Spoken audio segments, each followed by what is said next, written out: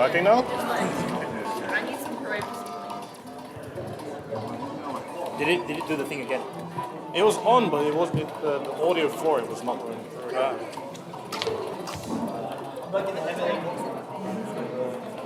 Welcome all to Splat Vibes Playing 2! We are starting with the Group 8 stages. Top 2 from this group will get to the top 4 later today, with Group B right after in the early afternoon at 1 PM. Can we get all Group A teams get ready with Retro and Paradise on the main stage against Cheesy Juicy Honey Dang. I can't see the face. Rice. Cheesy Chew. And then on the back station, can we get Castle 2018 versus Sunshine Sweet, please? Good luck to all teams today. Let's get vibing.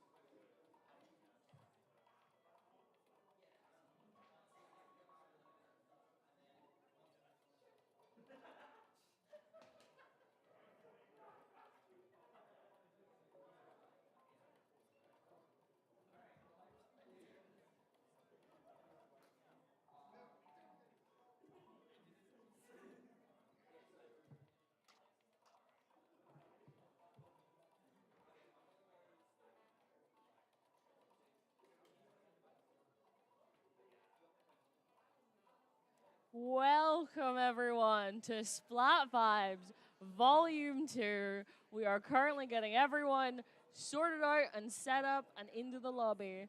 But while we're doing that, we are wanting to kind of introduce what's going on. Yeah. It Here is- in lovely London. Yes. Bit of a yes. change up for Manchester. It is also very warm. But we do have aircon, which is nice, which Yes. is appreciated. Oh my god. Hello. You can see exactly. Move There over. we go. There we go. Hello. Hello. Welcome everyone. Hi, I am Zari, joined by the lovely, the amazing. Hello. But yes, we we also have some people behind us here. Hello. That is Melv, and I'm not quite sure. I do not know that name. But we Cannot move remember on. the name off the top of my head. But yes, we are currently waiting for the two teams that are Retroma. I'm gonna get that wrong. Retroma Paradise versus Cheesy Juicy Honey Rice. That did not fit, so we're going with Cheesy Juicy. Apparently, that's what we're rolling with Yes, today. That's so short. That's their new name. short and sweet. But yes, welcome everyone. We are doing a format of, we've got two groups. So we're starting with Group A, and we will get into the first set here. And it's going to be a round robin format, so you're not going to see people get knocked out yet. Everyone is going to play everyone else. And with that in mind, we don't see all of those matches on stream. We see some of them, but you will be seeing As you people can- again. As you can tell, there's matches going on behind us. Yes, there's people playing right now in Group A, which I do believe somewhere we have that information, but not right now. But yes, we're just waiting for everyone to get set up, everything to be running and Doing working. some last final minute checks. It would not Oh, be a Splatoon tournament, especially a LAN absolutely. without at least a few minor delays. Oh, you know how it be. Absolutely. I was told this morning to be here before 10 because we were starting at 10. And I don't know if you've seen a clock recently. No, but I think never it's seen one. Yeah. It's a little bit later than that. Just a smidge. Just a I got here tiny at a bit. lovely time of 8 a.m. Yes. I've oh been up gosh. early. Oh gosh. Yeah. I'm only very slightly a lot tired. Do not wish to be you right now. Yes, thankfully I was able. Well, I did have to get a train here this morning. That is Ips. Oh yes, yes. That just passed behind us right there. But yeah, there's a lot of people here, which is always so fun to see. I at a believe we actually LAN. had the tickets sold out. We had the venue capacity of about 100 people. Which is insane. Which is insane. I'm not sure if we hit that capacity last time, but I think we got kind of close. So good to see that. But yes, let's start talking about the games that we'll be playing. Yes. So Mako Mart Splat Zones, first game, first set of the day. I mean, Mako Mart Splat Zone, it's a pretty standard map that everyone loves. For good reason. Oh, also, we can talk about these teams. Forgot about that. Because from our limited sources, Cheesy Juicy Honey Rice is a pickup.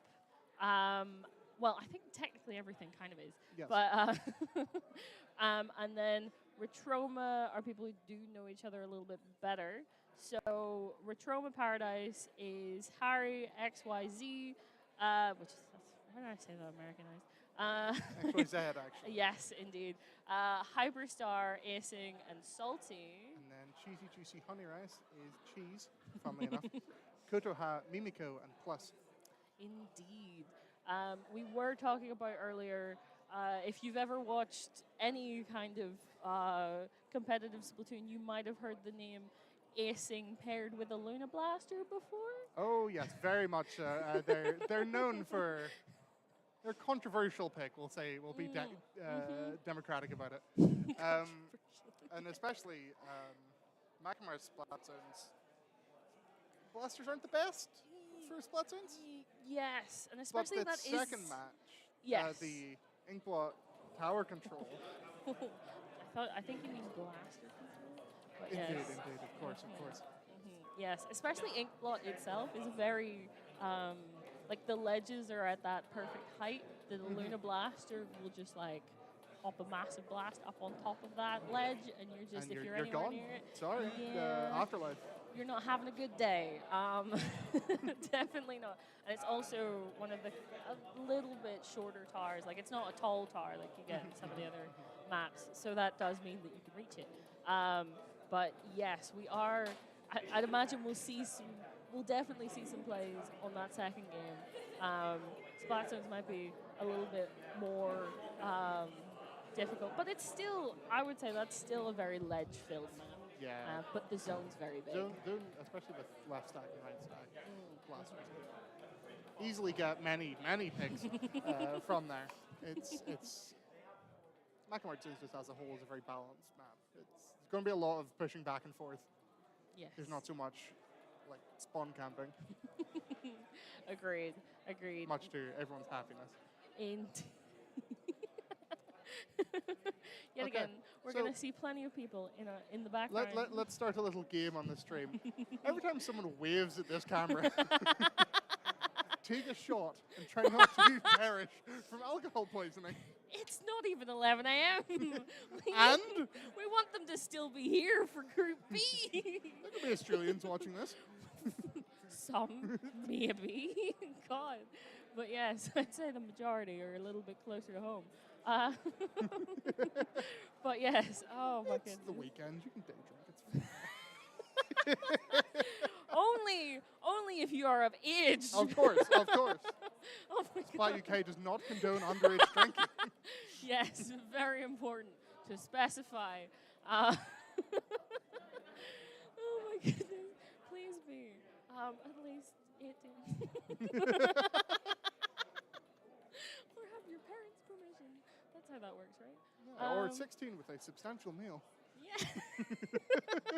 I suppose if you were having brunch, right? Yeah. Because it's not quite lunch, and maybe. How substantial are the meals you need for unlimited mimosas?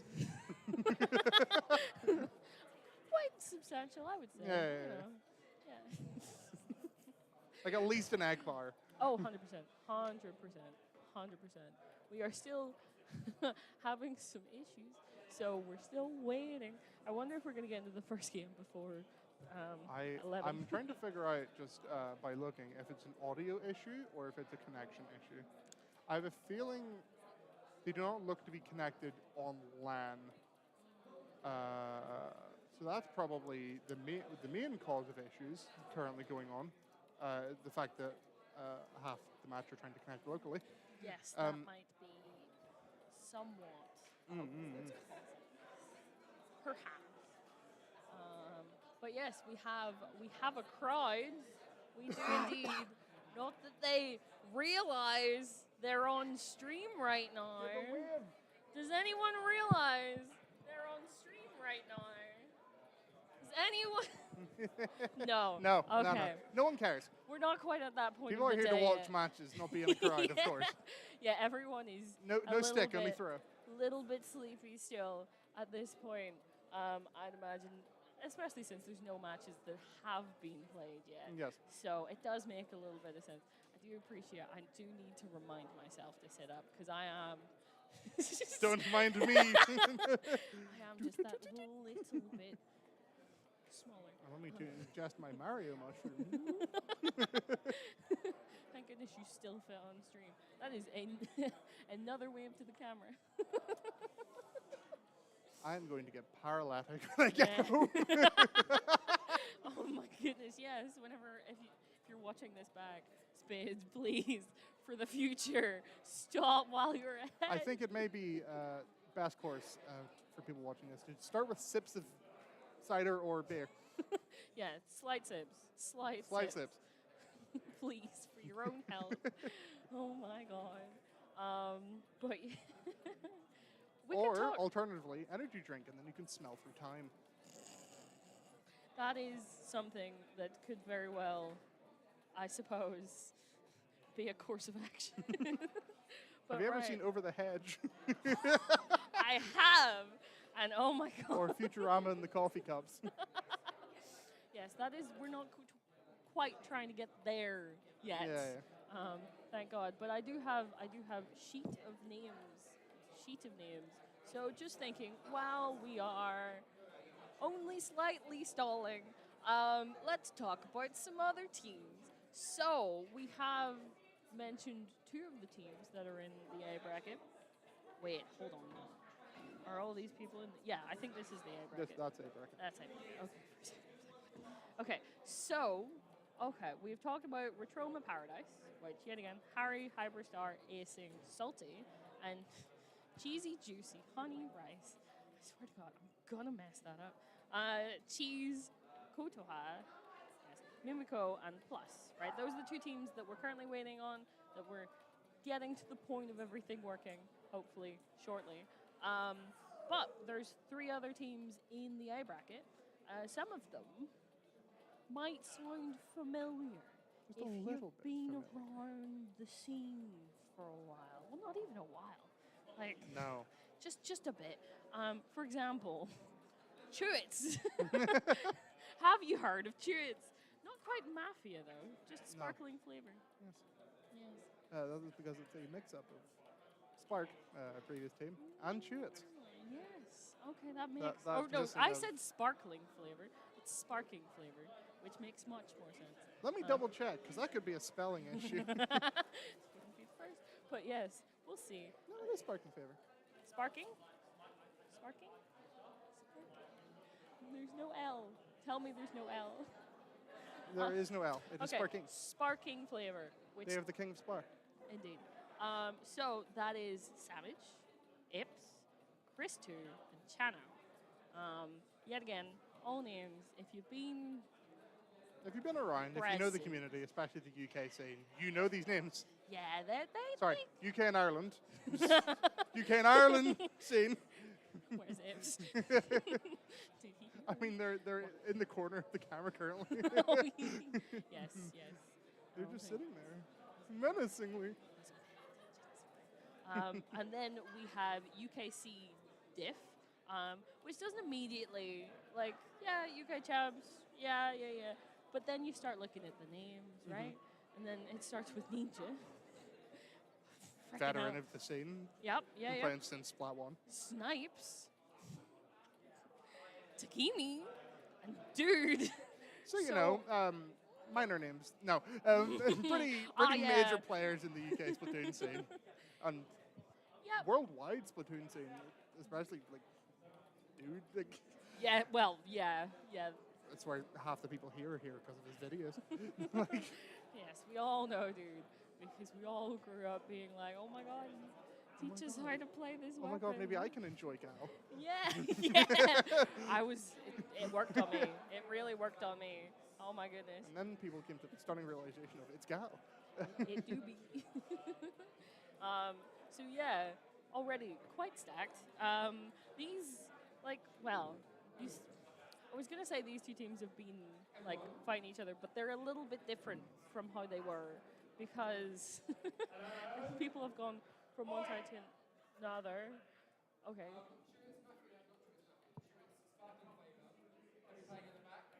Okay, sorry. We're just listening to what's happening. Yes. The- You can't this- hear it, we can. Yes, this back setup, they've finished while we've been trying to get this working. And now I think Chewits are on there against, I'm unclear. I just heard Chewits, but Yes. yes, so that's two of the teams. Chewits and the other team that they're playing against. Yes, who knows who? We'll find out. But yes, so those two teams, very, very stacked. Definitely some of these players have been fighting each other for a long time. But also some of these players who have been fighting each other are now on teams. So it does get a little bit like, okay. There's a sort of, you know, annulment of the rivalry. I bet. Yes. But also somewhat, I'd imagine it'll be coming back. And even if they're not casting, you will eventually hear them on this stream. Forcefully. They are loud. No matter what we do, Ninja. you will hear them. They Ninja. will be here. Yes, you will definitely hear them, regardless of if it's back there or up there. There will be shouting because there always is. We have finally got one member of the other team in here We are getting there. A second We are- team has entered the, the The Splatoon lobby. Okay, and with that in mind, I do want to mention the last team in Group A, which we have not talked about, which is Class of 2018. It's very nostalgic. Oh, I will yes. say this team, iconic. Oh my god, brings me back, Oh, which yes. is the whole point. Seeing I've played with most of these people in Yeah. some kind of way, shape, or form. Exactly. So just to mention, that is Conroe, Justice, Lemon and Lime, and Geo. So we're looking forward to seeing the other three. So IX and Lemon and Lime. Yeah, pretty much. Pretty much. Pretty much. Because Geo counts as IX now. Yeah, exactly. So looking forward to seeing the other three teams. So that's Chewits, Sparking Flavor. I was also almost about to say Sparkling Let's again. just shorten it to Chewits at this point. People know what we mean. Chewits, Spark. UKC, Diff, and Class of 2018. We will be seeing them later in the stream. I believe the next match after this Yes. is Retroma and Class of 2018. Yes. Or at least planned. Planned. Things We'll- can change. We'll find out. There'll be matches. They'll be streamed. They will be. They will be. We just have to make sure we have everything going. Pixel is working their butt off, fixing audio issues. Yep. As to be expected, Pixel is here, there, and everywhere. But we might be about to get into this, hopefully, because we do have a lot of people that we need in the lobby now, which is good. But reminder, since we've gone over all the other teams, we will come back to the teams that we're about to see, which is Retroma Paradise, Yes. Harry, Hyperstar, Acing, Salty. And Cheesy Juicy Honey Rice, which is cheese, Kotoha, Mimiko, and plus. Yes. So these are the two teams we are going to be seeing as soon as Pixel gives us big thumbs up. Just Pixel is currently testing audio. yes. He has two headsets on. And now the he drip. has no stupendous. headsets on. No, he has no headsets on. And he has now found another headset. But yes, we are But shortly. that headset does not have a microphone, so I don't know what Pixel intends it for. Yes, we will. Well, maybe find out. But yeah, hopefully, shortly, when the audio issues are working, we we will be able to see some Splatoon. So yeah, I just wish I knew more of like what people play. Do you know what I mean? Yeah. I want to talk about comps. You know. Well, 'cause- we'll get into it like the second that people get into the game. Yeah, once we actually see them. Starved for content. Ah, yes, truly. All we've got is names and some maps. I dislike you so much. Hold on. I'm like bobbing above water, trying to keep above my own name tag. And I'm just like drowning. But yeah, it's fine. I'm not that short. I promise. It just looks like it. Hello. You're just Hello, tall. fellow casters. You're Don't just mind me. tall. Don't mind Spain. She's just tall. 6'4" with a boat. You said it. No. Oh my goodness. I swear, when I got here this morning, I was like, oh, I'm so tired. And then now I started commentating, and I was exhausted. Was I? I don't Tired? remember What's that? that. What? No, of course not. I don't know what that means. It's the Splat Vibes. Yeah! Oh my god. Haven't even seen the Splatoon yet. We've already dropped the name. This is, of course, we should mention, this is, of course, the qualifier for Yeah. Splat Reunion. Yeah. Oh, but I don't think it's called Splat Reunion. I think Splat it's something. Splat Legacy, isn't it? Legacy? Splat Legacy? Legacy? Is that where is that what we're qualifying into? Splat Union was the old one. Yes. That was Yes. the, In In November. In November. It's gonna be another LAN, so you know, if you're a buy, if you're close if you want to go by. see some matches, some good finals, by Yeah. all means, drop on down Yeah, make sure you're free. when tickets become available. When Because tickets sold out quite early, like a week early this time. yes, So, so buy your tickets earlier, please. don't leave it, or else Don't you leave will it until not- 4 days before the event. Exactly. Just be aware. Looking okay? at some people down the camera. And yes, there's, I believe, 4 qualifiers, and the other 3 are all online, Yes. taking place over the next few months. On the UK Mafia, Yes. in the UK Mafia Discord. I hope that Pixel is jumping up and down for a happy reason. I hope so, but we haven't been given a thumbs up yet, so I'm not sure, unclear. We'll find out, I'd imagine. But yeah. But no, yeah, if you want to qualify, play some good matches. Be in UK Mafia. Be in the UK Mafia server. If you don't know how to get in the UK Mafia server, ask someone. Yes, If you know a could Splatoon player in the UK, they know of the UK Mafia server. they can probably get you in. So It is not an exclusive club. You just need a link. Indeed, and also you just want to keep on top of that while we have those in the near future. I think You'll next also be month. hearing my voice casting in the rest of the UK Mafia. Yes, I also might be around a little bit depending on the days. I'm trying to think what my August looks like, and it's busy. But I'm gonna try to because it's always so much fun. But yes, still audio issues. Oh my god! One day we will see Splatoon. Promise It's because you. of a This isn't just fun piece of us. equipment to peel the curtain back, made by Turtle Beach, that is no longer made. That has about 10 different headset inputs, and if anyone has ever used a Turtle Beach headset or Turtle Beach equipment at any point, at some point they will die and perish. They don't make them anymore. They're the best things, and no one makes a replacement. No one makes an equivalent thing. Some people, well, tell I. Some people do, but that's for, I believe, 4 headsets tops. Right, and that's not enough. For like way more money. Yeah, we're not made of money here. No. We are managing. Managing. We are managing our finances. Yes, indeed. Just watching everyone. I would just like to have like a tick list of how many we are good on and how many we are still working on, because it is unclear. Because Pixel is ping-ponging between both sides of. Hopefully, once it's set up, it's set up. Yes, hopefully it should continue to be, and we will not have this issue. So, hope for the best. Yes. And we continue to waffle. I think that's why we were brought on first, is because we can waffle like it's nobody's business. Absolutely. Yeah, we can just keep talking. Do not worry. Do you know what we haven't actually talked about yet? Oh. The third map and mode. Oh, yes. Yes, we were like, Just in case we get to it. Target control. Yes, there Clamblitz is Umami another one. Ruins. It's a map of all time. It is, I would say. It is disliked.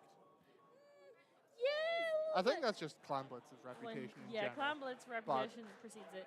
I would. I feel like the match behind this is finished again. But anyway, I would say that Umami, you tend to see in map lists a lot more as Splat Zones.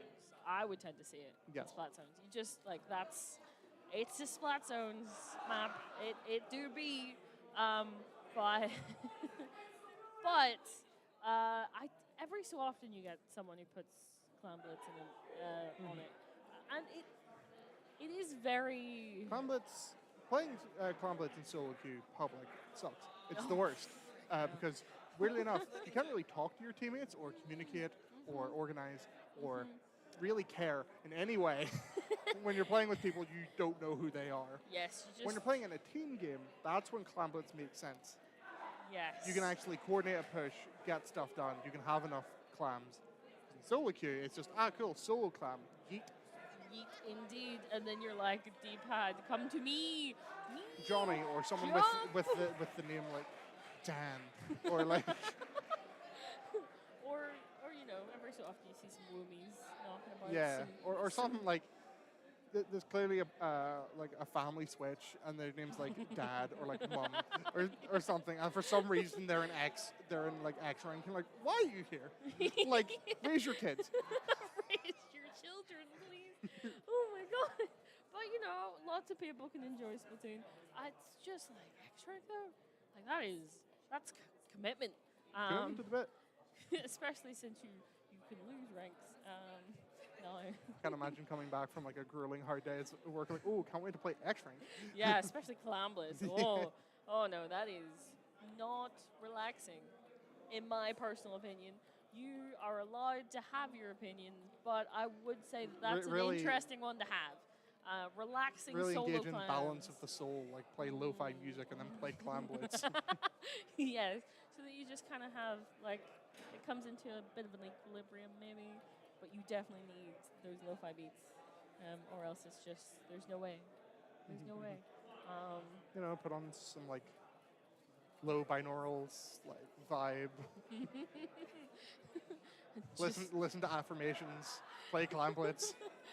Yeah, exactly. It's Test your soul. You know how it be. it's part of a balanced lifestyle.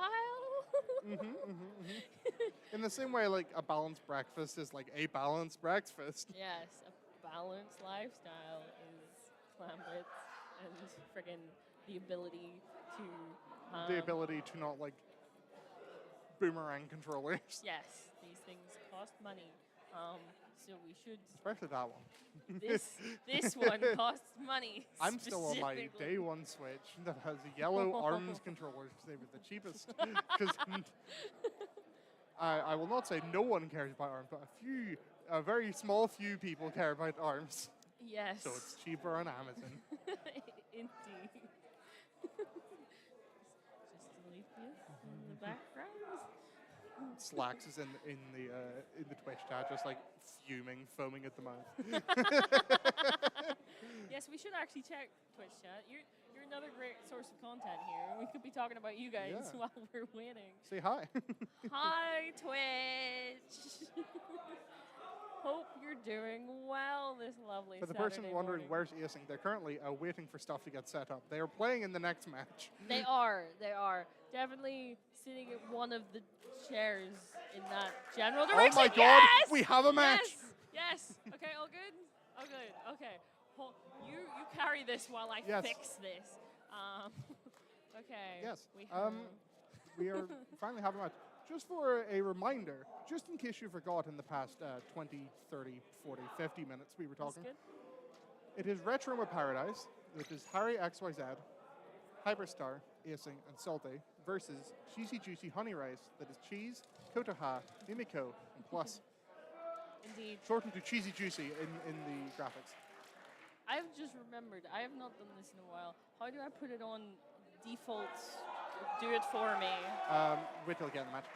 Okay, cool. Because I am not doing the camera Yes, work and no. talking at the same time. That is not the one, Chief. Okay, I'm gonna hand it to you because I still don't know how to do that. Okay. I have not been in charge of that. And we'll just put it down as soon as we good. Okay, Right. we are Let's getting roll. into this Mako Mart Splat Zones Retroma Paradise versus Cheesy Juicy Honey Rice. I can't believe I got that right. Congrats.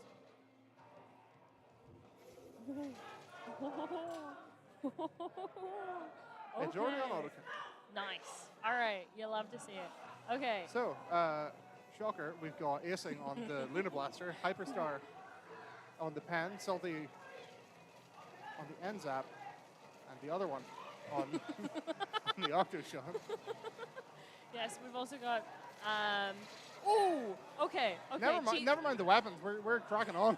Yeah. We've got no time to talk about that. As Cheesy Juicy Honey Rice are back in spawn, and Retroma Paradise very much in control of this zone. They've got a crab waiting to go for their next push.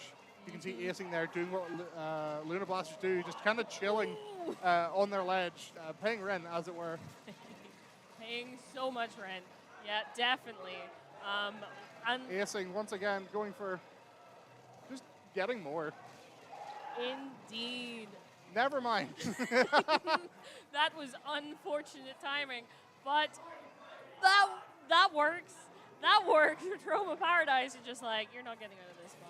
Nope. We are not letting you They out of this pushed into spawn. their spawn, which Yeah. is wild in and of itself. Yes, but that is 3 down. Retroma Paradise 3 down, but Acing holding it down, stopping anyone from getting anywhere near this zone. Just no one's ledge gonna cup it. stop him. It's the Luna. What can you do? All right. Okay. That works. Retroma Paradise, we're done waiting. That I think is fair enough. We were sitting for a little bit.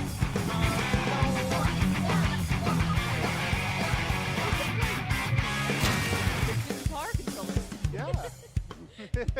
We can get out of the lobby. Exactly. Ingbo Academy.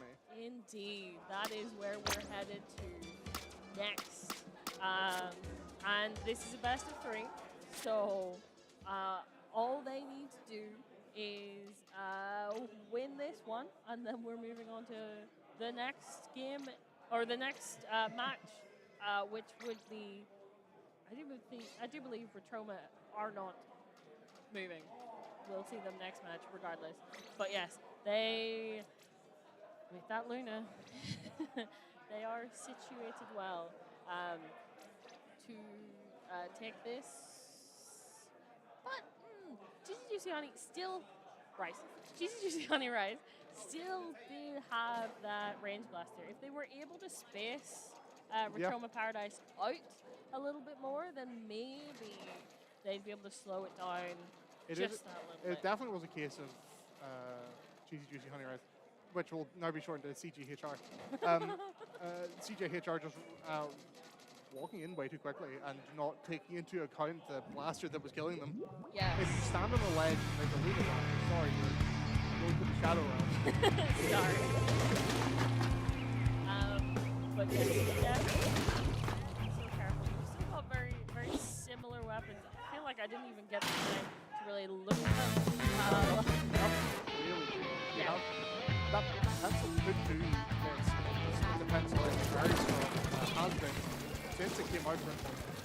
Then people realized it was good. It has been strong. Yes, it did take a little bit. I will say, first team to lose a member. Both of the backlines actually, the first to go down. One on each side there. But yeah, definitely Retroma Paradise first on this tower, but not able to. Oh well, actually, Retroma Paradise still pushing this. But Cheesy Juicy Honey are not able to find their kind of footing yet, as they're pushed well back by Retroma Paradise. If you can get that pick with the pencil, it could be bits, but it's Retroma Paradise. They're a team that's been playing together for a long time, and it's showing here they know where their teammates are going to be and can use that to push as much as they need to. Absolutely, and we can see that as this is a very yellow-looking kind of pushing towards spawn area here, and ooh, okay, there's the dodge. Still alive here, pushing up way into the base, and they weren't expecting Able to chill it. in their spawn. No one's really realized too much that Harry's there, and I think he's going to chill. Yeah. They're going to have to deal with him, and They do not have time. they do not have the time. This could be match. This could be game. Game, match, set, done. Yeah, Retroma Paradise absolutely not knocking about here. They are just done. They are over this set. They want to move on to the next one, which is, I do believe, also going to be on stream. So they're just speeding along. They're ready. They are, and even just like sitting waiting, they didn't like cool down. They're already warmed up. They knew what they would needed. But that does mean the Clan Blitz that we did not talk about as much is not going to be played. We're not going to see that. It reminds me to sit up again. So yeah, I think we are kind of just gonna be waiting for stuff to switch over. We didn't ask if we were gonna go to a break. I believe the plan is that there will be no breaks. Cool. All gas, no breaks. Yes, we've got places to be, Splatoon to play. Hopefully it will not take that much in between this set and the next, as it was to set this up. But yes, that tends to be the way of it. But yeah, that was very quick. Cheesy Juicy Honey Rice just did not have the time to find their footing in either of those games. We definitely knew that the Luna would pose problems in that second round. And it was doing bits, to be fair. Indeed. So it's not too much, I would say, of a surprise that as a team, like Retroma Paradise are very quick. They will get up in your face as quickly as possible and kind of just get into that advantageous position and stop you The from question getting is anywhere with else. that. I'm potentially looking at Class of 2018 versus Retroma Paradise. Is Class of 2018, they are a bit more of a burst team. They are slow, but when they need to be quick, they will rapidly speed up. And So- how will that match with Retroma's just constant speed? Constant speed, constant aggression.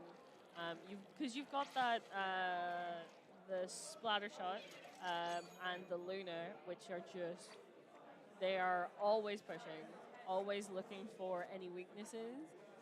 As we saw Harry last game, just finding their way through and over and in behind and stopping pretty much Cheesy Juicy Honey Rice from doing anything. Like, there was no room to regroup because Harry was in your backline. So where are you gonna kind of like get your specials and kind of suit up and get ready? There is no space for it. I As you guess. can see, Class of 2018 walking behind us as they get ready to get up on stage. Yes, everyone's getting geared up. So yeah, definitely. If you show any kind of weakness, is one way I'd put this. Then Retroma Paradise will capitalize on it immediately. Now, Class of 2018 veterans, very much veterans. They know what to do to stop that from happening. They've been in that same situation many times. Indeed. So that should mean that there is just less of that opportunity coming in. Like they have less of a like less weaknesses for Retroma to capitalize on. But it will very much depend on how this goes. And yeah, I suppose I just don't know what quite to expect on how this first game's going to start. No, I think this will be the litmus test of what's going to happen in this, and how these games are going to go.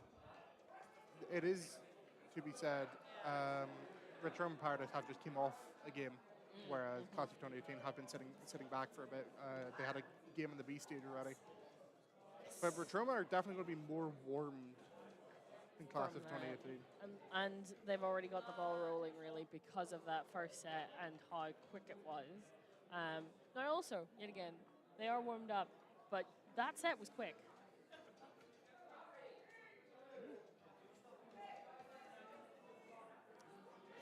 Interesting. But yeah, that set was quick. So like, yes and no, they got to kind of work their way to a point of, yes, we are warmed up, but they didn't get very much time to kind of spread their wings. They were playing before the tournament on the B setup to test the LAN connection, which seems to have held up. Yes. And I don't think we've had any issues with that. Or if we have not very heard about minimal. it. yes. Not that anything has been passed to us anyway. Indeed. Haha. Is the crowd a bit more warmed up this time? I can see a wiper. I don't think they know. Crowd, you're on stream. Oh, yeah. Yes. You're on stream. Yes, they are still not very aware. No. But we do see the wiper, the lovely wiper coming out from Dory there. Always great fun to see. Always great to see. Oh, you cannot miss it, as it is always really high up in the air. Yes, that is the great thing as well. It's really hard to lose Dory because Dory will just raise the wiper and you can find them anywhere in a crowd, which is great. Great at conventions. You're like, where's Dory? Oh, yes, the wiper. The antenna. Yes, as if summoned. But yes, that definitely, we have a lot of people that are now kind of getting situated to watch. Because obviously we still have people, as you can see in the background, on that kind of like other setup. There will be people always watching that. But the main setup that we have a nice, lovely projector screen so that everyone can see what's happening. So yeah, it does work quite well. This It is. It's quite nice. Mm-hmm. This is the second time the event has been Splatoon event rather has been hosted here. Yes. Well, get all of the fame. Splatoon's the only event, clearly. No. Yes, of course. Events? What other events What would other there event? possibly be? It's community center. Definitely There's not football other- games here, probably. Yes, definitely. There's not other video games, even Nintendo games. Of course not. No, it's quite a nice venue. Good for what it is. Indeed. Um, Also, very easy to get to. It's like yeah, 15 minutes away from Vauxhall Station. which is quite nice. He just walks through a couple streets. This morning, on my way here, Google Maps sent me through a park. Yep. But the park, the exit was closed, so we had to go back. It was not ideal. The park was very nice. Oh yeah, the park that's near here is lovely. Yes, but we do need to be able to exit it. See, you can't see this, No. but Gio's currently rocking the old duckling tag.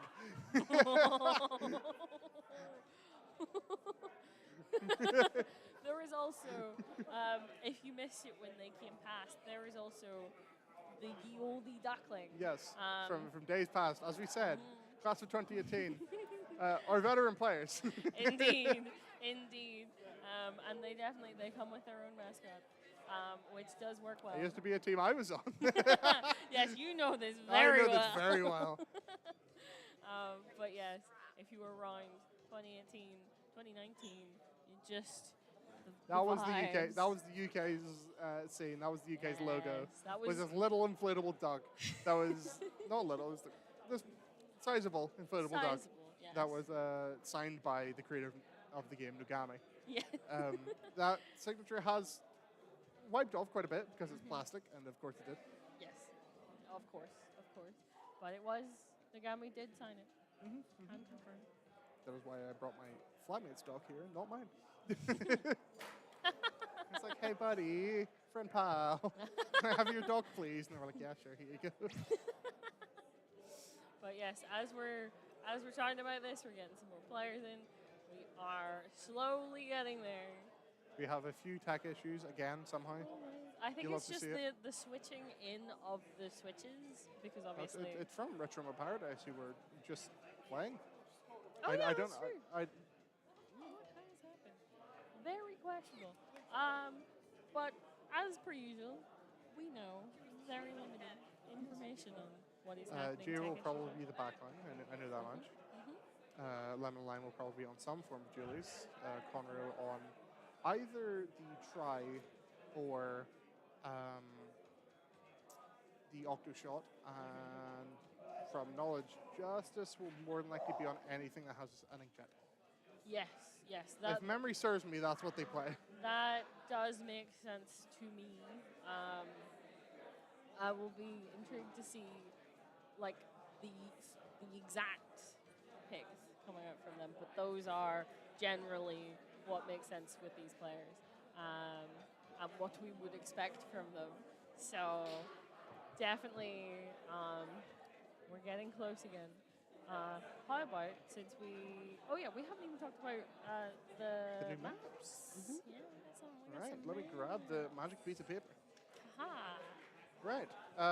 So this is round 2 because Yes. they've already played a game each, and it is Rainmaker Scorch Gorge. Which is a map mode. It is a map mode. Yep. Fun fact. You've got Can't confirm. Splat Zones, Robo Ramen, That which is is also a map mode, but I also quite enjoy. yes, If Lemon and Lime is playing Julie's, that is going to be very nice for them. yes, Robo Roman is a nice map for It's a Splat good, Zone. good Laser Blaster map Yeah. because corners. Yes, corners. And you know, if and any, ledges. any of them wants to like summon a machine from the graveyard, You're- that'd be super cool. You're commentating. Don't just abandon me. It's just like we need a machine. And then if we do get to a match play, which honestly these teams are pretty close, could very much get to. Yeah. It is Tower Control, Barnacle and Dime. Yes, that I will say you don't see Tower Control and Barnacle Dam that often. No, it's normally zones. Zones or Rain. no, zones or clams. I would say a True, lot more. true. So and though it would definitely be zones favored. Yeah, that's Splatoon. Everyone favors zones. Yes. Oh, and you just sit in the middle, or you don't sit in the middle because you're having problems. Anyway, but yes, that is definitely a collection of maps.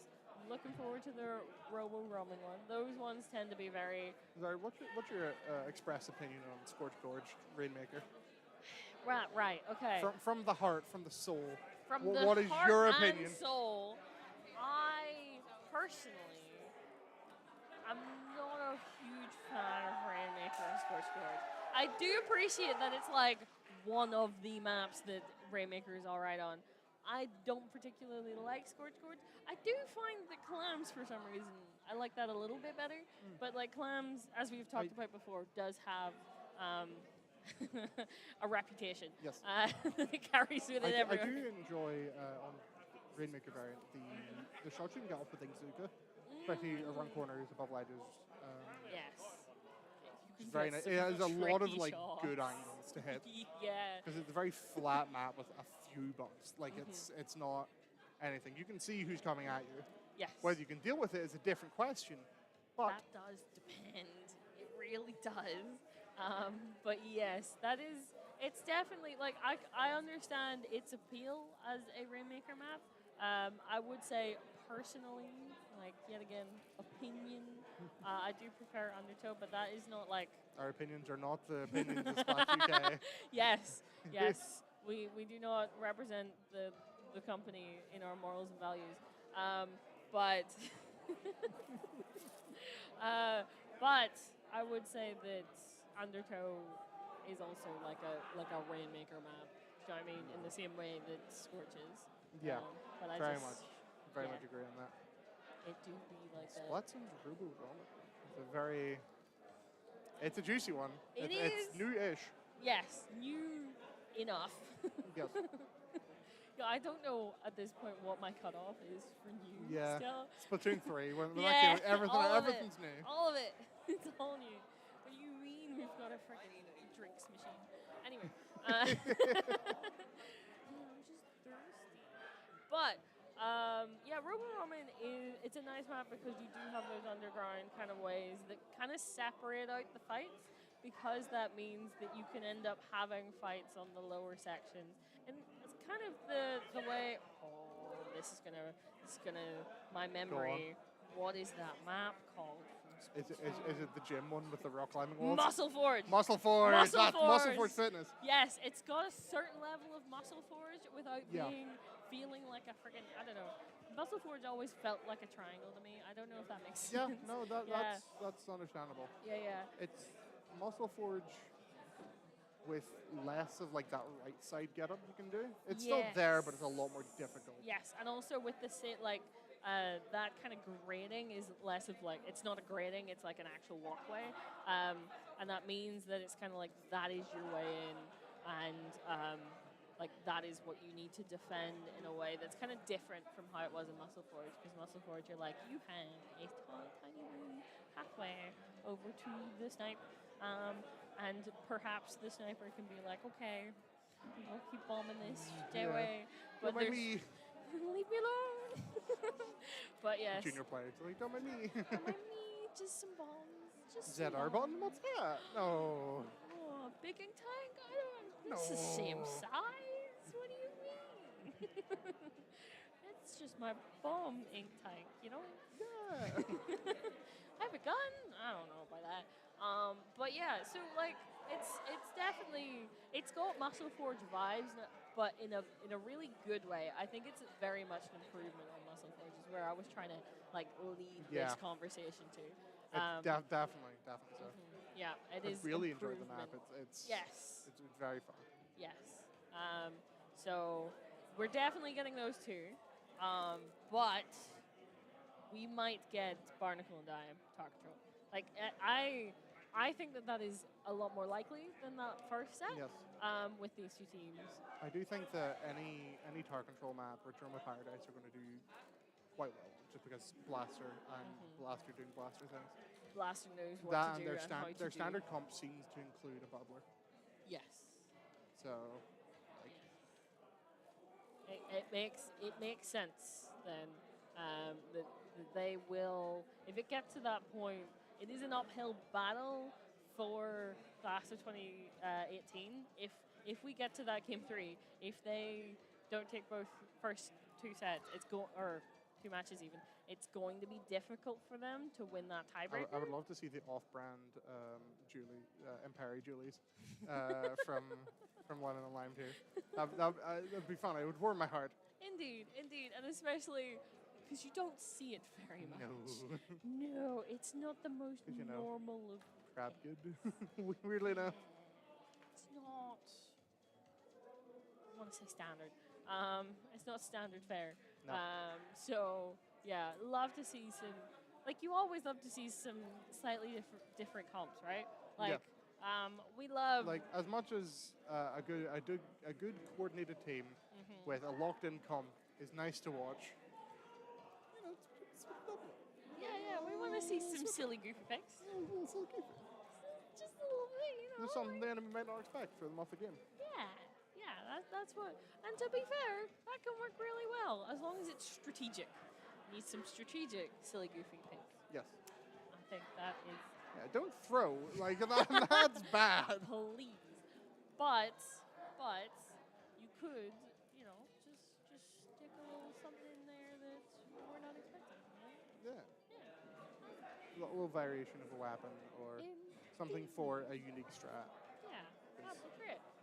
As I said time and time again, class of 2018. Class of 2018. There is a basketball hoop and someone. There was a plushie stuck in it, and a lot of people trying to unstick the plushie. There's currently a pseudo dunk contest going. Yes, as we are waiting for this prep to be prepped, and for the last 2 people, we are still missing 2 people in this lobby. We are so close, 1 from each side. At least it's even. But yes, at the moment we're just waiting. We're still close, but tech difficulties. It's a LAN. It'd be like that. So yeah. Yep. Hopefully soon, TM. Well, Pixel seems to be clearing up a box, so maybe. Maybe that's a good thing. Maybe that's a good thing. Or they're moving over to a different station to fix it. Anyway. Right, let's talk to Twitch. We can talk to Twitch. Oh, yeah. Well, I think we have discussed we have, players, the maps. We have written a 2,000-word essay on 2 teams based on little information and vibes. Yes, at Splat Vibes. Wow. So how's people's day? How's it Has going? anyone started drinking yet? See? how's the game going? Yes. It's kind of slowed down in the background. I don't think we've had very many people waving. No. The most recent. We did have some yells earlier. We did. That's That is just very called true. Takimi playing the video game. Which we did talk about earlier. You do have to expect it. There will be. It will be loud. It will always be loud. Yes. There are definitely people here who who have. They definitely have indoor voices. Yeah, but they do not use them. Yes, they just don't get used in the way that some of the rest of us would use our indoor voices. They have different ones. So we got 2 lovely messages. Oh. Gavstriel saying that they can't start drinking; they have work. That's a good fair, reason. Good, That's good. a good reason. Yeah, because we do believe that this drinking game Drink is, responsibly. Yeah, definitely drink responsibly. And the age. But That's responsibly. well, yes, that's implied. But I'm gonna, Yeah. gotta be specific. And then we have Tom Legend saying, me woke up early so I could watch the stream right from the start. Yay! Well, then you're here with us as we continue to wait for it to, us to get back into this. Soon TM. Oh my god, it's the pixel. It's the squid. It's the one, the only. Oh my The god. person making this all work. I believe they're fixing something because there's some monitor issue. Yes. something. Oh, that Yep. is a whole monitor. That's a whole monitor. That is an entire monitor. Alrighty, yes, So we someone, I believe Justice's monitor may have been a little bit screwy. are. Ooh, hopefully this new one will be better. I am going to, really quickly, take off this headset, go get the bottle of water that's like just out of arm's reach. And while you do that, I will. You vamp to camera. Yes. Hello, hi. It is now just me. I also received something today that is kind of incredible. So I would like to share this with stream. A friend of mine, the one, the only, the Afro tie, was able to get me this little boy, and he's very cute. I love him very much. So yes, he's been in my possession for maybe about maybe about an hour and a half now, and I must protect him with So my life. our streaming block was meant to be an hour and a half long. Well, that was 15 minutes ago. Well, sorry. It was meant to be, sorry, not an hour and a half. A half hour long. It was meant to be two matches, each around 15 minutes. So that was supposed to finish about an hour and 15 minutes ago. But we vibe. This is kind of how it be at LANs. There is a lot that can go wrong, and there's a lot of things that will go wrong. So we just kind of exist and hope that it gets fixed sooner rather than later, and that it is fixable. Because equipment do be vibing, and we were talking about the Turtle Beach headphones earlier, and how if we could have more in like to have in case stuff breaks, we would, but they don't make them anymore. Well, we do not have the block. The block thing. The that block that combines connects all. the headsets. Yes, is the it was problem. that, not the headset. If it goes kaput, it's extinct. Yes, we are having issues if it goes kaput. So we pray and hope and pray to Nintendo and Turtle Beach that they will not, because we need it. So yeah, we are again still waiting to see. Oh wait, hold on, we lost another player. There was only we were waiting for two. Now we're I waiting believe for three. one just quickly went to the toilet. Okay, cool. So yet again, hopefully won't take too much longer. We're getting there. We go. We're waiting on two now. Who? So Oh, okay. Lemon and Lime has the reason there one left is because Lemon and Lime went to go change their name to an old one they used to use years ago. And they changed their name to Sprite. yes. So I'm still gonna call him Lemon and Lime. To be honest, it is Lemon and Lime. Let's be It is real. Lemon and Lime. But fair enough. Sprite has joined the lobby. It's like, oh my god, not a nomination. Oh. Is something changing? It's still on us. We are waiting for something to happen. Haha. There we go. Maps. We are on The maps maps. again. The maps, so that people are not on stream that do not want to be. Yes, indeed. But yes, maps are a thing that exists in this game. Did you know that? There are maps, there are modes, and there's a combination of the two. And it is great. It is Currently hard. getting some new adapters. Yes. So we're on maps right now as the monitor we're Definitely. using to look at the stream is being decimated. Definitely still on maps. Yep. Gotta telling love you. them maps. Oh boy. Yep. There are indeed 3 of them Yep. that are important for right now. That we can see. We can definitely see, just like you can, in fact. We can see maps and modes. And, yep, they are important. And the first one's Scorch Gorge.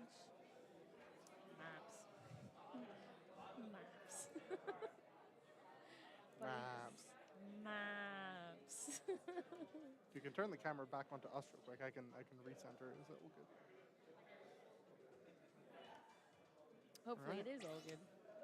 Okay. Okay, we may be starting soon. Okay. The clapping normally It's means been good several thing. moons. Yes. Several moons have passed over us, but we prevail. We are still Any here. werewolves in chat? How was the change? Did they get good? You doing okay? You know, you had a good Yeah. time. Is Did you remember the spare set of fun? clothes? You know, when you Yes, very important. Very important.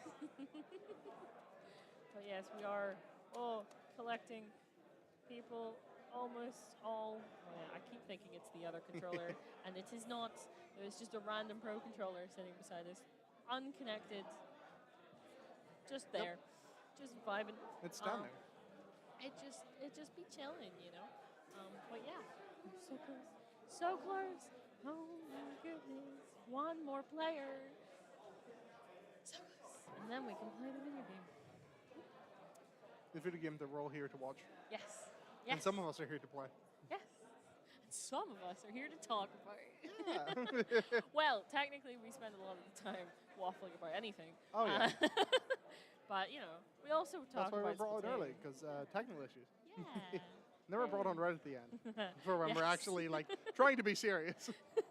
Yes, where we lock in and we're like, oh my god. Oh my god, no way. But Ah. at the moment, still a goofy They've game. landed and tilted. Ah. Oh That's my not even in the game. Why did they even And do Orlando, that? what? What? Doesn't even make any sense. But yeah, you know, I believe it. Oh my goodness. But yes, we are so close. It's just one person. There's one person and, like, a bundle of issues. Not with the person, but with the tech.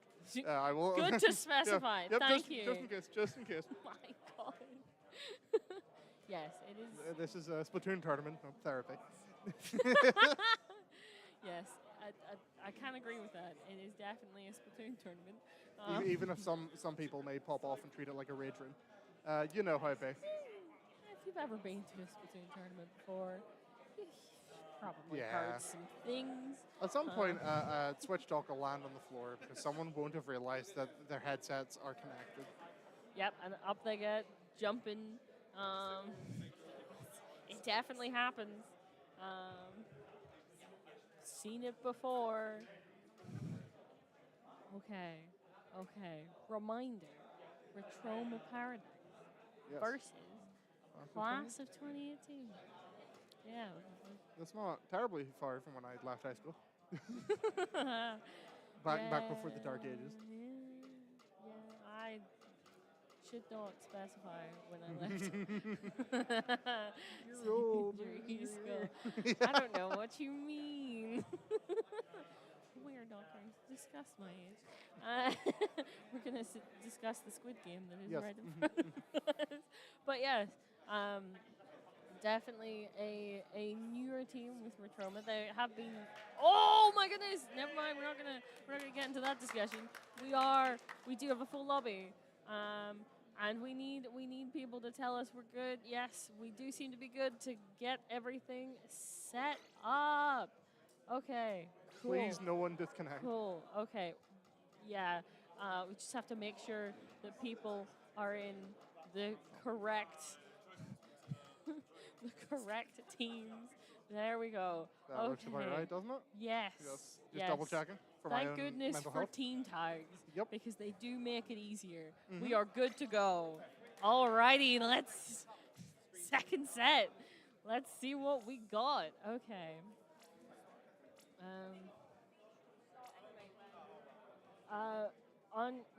Let's see what we get, or what we have with these two teams. We have talked about it we have talked about it earlier. Specifically, what we expect from these two teams. We'll be seeing a Lunar Blaster. That is not up for debate. We will probably be seeing some kind of sniper from Geo, backline as per Geo. Probably Julie's from Lemon Lime. Probably something buckety or shootery from Connor. And Justice needs an inkjet. And then Hyper on the backline for Retroma Paradise. probably seeing the edit again, maybe. I'm not unclear. They have Harry on the shooter. Obviously, the Luna Blaster is acing. And then I think Salty was on that Enza. So I'd imagine we're going to see a team similar to that as finally. Finally, we get into the game. Okay. Yes, finally. Rainmaker scored. Let's see what these two teams are gonna how they're gonna react to each other. Okay, Justice, that's a sloshing machine! That's a sloshing machine! But we do see a Julius and we do see a sniper. The rest makes sense, but sloshing. I was not expecting that. It's Fit Horizons. I will also let Twitch know that we talked about machine and Spin sat forward. Locked in. No, I didn't do that. Yes. And I think it's important that people know. It definitely seems that both teams are just feeling out each other, seeing how they react to stuff. No one's really intensely made a push here. However, in saying that, Class of 2018 are starting to. They've got the Luna, they've got two. Oh my goodness. Oh my goodness. The trade. The trade, but there's still the jump coming in. They didn't see it in time. They weren't able to camp it, and they have kind of been split up a little bit here, but it's fine. They're making it work. Class of 2018, absolutely trying to make the most of this, but still no push. There's been no push. They had it down to one, but there's no push came from it. That's, I don't know if it's starting nerves or what, but there should be a push on that. Geo doing what Geo does best. Getting the picks that are needed. Yeah, Gio saying, but why you push? We want to push. And stopping them before they can do very much with that. But as I'm saying that, they're going to give it another go. But there's the shooter down below, just meaning that Gio's having to back out. That is a wipe from Class of 2018. They could very much push on this, getting a fair few points. They have the specials. They're ready to go. Yes, and of course that takes the lead. If Vacuum comes out, this is more than likely, yeah, that's podium. Oh, that will be checkpoint. And that will be two from Connor. As that is 3 down on the side of Retroma Paradise. This is not a good position for them to be in, but we see the hammer coming out, trying to get a pick here, not able to. And they're still pushing to it! Class of 2018, they know what they're doing. They've pushed it already. There's going to be an uphill battle from Retroma Paradise. Yep. They've got a long way to go to get close to that. But Connor still causing issues there. Still able to get fighting. to. They're still in there. Oh, that was a delayed wipe, I think. They're still if they can stuck somehow here. get these last picks, it is kind of incredibly difficult to battle into the spot, especially on this map. Like, it's Fort Knox of. Yeah, we talk about uphill battles, but it's literally an uphill battle. Yeah. Surrounded on especially all when sides. you've got two buckets. Fighting from a height disadvantage is incredibly difficult. Struggle. Very much a They struggle. get pushed back into mid. But there we go. As Retroma finally able to see mid again. We are into the last 2 minutes of the game here. We spent a long time in their spawn. We did. It's not over, though. Definitely not. Retroma just needs to get a good push. No, they do that's need an gonna take a incredibly bit. good push. Yeah. Oh! And they get one as the grab pick on Geo. That was very important because when Geo is positioned correctly and has like a good kind of settled point, like he can stop any Rainmaker. So you have to be so aware of that sniper when they are there and when they're watching you, because that you could have the best setup and Geo will just say no. Geo will say nah, sorry. I'm going MLG mode actually. Apologies. Yeah. Sorry, you stepped out from behind that pillow. A trade there on Lemon and Lime is they're starting to get back into mid. That's almost a wipe to Return Paradise. Not quite pushing into mid yet, keeping it calm, keeping it collected. Yes. They know they can defend from this position. They're building the specials. They do. They are careful about it. They know that there are bombs that will come They know from they don't Retroma. have to worry about it because they've got it fairly securely with just 8 remaining. acing in these ledges. You're just like, oh, be afraid. Because if you are in the wrong they're pushed place. very far into their Still spawn. alive. Acings. The rest of the team, the rest of Retron Paradise meeting to meet what Acing's doing. We're into the last 30 seconds here, and they're getting ready for the push that will either be the push they need or so incredibly close, Class but of not 2018 quite. just need to be smart here. Save Yes. specials, wait for them to push, Yes. and then use it to cancel. No One- one needs a hero play here. No. What is needed is consistency. Absolutely. All they need to do And is as you get get the a pick. Oh, but is it? Zuka snipe. They're And not, they're able, to get it. Oh my goodness. There was a possibility, a slight possibility that it wasn't going to go their way there. But Retroma not able to have the time. They weren't able to get to that Rainmaker and have another push. And that is, of course, What a match. Class of 2018 very comfortably pushing it to 8 there. Getting the wipe, knowing what they needed to do, and just hammering the point in. Yes, and able to just kind of depend on that, like that backline and the Zuka to kind of just space them out, which did work well. Like that is another thing I will mention of Class of 2018 with that, with the pick of the machine. Yes. Alongside that sniper, you have, spacing. You have a good short-range battle ability, but the moment specials are popped, you have incredible long range. Yes, yes. It can really handle, and I think that was the issue in the first game for Cheesy Juicy Honey Rice? Honey Rice, because they had some weapons that might have filled that role, like the range blaster. But with the speed, you don't quite have enough speed with the range blaster for a shooter and a Luna rushing you in the same way that you can kind of deal with a machine. A well-placed machine, though, don't miss those shots. Yes, that is one thing Justice is very good at, is not missing those shots. Yes, definitely that is important here, but it helped them a lot that time with how Retroma plays, and to just kind of mean, even though Retroma were always trying to get that upper hand and like even just slow down Class of 2018 while trying to speed up themselves, it just never ended up working in the way that it did for them first round, because of how Class of 2018 was ready to counter that. So 100%. definitely something that worked well for them. We are changing to a different mode, to Splat Zone Robo Ramen. Yes. Yes. And it remains to be seen whether the same strats will work.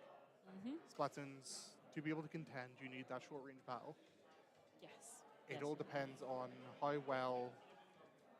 Geo's going to be a major player here of being able to space out people, especially when you're pushed up onto the enemy's left side. You need to be able to trying to hold get picks that. out of spawn. Yeah. Because of how Splat Zones is that kind of immovable objective, we are.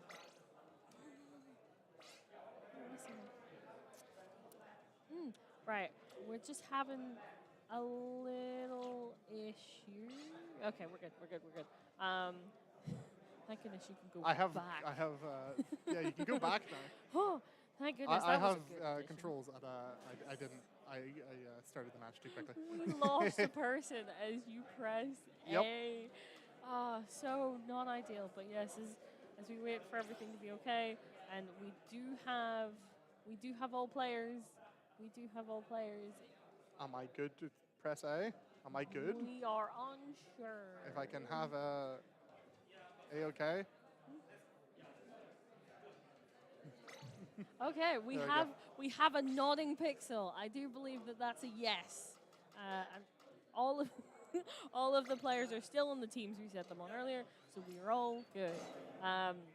But yes, as you were saying, the ability to push up and hold whenever you get that advantage is going to be so incredibly crucial here on Robo Roman. They're going to have to heavily call out acing in their position.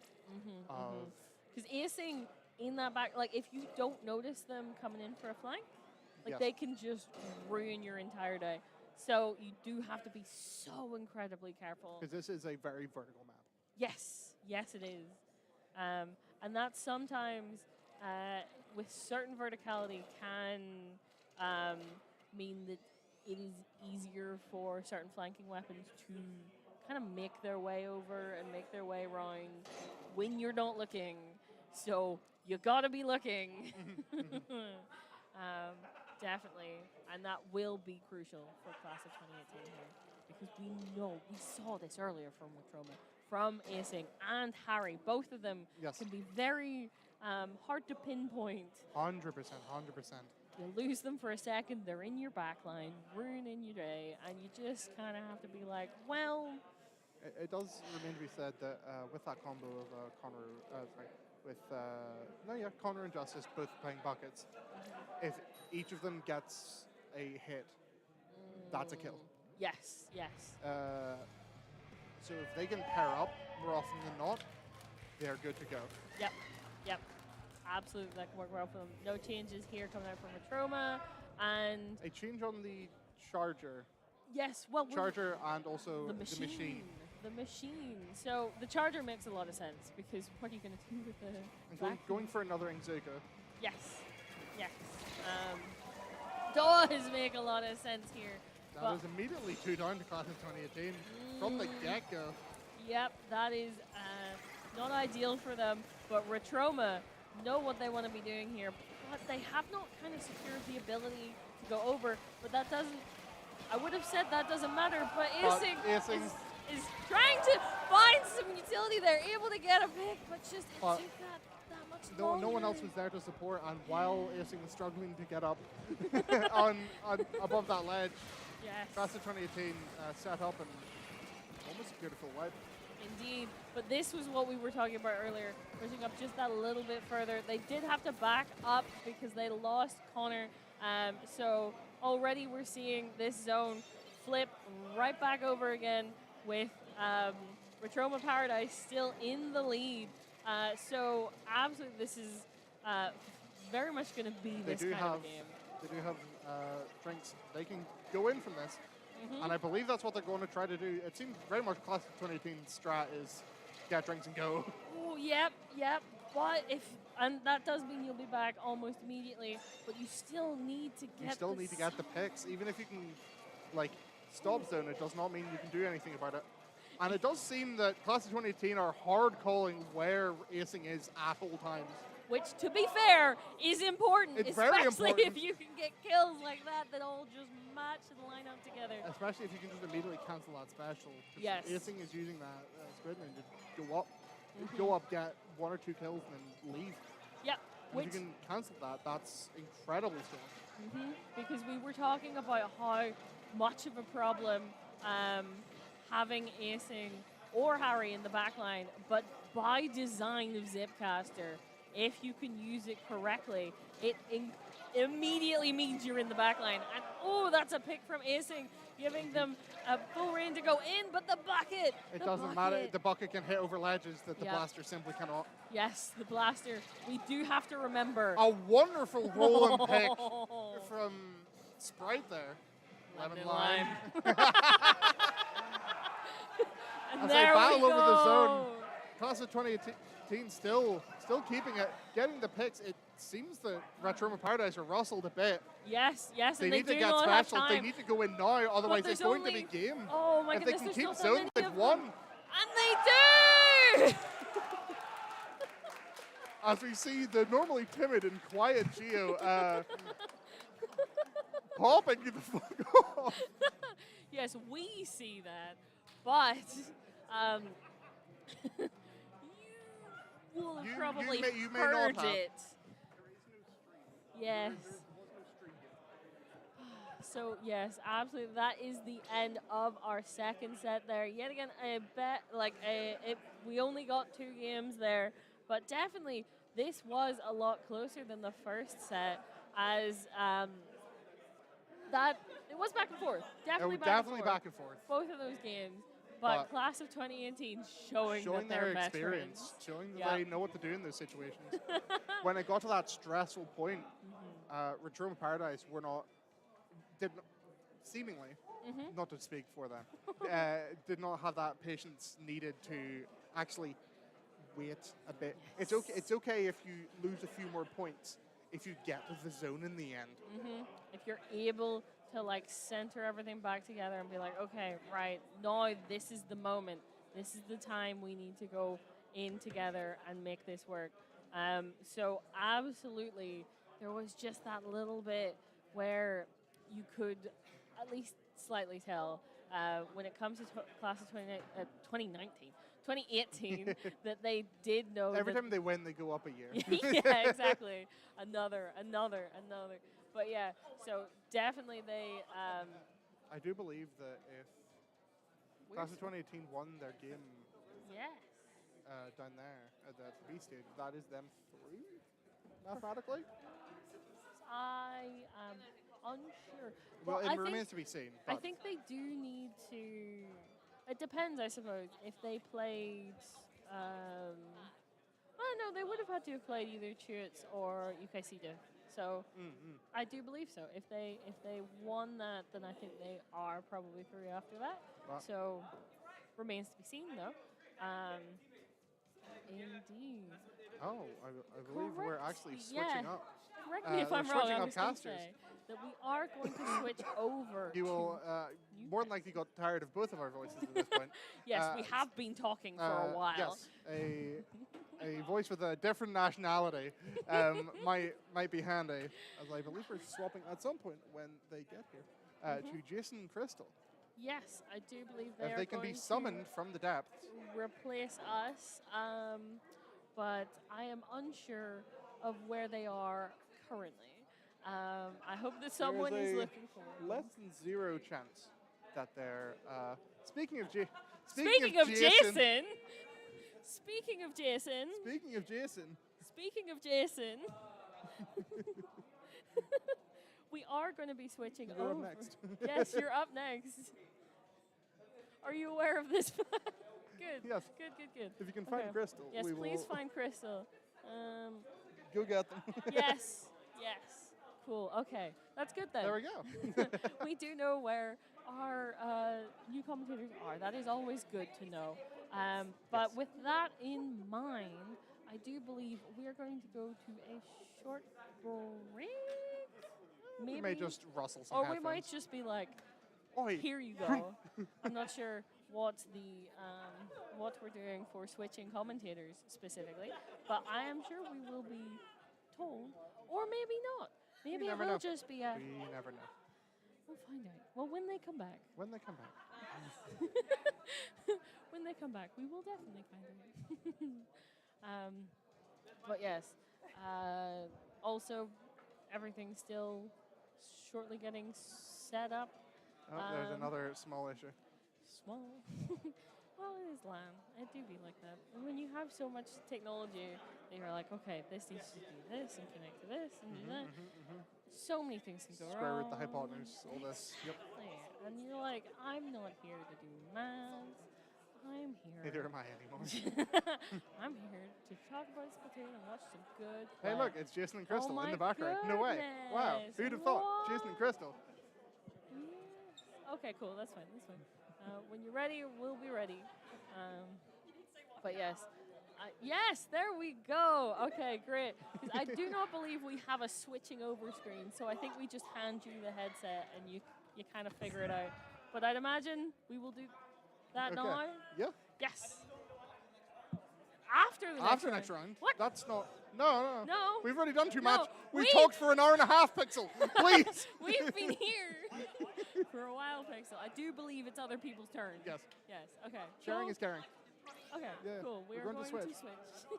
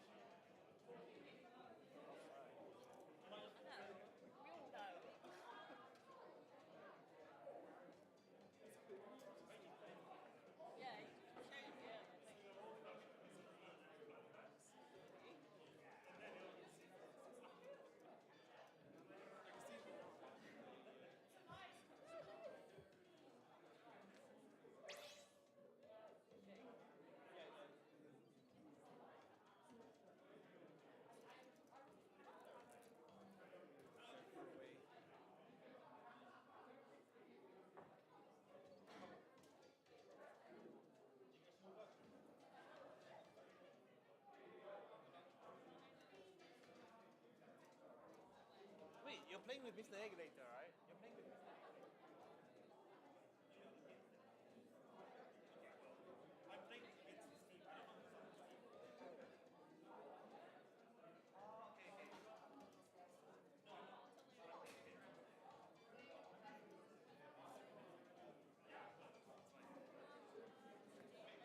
I'm gonna do silly stuff, but like, yeah.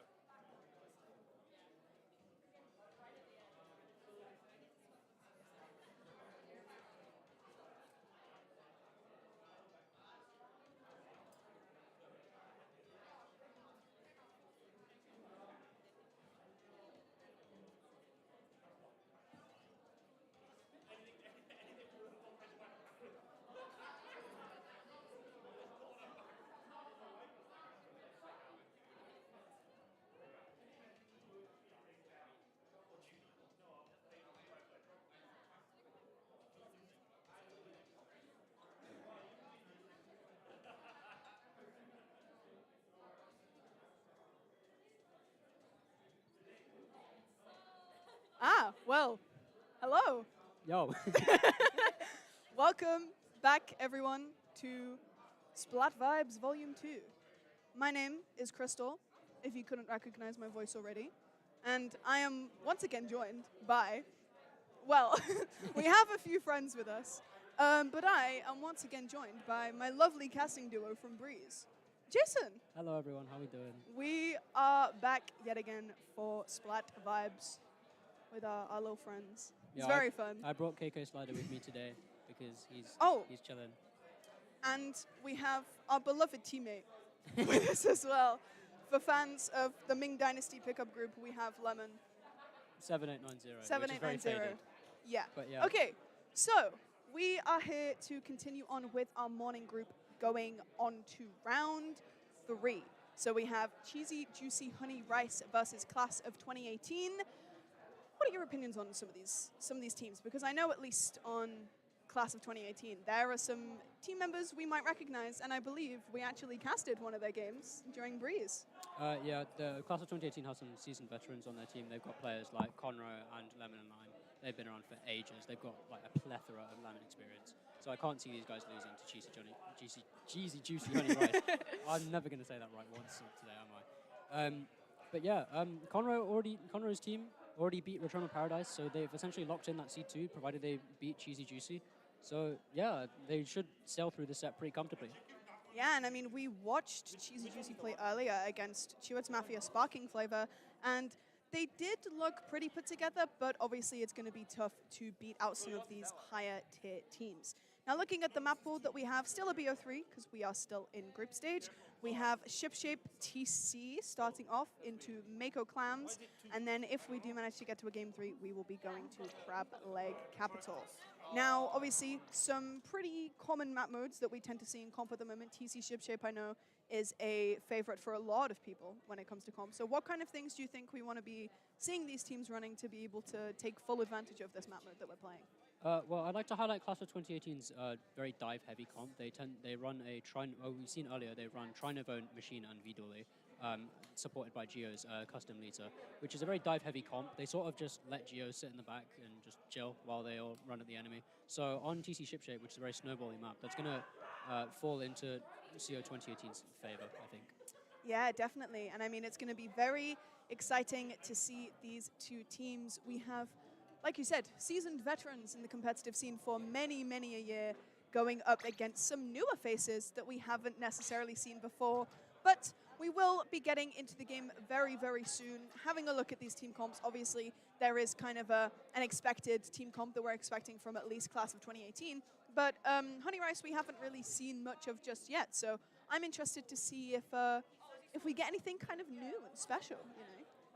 Yeah, I mean, it's very possible that we might run the standard meta picks, particularly on this stage. Probably looking towards a Pencil and a Zuka, you know, classic meta comps. But yeah, it would be quite interesting to see if our Cheesy Juicy Honey Rice could put up a fight against Class of 2018 and make this a potentially close set and maybe cause some chaos in the group.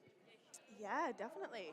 It's gonna be a very, very interesting set for us to have. I mean, I'm excited to see some of these members of Class of 2018 play again, Because like I said, we casted them when they were playing as Anxiety back at Breeze. So it's going to be interesting to see how they've kind of developed and grown as players, because obviously Anxiety kind of split apart, and then we had people playing for different teams. You know, Connor was playing for Frostburn for a little bit, although they just disbanded as well now too. So it's going to be really interesting to see how these players come together from their different competitive backgrounds and see how they play as a team. Yeah, I think the big thing for Cheesy Juicy here is to sort of recognize that Class of 2018 are playing really fast and really aggressive and trying to find early picks and things like that. And Cheesy Juicy needs to just like slow down the pace a bit and think, okay, we've got a very aggressive team we're playing against. We need to play slow, get our specials, get our utility, and try and flush them out one by one. Yeah, I definitely think so. Obviously, with Class of 2018's typical team comp, it's going to be quite difficult to kind of match their pace and get your head around that. But now, as we get into TC Shipshape, let's see what these teams are bringing out. Junior Pencil, RB, and Squeezer on the side for Honey Rice, and then the typical Charger, Tri-Nouveau, RB, and Doolies for the side of Class of 2018. Cheesy Juicy kind of running a bit more of a meta team comp that we've seen recently. You know, the custom range blaster being used quite a lot more because of how strong that kit is, and a Squeezer being used as well now. As we get into the first few seconds of the game, a little bit of neutral game coming in for these teams, just trying to get as much space, as much paint as possible, and we're going to have to see who can take more control. An early bubble being used as well, but Class of 2018 end up getting that tower. Unfortunately, getting taken down by the CRB getting 2 as well, and now Class of 2018 do get to the first checkpoint. But Gio's last alive and supposed to back up. Conroe is deciding to stay up forward off the jump. They might get punished. They do end up getting punished. They're taken down. That's no cooler for the side of Class of 2018. This is a chance for Cheesy Juicy to run ahead. They've killed another one. They still have numbers advantage. They just need to take control of this left-hand side. Lemon and Lime is trying to hold it by themselves. They have Crab ready. They're probably going to jump out soon while Gio covers fire. The Zuka's come out, but dying to the Fizzy does the Zuka. And the Kraken's come through as well on No Man's Land, and the entire team is not on the objective. And now Class of 2018 can now roll onto the opposite side of the field. Yeah, it's looking like Cheesy Juicy aren't really playing for that objective that much.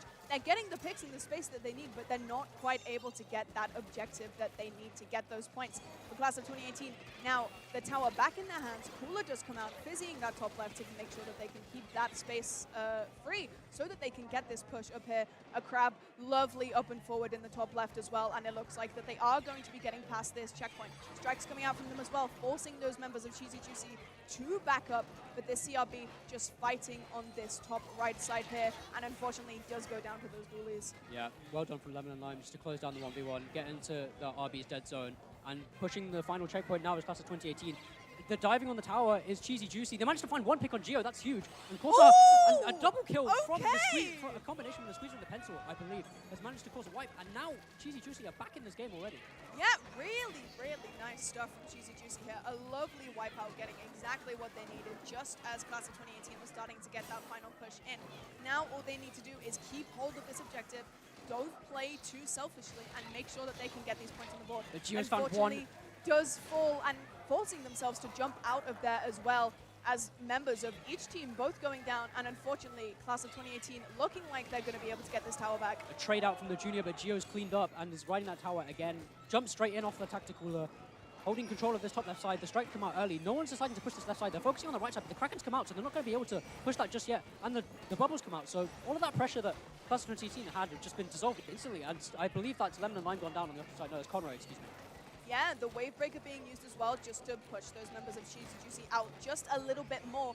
But, you know, Gio here on this charger, just trying to get as many picks and as much space as possible, but not quite working out in their favor, as the members of Cheesy Juicy aren't typically overextending. They're kind of just waiting for each other to respawn, playing a bit more together, and trying to take that space. The Zuka is available, going to use it, not quite able to find anything, and unfortunately does get taken down by that RB.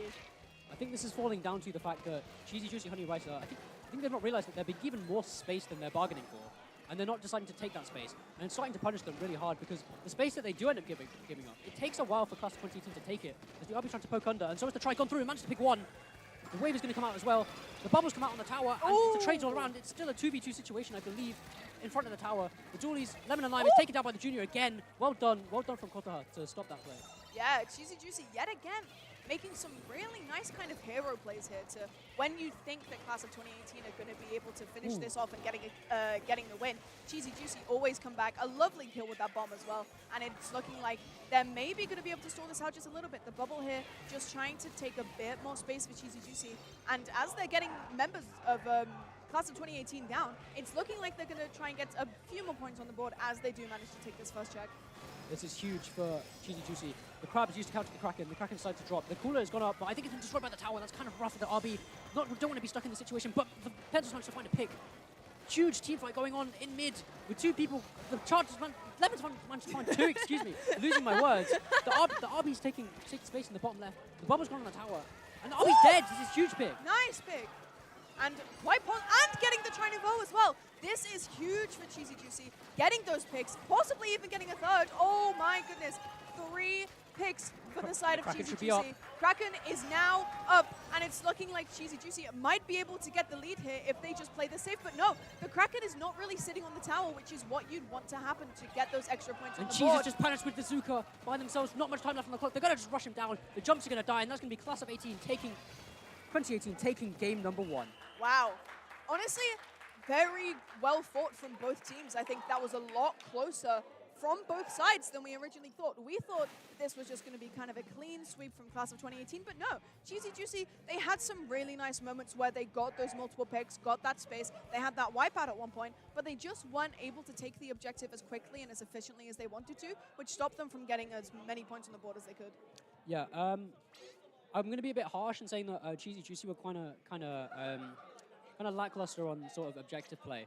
On both of their highest pushes, they tended to stray away from the objective and look more for picks when Class of 2018 was sort of sitting further back and allowing them just to waste their utility before Class of 2018 managed to run in. And I think that Cheesy Juicy just need to recognize that and just hold their utility and just wait for the perfect opportunity to use their special weapons to finally find those picks. Yeah, sometimes I feel like the bubbles were just kind of, as soon as you get bubble, you pop it. They weren't really used in kind of the places you'd expect, especially on TC. Those bubbles can be really, really nice for control actually on the tower. You know, Cheesy Juicy, they had those specials that were actually really nice to be able to take control of that tower, like the Kraken and the bubble. But they just weren't quite using them in the spaces that you'd expect. Because obviously we saw the bubble being used in kind of random spaces, like that one time where it was kind of near street, but not quite blocking it out. So I think if they just kind of focus on their special control, then I think it might work out in that favor. But we are going on to Mako Mart Clams now. Going to be really interesting to see if they're kind of running the same thing. Obviously, crack and cheese, not as much of a thing anymore since the changes. But let's have a look and see what we get into in Game 2. Yeah, it was strange to see that Justice actually went for the custom range blaster last game and is opting for the machine this time. So they've gone for the double bucket approach, like I mentioned earlier, which is still very solid for this map because ledge poking on this map is a bit broken. Oh, yeah. Because Conroe and Justice are going to be looking to exploit the flanks. You can see Justice on the top right-hand side there. Conroe hitting Cooler in the middle. And both teams are waiting for Cooler, but Justice is already on the right-hand side trying to distract them, trying to distract Cheesy Juicy from getting their plans done. Someone's died on the right-hand side already for side of Cheesy Juicy. And another from Lemon and Lime. He's managed to find two. He's going to collapse on the third with Justice. Not quite. But all this map control that Class 2018 have found early is quite scary. Yeah, and I mean, already getting a power clamp in this early into the game, 30 seconds in, is crazy. They just had so much aggro, so much presence. They do manage to get a pick onto Justice, and I mean, stop the push entirely, but, you know, that 65 kind of a pretty good push for what you want early game. But obviously, Cheesy Juicy now just have to try and fight for that control back that Class of 2018 took so early in the game. Oh, I've just noticed, are they running double Kraken? Cheesy Juicy is running 96 Deco and CRB. That is wild. That is very interesting. And, I mean, a wipeout from Class of 2018 proves that maybe double Kraken might not be as effective as you'd hope. Because with the two Krakens, you're struggling to find more map control with other special weapons, like, say, for example, the Zuka that they had before. The Zuka would have been much more helpful, or even possibly Splatter Color Screen could be more useful and more helpful for them on their defenses and their offenses. Yeah. But they really can't do anything with double Krakens. They're relying too much on just fragging against the enemy, but that's not happening. Double Kraken Bubble, you don't really have much that can push you in, but if you look at the specials on the side of Class of 2018, you see things like those strikes and that crab and that booyah, all allowing them to take that space and get into mid and into the enemy spawn. quickly and efficiently, which is what Cheesy Juicy can't really do. Now, Class of 2018, a lovely push there, going from that 65 to that 18. The penalty is now on the board for them, but it's looking like Cheesy Juicy are just taking up as much space as they can, unfortunately falling to what I believe was a Fizzy bomb from that machine. Fizzy's getting thrown out left, right, and center, obviously. Class of 2018 running double Fizzy with both the Tri-Nouveau and the sloshing machine. Yeah, this is really rough on Cheesy Juicy with the 96 and the Range Blaster. They're kind of struggling for paint, even though they have Junior Pencil. It's kind of rough with the double Fizzies. They're being displaced constantly, and it's really rough for the RB and 96 to get set up somewhere. And again, the Clam is going to be scored, and it looks like the Class of 2018 are getting actually destroyed by the Kraken. That's two. Yeah. That's two from Mimiko there. Well played, but the shark on the left from Lemon and Lime. Do they know he's here? He's going to let the basket close, but they're not watching him. He might be cleared by the 96, but really, Cheesy Juicy need to accelerate now. They need to ignore this flanker. They need to focus on getting picks in the top right, but they're falling again, and Lemon's falling back for the help, and so's Conroy pushing forward. Oh! Trade out by the pen. Well played, fair enough. Aggro pencil, you love to see it. Forcing the jump out though, a power clam in the hands of this pencil as well. Obviously, Cheesy Juicy not quite scored anything just yet, but the Class of 2018 do have that crazy big lead. Lemon and Lime now going in for that crab into mid, getting that space, getting that painter, making sure that Cheesy Juicy are pushed far, far back. And ooh, just missing the jump to get onto their plat there. But I'm sure they can make it the second time.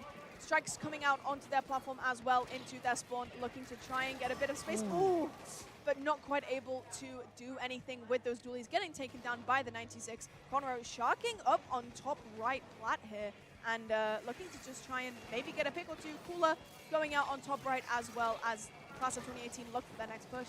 It's a big pick, and they're closing out on the Cacti Cooler, but well played from Lemon and Justice, the team play on that right stack. And they now manage to collapse on the pencil, and finally the 96 has gone down too. They have enough clams. They should be able to win the game off of this push. They just need to throw clams in. The bubble's gone up, but it's not going to mean anything because that is Class of 2018 taking game number 2 and the set. Yeah, honestly, really, really well played from Class of 2018 there in that second game especially. Cheesy Juicy not looking as strong as they did in game 1.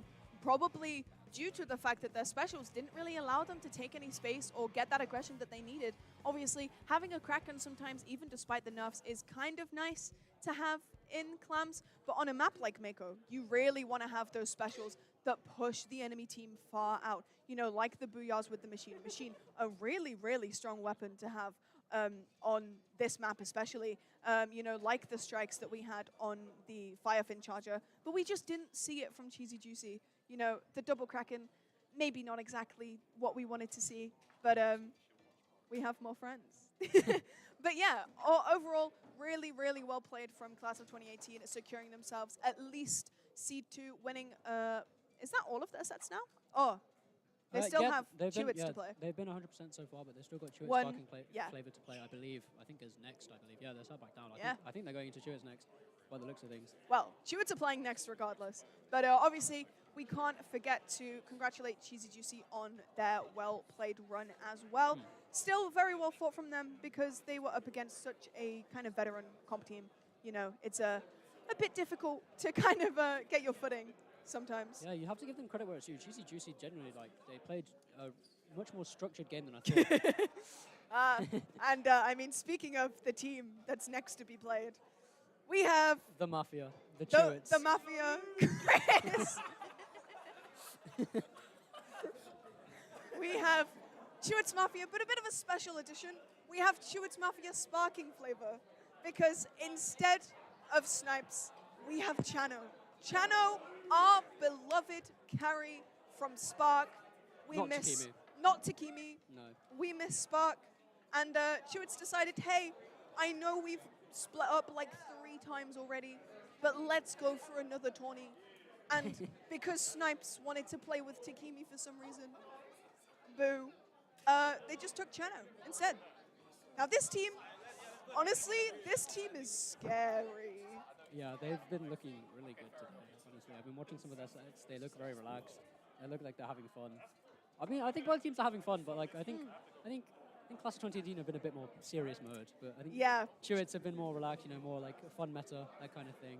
Yeah, Chewits have been having a lot of fun with their sets so far. And I mean, we can argue and say that they've been pretty easy sets for them so far, but overall they seem very, very kind of relaxed in what they're doing, and it feels like they're in their element. you know? Yeah. And I think going up against Class of 2018, this is going to be the first set that kind of properly challenges them and properly, like, kind of almost forces them to think about what they're doing for once. Well, I say for once, that sounds a bit mean, as if they don't think already, but you know what I mean. The first set of today that's going to make them kind of lock in, be in the zone, and focus on what they're going to do. But Chewits have had some kind of role-ish changes. Obviously, they don't have Snipes, who would usually be playing Pencil or Cooler for them. They now have Ips playing that Pencil instead. We have Chano playing the Bucket instead of Bucket Samage, which is, you know, an interesting choice. We have Chris playing that Squeezer and Foil Squeezer as well, playing both versions of it. And then Samage opting for the shot that we saw earlier. Now, if we look at the map pool here, we are starting off with Inkblot Clams, which is a bit of an interesting map mode, I think. A lot of kind of mid-control is really prioritized here, as with mid-control you can kind of get up onto the enemy's plat and be able to score. But what do you think is going to kind of be the situation between these two teams on this map mode? I'm going to be completely honest. These two maps are like the best maps Class of 2018 could probably ask for. Because they're running double bucket. And into Inkblot Clams, where it's very mid-fight heavy, which is like taking control of stacks, taking control of plat, it's very good for AoE weapons like RB and Machine and trying to take control of. And then they've got Rainmaker Humpback after that. Like, this is like a godsend of a map pool for them. Like, honestly, this set could honestly go to Game 3, I hope. Yeah, I think this set is going to end up being quite a close one. And especially a map like Humpback as well. Humpback can be a bit tricky for Squeezer sometimes, as I've come to learn from Chris coaching me. But Humpback is obviously the curvature and everything a bit more difficult to kind of deal with when you're playing a weapon like Squeezer. But with their team comp, I think it might be maybe okay. Yeah, we might see some flex options here, but I think Chewits, they're laughing. They're fine. That'll be fine. Oh, for context as well, you may see a GG well-played Halo playing on Chewits Mafia's team. This is because Samage forgot his Switch at his hotel room. So playing on Halo's Switch instead. So don't be fooled. It's not Halo playing. It is Sam. That is not my teammate. that is definitely Samage. It is definitely Samage. Just with a different name for today. Or for now, anyways. Yeah, hopefully he'll run back and get a Switch. I think he might go and get it during the break. But we've spoken a lot about Chewits. Let's talk about Class of 2018 a little bit. Obviously, riding off of the adrenaline of just winning all of their past few sets, two on the main stage as well so far. Do you think there's going to be kind of any pressure? I mean, 3 of the teammates that they're playing against right now won Vibes last time. And one of them is the current reigning UK champion.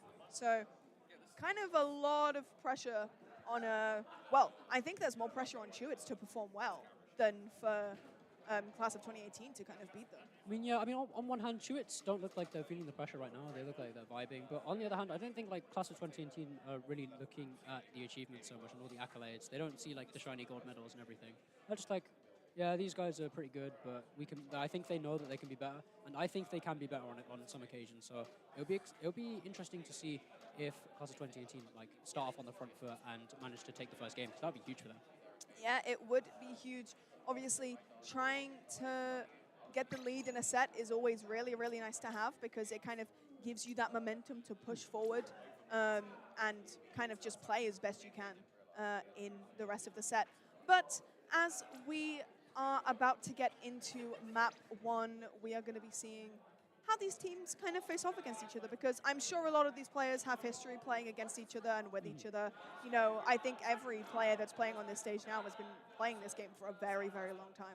So it's kind of a matchup of, I guess, competitive veterans almost. I think it's going to be very interesting to see how experienced players go up against experienced players. Yeah, I also just noticed at the moment the lobby was set up, Chewits insta-locked, insta-ready. They're locked in. They are prepared. They are locked in. And let's see what the comp they're running is. They're running Bucket, Screen, Squeezer, Zap, yep. and Zuka from it's Samage. not on the pencil, going on choosing to go for that Zap. Chano playing that Bucket, Sam playing that shot, Chris on the Foil Squeezer, typically preferring that over V-Squeezer at the moment. You know, Screen kind of very, very strong if you get to use it. But yeah, we are seeing Class of 2018 kind of not being quite able to push into mid just yet. It's taking a lot of space and a lot of aggro early on. You know, Chris already pushed up onto their plat, manages to get one. Chano, sorry, already pushed up as well, and that's 3 down on the side of Class of 2018 already. Chewits having an absolutely wonderful start to their game. Yeah, and the Zukas come out, Strikes come out as well. All the utilities have been used. Channel's gone down, but traded out by Chris 3. And they're putting clams in now as Samage. They're just holding that enemy plat right now. And Class of 2018 are forced to play quite slow. They kind of have to give up all of this score just to clear out. And that's Samage gone down. Chano's still pushing on the ramp, decides to back up, and that's the push dead already quite quickly. Without any utility used, Class of 2018 have managed to push back into mid. Yeah, I think Chewits kind of used a lot of their specials and a lot of their utility to push up onto that plat. And while it was very fast, it did cost them quite a lot.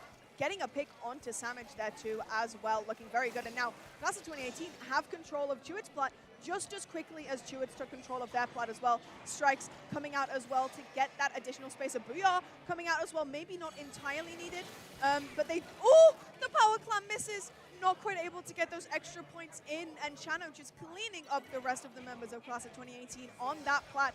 And just like that, Ips grabbing that pity clam, and they're already back on Class of 2018's plat, ready to score that clam in.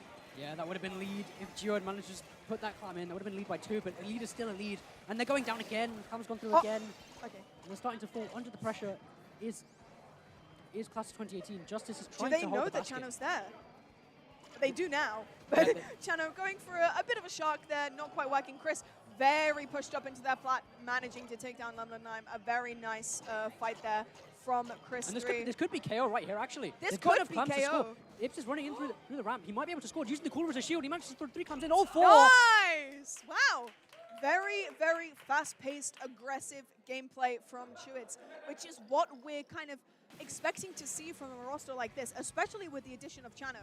You know, all 4 of these players are super proactive, super aggressive, super fast-paced players. So I think seeing them all kind of come together and play together is really nice to see just how quickly and cleanly they can take those, they can take up space. So yeah, game 1 going to Chewits, but now we find ourselves on Rainmaker Humpback. What are your opinions on this map mode? It's also a very snowbally map, and considering the way Chewits was played, if I was Class of 2018, I'd be very scared right now. There needs to be some kind of mental reset going on over on the side of Class of 2018, because they got absolutely hammered after their first score, which is unfortunately their only score of the game, because Chewits just had so much momentum. They kept finding like picks in really good positions. They're using their utility better than Class of 2018. I think Class of 2018 just need to sit back a bit and think about how they're using utility a bit more and respect the aggression that Chewits are bringing to them. Similar to their last set, like they're not the ones being the aggressors this time. This time they're the ones trying to defend and play a lot more slowly. They need to be a bit more composed on defense. Yes, and here we go. Map 2, Rainmaker Humpback, Chewits Mafia coming in hot and fast against Class of 2018. Are they going to be able to keep up this momentum, or will Class of 2018 surprise us, bringing out the V-Charger here, you know, for that vacuum? We saw a little bit of that vac cheese on Rainmaker earlier last year, actually. So it's going to be interesting to see how Class of 2018 use it for this game here. Chewits managing to get the pop pretty quickly. Oh, Chris already going down, though, and so does Samage as well, actually. Class of 2018 unfortunately getting a bit cleaned up, though. 3 members down, and Chewits grabbing that Rainmaker. Chano just kind of running for this checkpoint and manages to get it almost pretty much for free. Yeah, Gio made a little bit of a misplay, noticing that they were last. They wanted to back up to make sure Chano didn't aggress them. But then Chano decided to just pick up the Rainmaker and take to the checkpoint, and Gio, unfortunately, whipping both the shots with the Zook. The Zook has managed to found 2, caught napping are Chewits, and that's pretty much a delayed wipe, but there's one more person they need to deal with on the right-hand side. They managed to back up, and now Class of 2018 can take mid control once again. Really, really nice stuff from Chris 3. You know, we see him on that squeezer all the time, looking really, really clean with it. And Chewits, even after 2 of those members going down to that Zuka, they don't falter, they don't go in panic. They just keep it together and go straight back in. Screen coming out for Chris 3 as well, just giving them a bit of extra space and maybe trying to confuse Class of 2018 just a little bit.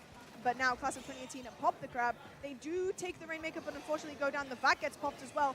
Just maybe a little bit too much invested for Class of 2018 as Chewits look to take the space now.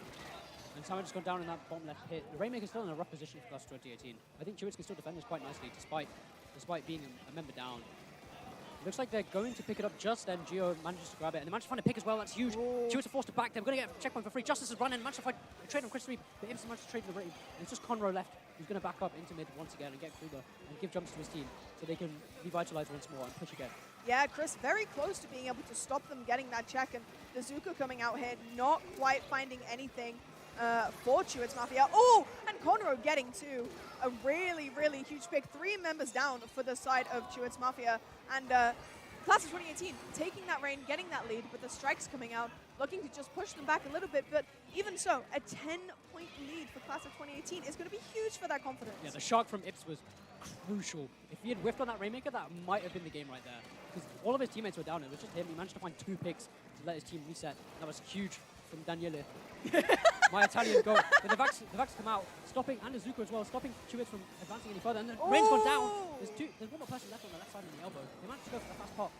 Class of 2018. They're trying to get mid control again, but there's teammates going everywhere. Conroe's gone down, and Lemon's following up. Oh, Chano unfortunately getting taken down by Geo, you know, with that charger. Always looking really, really good with this type of weapon, and Class of 2018 do take that Rainmaker back into their hands, but unfortunately goes down straight away. Chano looking to try and get a bit of damage off with that bucket, but not quite finding anything, but Chewits cleaning up straight after grabbing that Rainmaker. Oh, but losing it also straight away. Looking to maybe get a few more picks and a bit more space, but Class of 2018, they do manage to get the pop in mid. Azuka coming out here from Chris 3. Oh, managing to get one. Sorry, this was from Samage. Ignore me.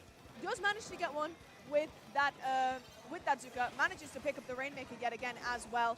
And Chewits here, they really need to look for just those crucial picks and trying to get space so that they can take the lead back from Class of 2018. Yeah, it's kind of one pick at a time for Chewits right now. They managed to trade out Justice there, but again, trade out by Lemon, and they're trying to defend our Class of 2018. They managed to, just about. Well done.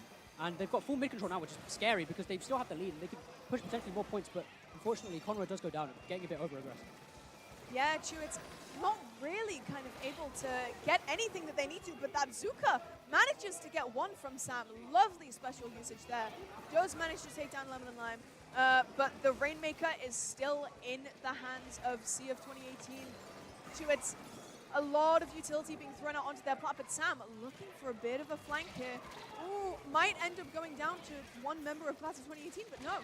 He ends up living and gets the jump out as well. Really impressive from Sam, not managing to die in that situation. And Chewits have mid all to themselves yet again. Yeah, Sam is taking on that skirmisher role, managed to drag the attention of 2 players into him in mid, and that allowed the rest of his team to collapse on the Rainmaker. And now Chewits can start a push again. Zuka's come out, Screens come out as well, but there's got to be some kind of push with that. They're worried about the flank on the left, and Conroe's managed to drop on both of them and get 2. Yeah, it's looking really, really close for both of these teams here. Connor, another cooler out in mid, and Class of 2018 have the control here, but Chewits, they still have a chance to get this Rainmaker out of their hands and to get a push. They only need 10 more points to be able to take the lead out of the hands of Class of 2018, but they're running out of time as Class of 2018 is just playing so patiently. No one managing to get Conroe down. Eventually they do. 3 members left alive for Chewits Mafia. They're going to be able to get the pop and get the Rainmaker in their hands, but they need to go quickly. Not much time left on overtime for the side of Chewits Mafia, but all of the members of Class of 2018 come rushing into them at the final moment, and Class of 2018 take game 2. Well, we've got ourselves a game 3. I got what I asked for. Yeah, we have ourselves a set here, ladies and gentlemen. Wow, that's fair play from Class of 2018. They were just chilling. Every defense they were chilling. Every offense they were chilling. Yeah, I think they really took advantage of kind of the state of the map that Humpback is, right? With the comp that they're running, you know, that double bucket, really good for a map like Humpback. And as we go on to Mahi zones, we get to see kind of how these teams, well, we can see if Class of 2018 can lock in this set for them and secure them first seed, or we can see if Chewits can kind of bring it back and compose themselves and take this set. Well, we might, considering it's not, we've gone to Splat zones, no Mahi. I'm assuming Ips is going to switch to Pencil here. He might have Interlock Zap still, but who knows. But yeah, I think this is definitely now, like, the map pool is Chewits territory now. And they've really got to show that they can still close out the set, despite the setback, losing out quite close on Remake Humpback, but still show that they're still on top. They're still the best players in this country right now that we have to offer. And yeah, we're going to be looking at Chris and Chano to absolutely go crazy in this game, I think, if Chewits want to get this dub. Yeah, I was going to say this squeezer is probably going to be a bit deadly on this map, especially when the map kind of expands after you reach 60. This squeezer, especially on those kind of wide angles, those flat areas, is really, really good at just getting picks. And you can how do I word this? You can kind of cut off angles very easily and take those 1v1s really, really nicely. So I think Chris is definitely going to be a player that we're looking out for. I mean, Chris 3 has always been a player that we've always looked out for in kind of every tourney, every situation that we've seen him in. Always plays just so, so well. But let's see if Chewits can either bring this back or if Class of 2018 can lock in Seed 1 for their group.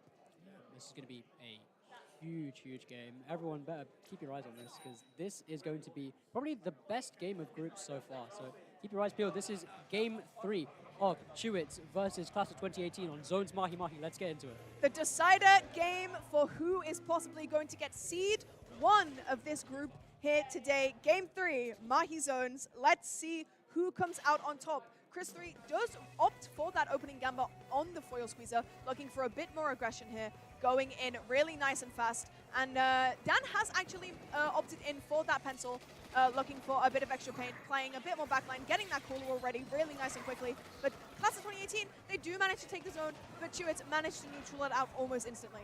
Nice team play from Ips and Chano to find the pick on one, and also Lemon's got down, and huge team play. Nice! Huge wipe. Excellent huge from Chewits. Wipeout. Huge recovery from the last game. They were snowballed at the beginning of last game, but now they managed to flip the pressure back on Class of 2018. And now we just need to see if Class of 2018 can stay composed, like in that Rainmaker game, and make a huge retake. Yeah, they need to make sure they don't get locked out here, but Samage does have that Zuka if needed. Ips just kind of staying in those backlines on that pencil, keeping that, keeping the paint up on the zone, and a lovely pick onto Conroe from Samage with that Zuka.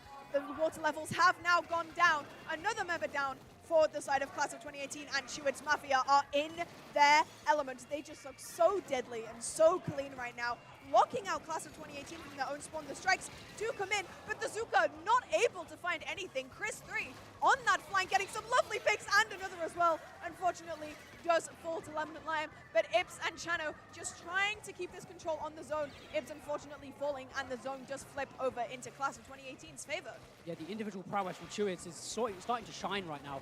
With the huge Zuka pick from Justice there onto Ips, that's huge. That's no cooler than the side of Chewits, and surely this is going to give Class of 2018 chance to get loads of points. Another pick has gone down. That's a screen down as well for Chewits. That screen was going to be so pivotal in Chewits getting that retake for Chris. Obviously, now going down, not quite able to get it.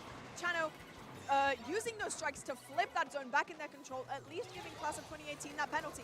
And Dan managing to get that pick onto Conroe as well, trying to look to get that aggression on Geo, flip that zone back in their favor, but the strikes coming out from Geo yet again, trying to at least keep the zone neutral for both of these teams in Class of 2018. Eventually getting that zone, but Chewits looking like they're going to take it right back. But no, Chano ends up going down, and so does Chris. It's a 2v2 right now. It's just Ips and Samage looking to get control of this zone, but the penalty is taking down slowly but surely for the side of Class of 2018. Yeah, I think Chewits really just got into their own heads for that moment. They didn't retake very slowly. They kind of panicked, dropped in one by one, didn't use their utility as well as the coordination as we did, but they managed to keep flipping the zone, which is the advantage of that pencil and those strikes. They managed to flip zone very easily against the comp of Class 2018. So they could just keep playing like this, but it's not very comfortable. So we'd like to see them get a solid retake where they can regain mid control once again.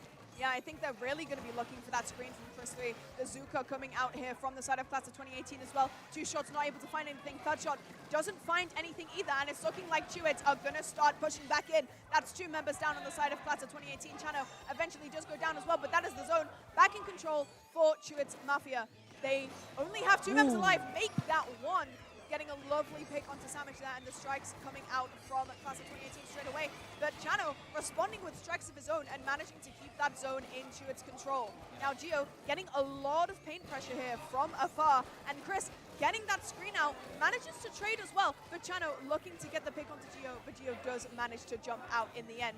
The penalty is going down slowly but surely for Chewits. Yeah. And I think Class of 2018 only have about one push left in them. There's not enough time left. The penalty's about to expire, and they've only got the strikes to play with. This is quite rough. They need a crab or something as well to put some more pressure on the zone. But Chewits are playing really far back.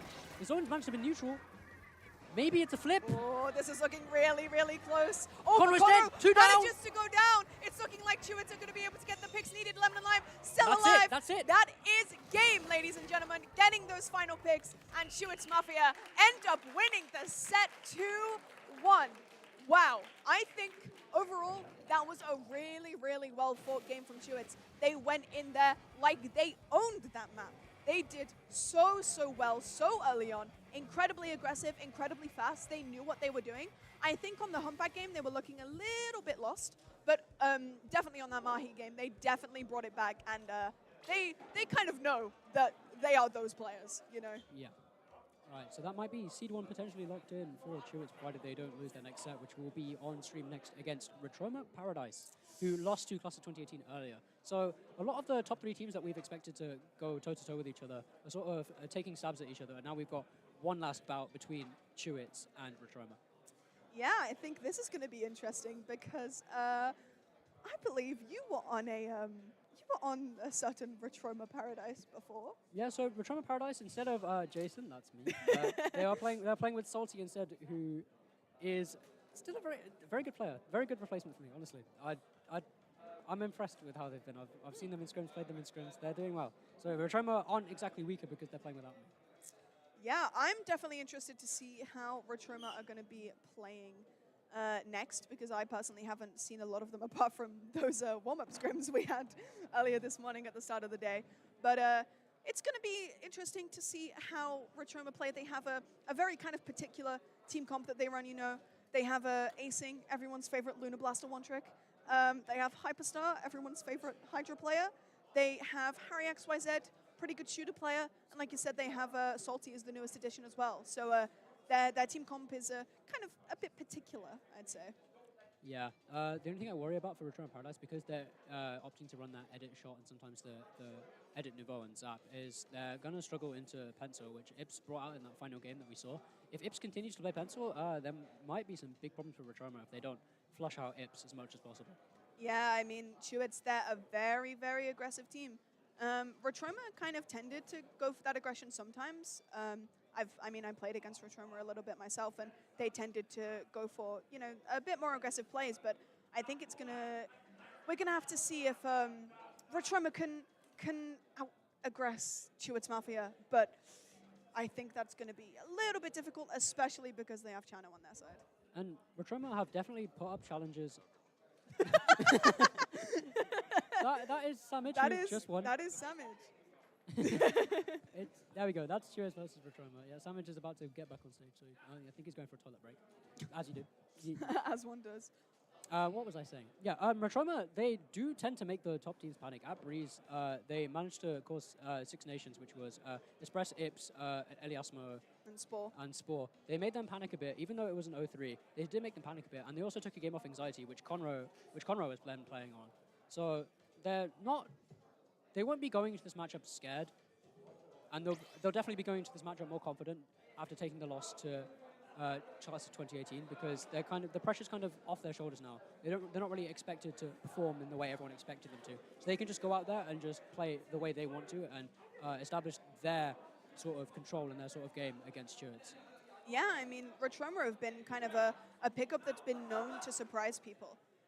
We never really know what quite to expect. I mean, there are always like multiple weapon options, apart from maybe acing.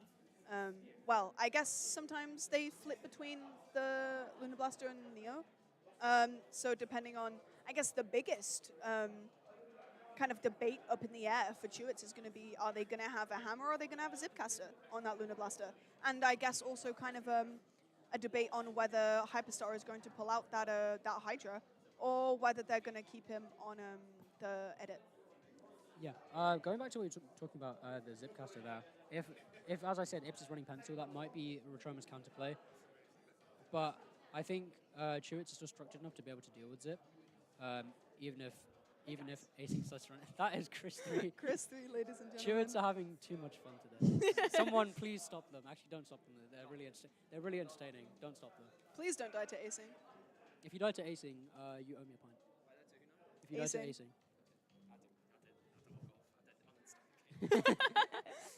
Crazy.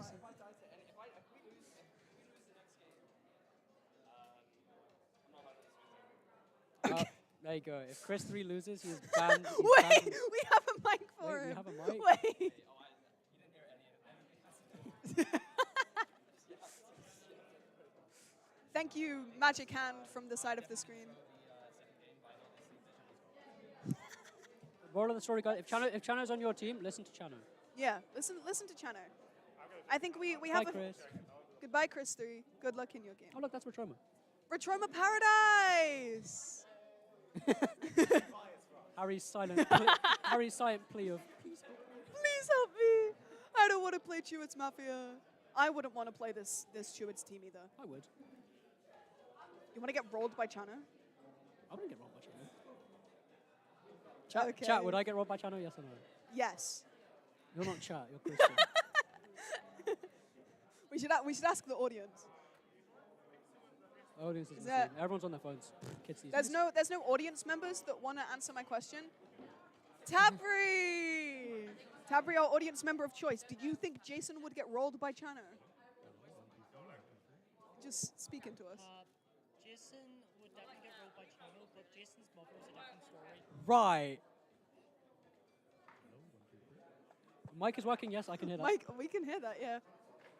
I get it through my Yeah, headset. we can hear it in the headset.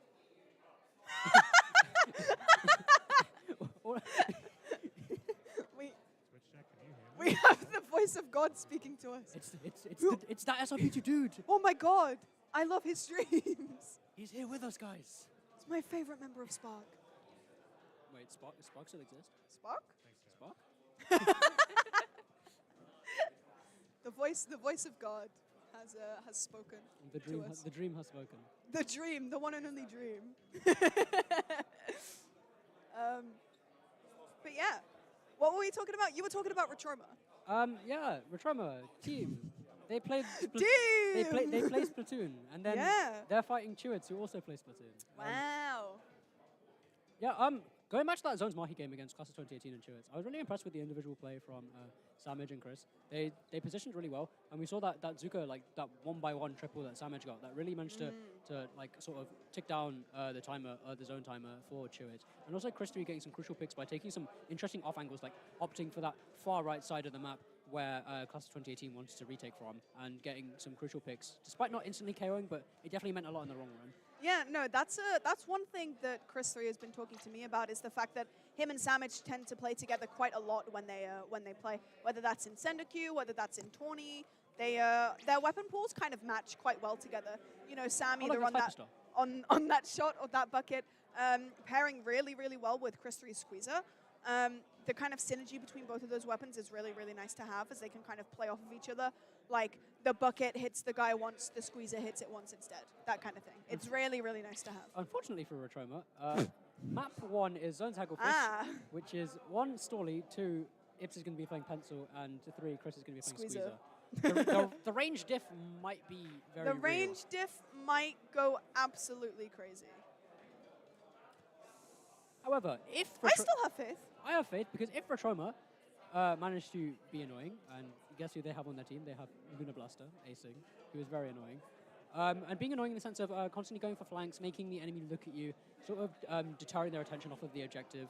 And that's acing's #1 job here, sort of deter the Pencil's attention and like deter the paint output's attention as much as possible, while his team can focus on the objective. Yeah, that's going to be one thing that I think Chewits are going to have to look out for a bit more. Their awareness is going to have to be a bit more on point this set. Because of that Luna Blaster that acing plays, they tend to go, like you said, very, very flanky. So Chewits are just going to have to be a bit more aware and have a bit more kind of general awareness of where this Luna Blaster could be. Speaking of, we have Ultraviolet's one and only Jakey. You got me water. And Fredo. Oh, wait, Pew's here. Right, okay, I'll speak to him later. Let's go. Thank you. Thank you for the Freddo. Thank you for the chocolate. Thank you, for the water. Ultraviolet Jakey, for the Freddo. Second place Vibes last year. 3-0 Spark last year. Guys, does anyone in chat remember that? Anyone in chat remember Vibes last year? Me. Me and Jason were in the audience when that happened. When Ultraviolet 3-0 Spark. Oh, memories. The good old days. Chano was on that team. What's that? Aw. Oh, you're too kind, Jake. This is why. I did also hype up the UV and Spark set of Breeze as well. Unfortunately, you weren't able to take the win home.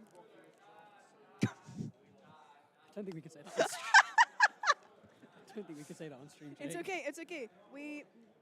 It's okay. Nintendo is not a sponsor of this tournament. Oh yeah. Nintendo is not a sponsor.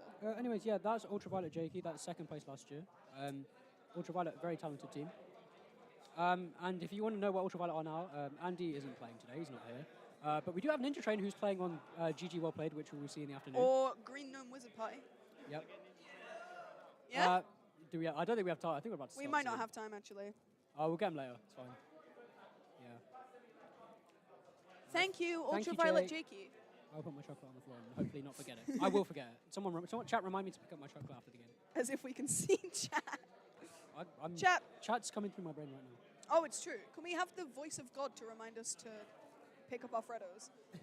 We have Freddo. So lost. We have Freddos on the floor.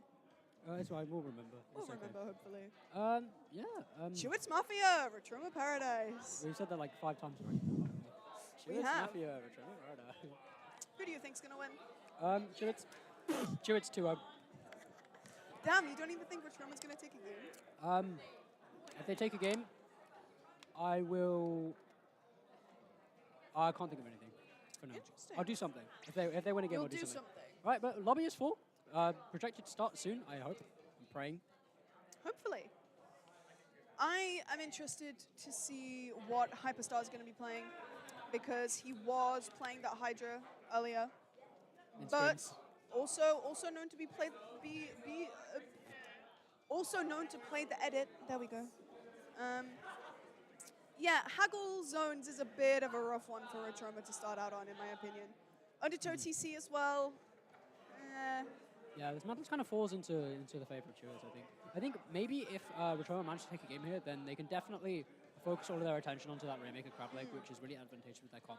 Because they're going to switch Ips off of that pencil and put him onto Zap, which greatly reduces the range differential, which would be huge for Retroma if they manage to take this game, or even Undertow Spillway.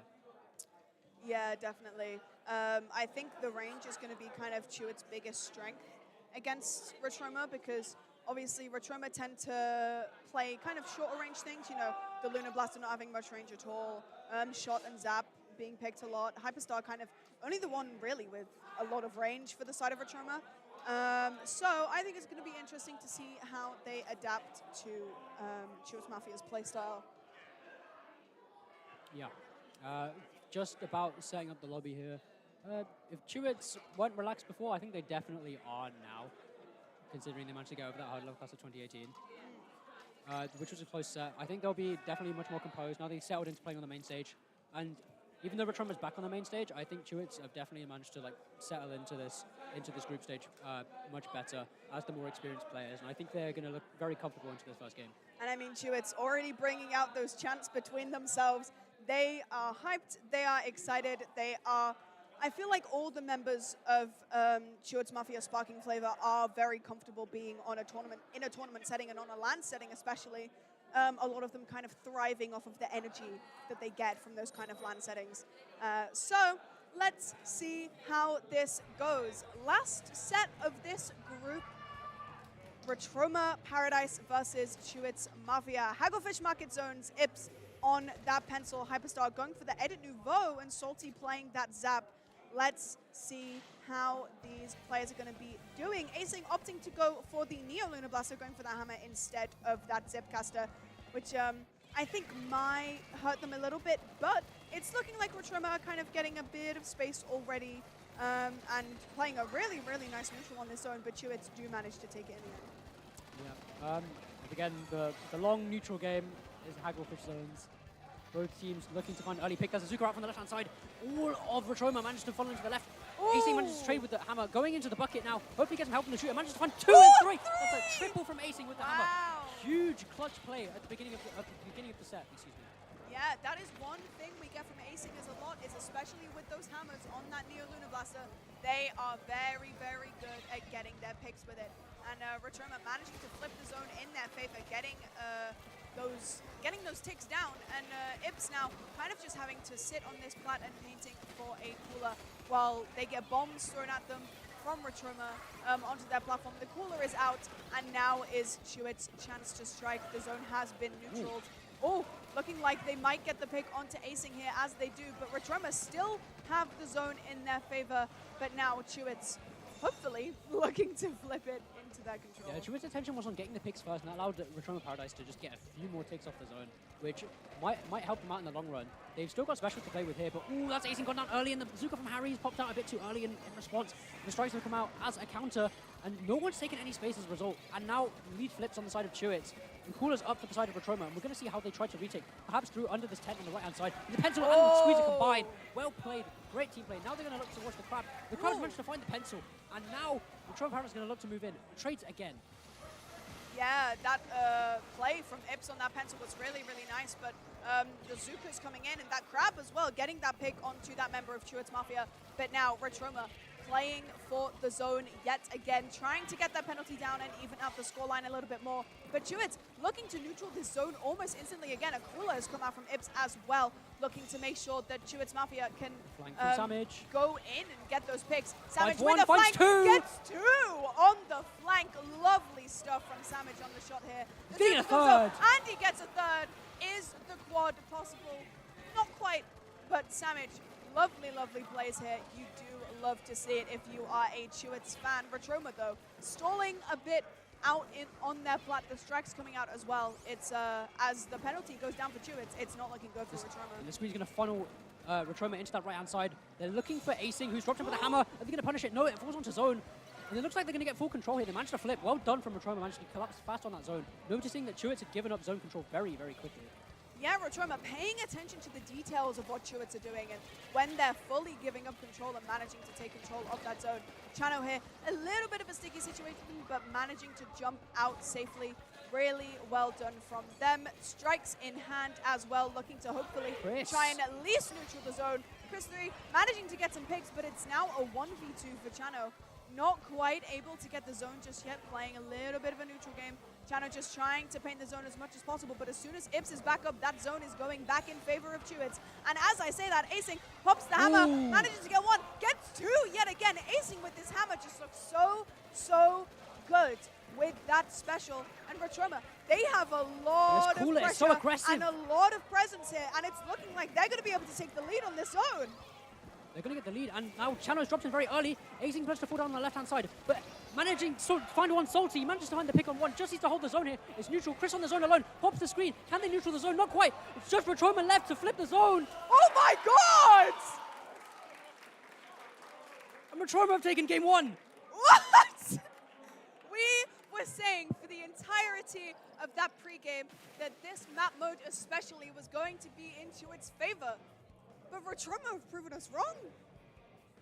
I'm shocked. They proved me wrong. I've got no. Chris lost his bet.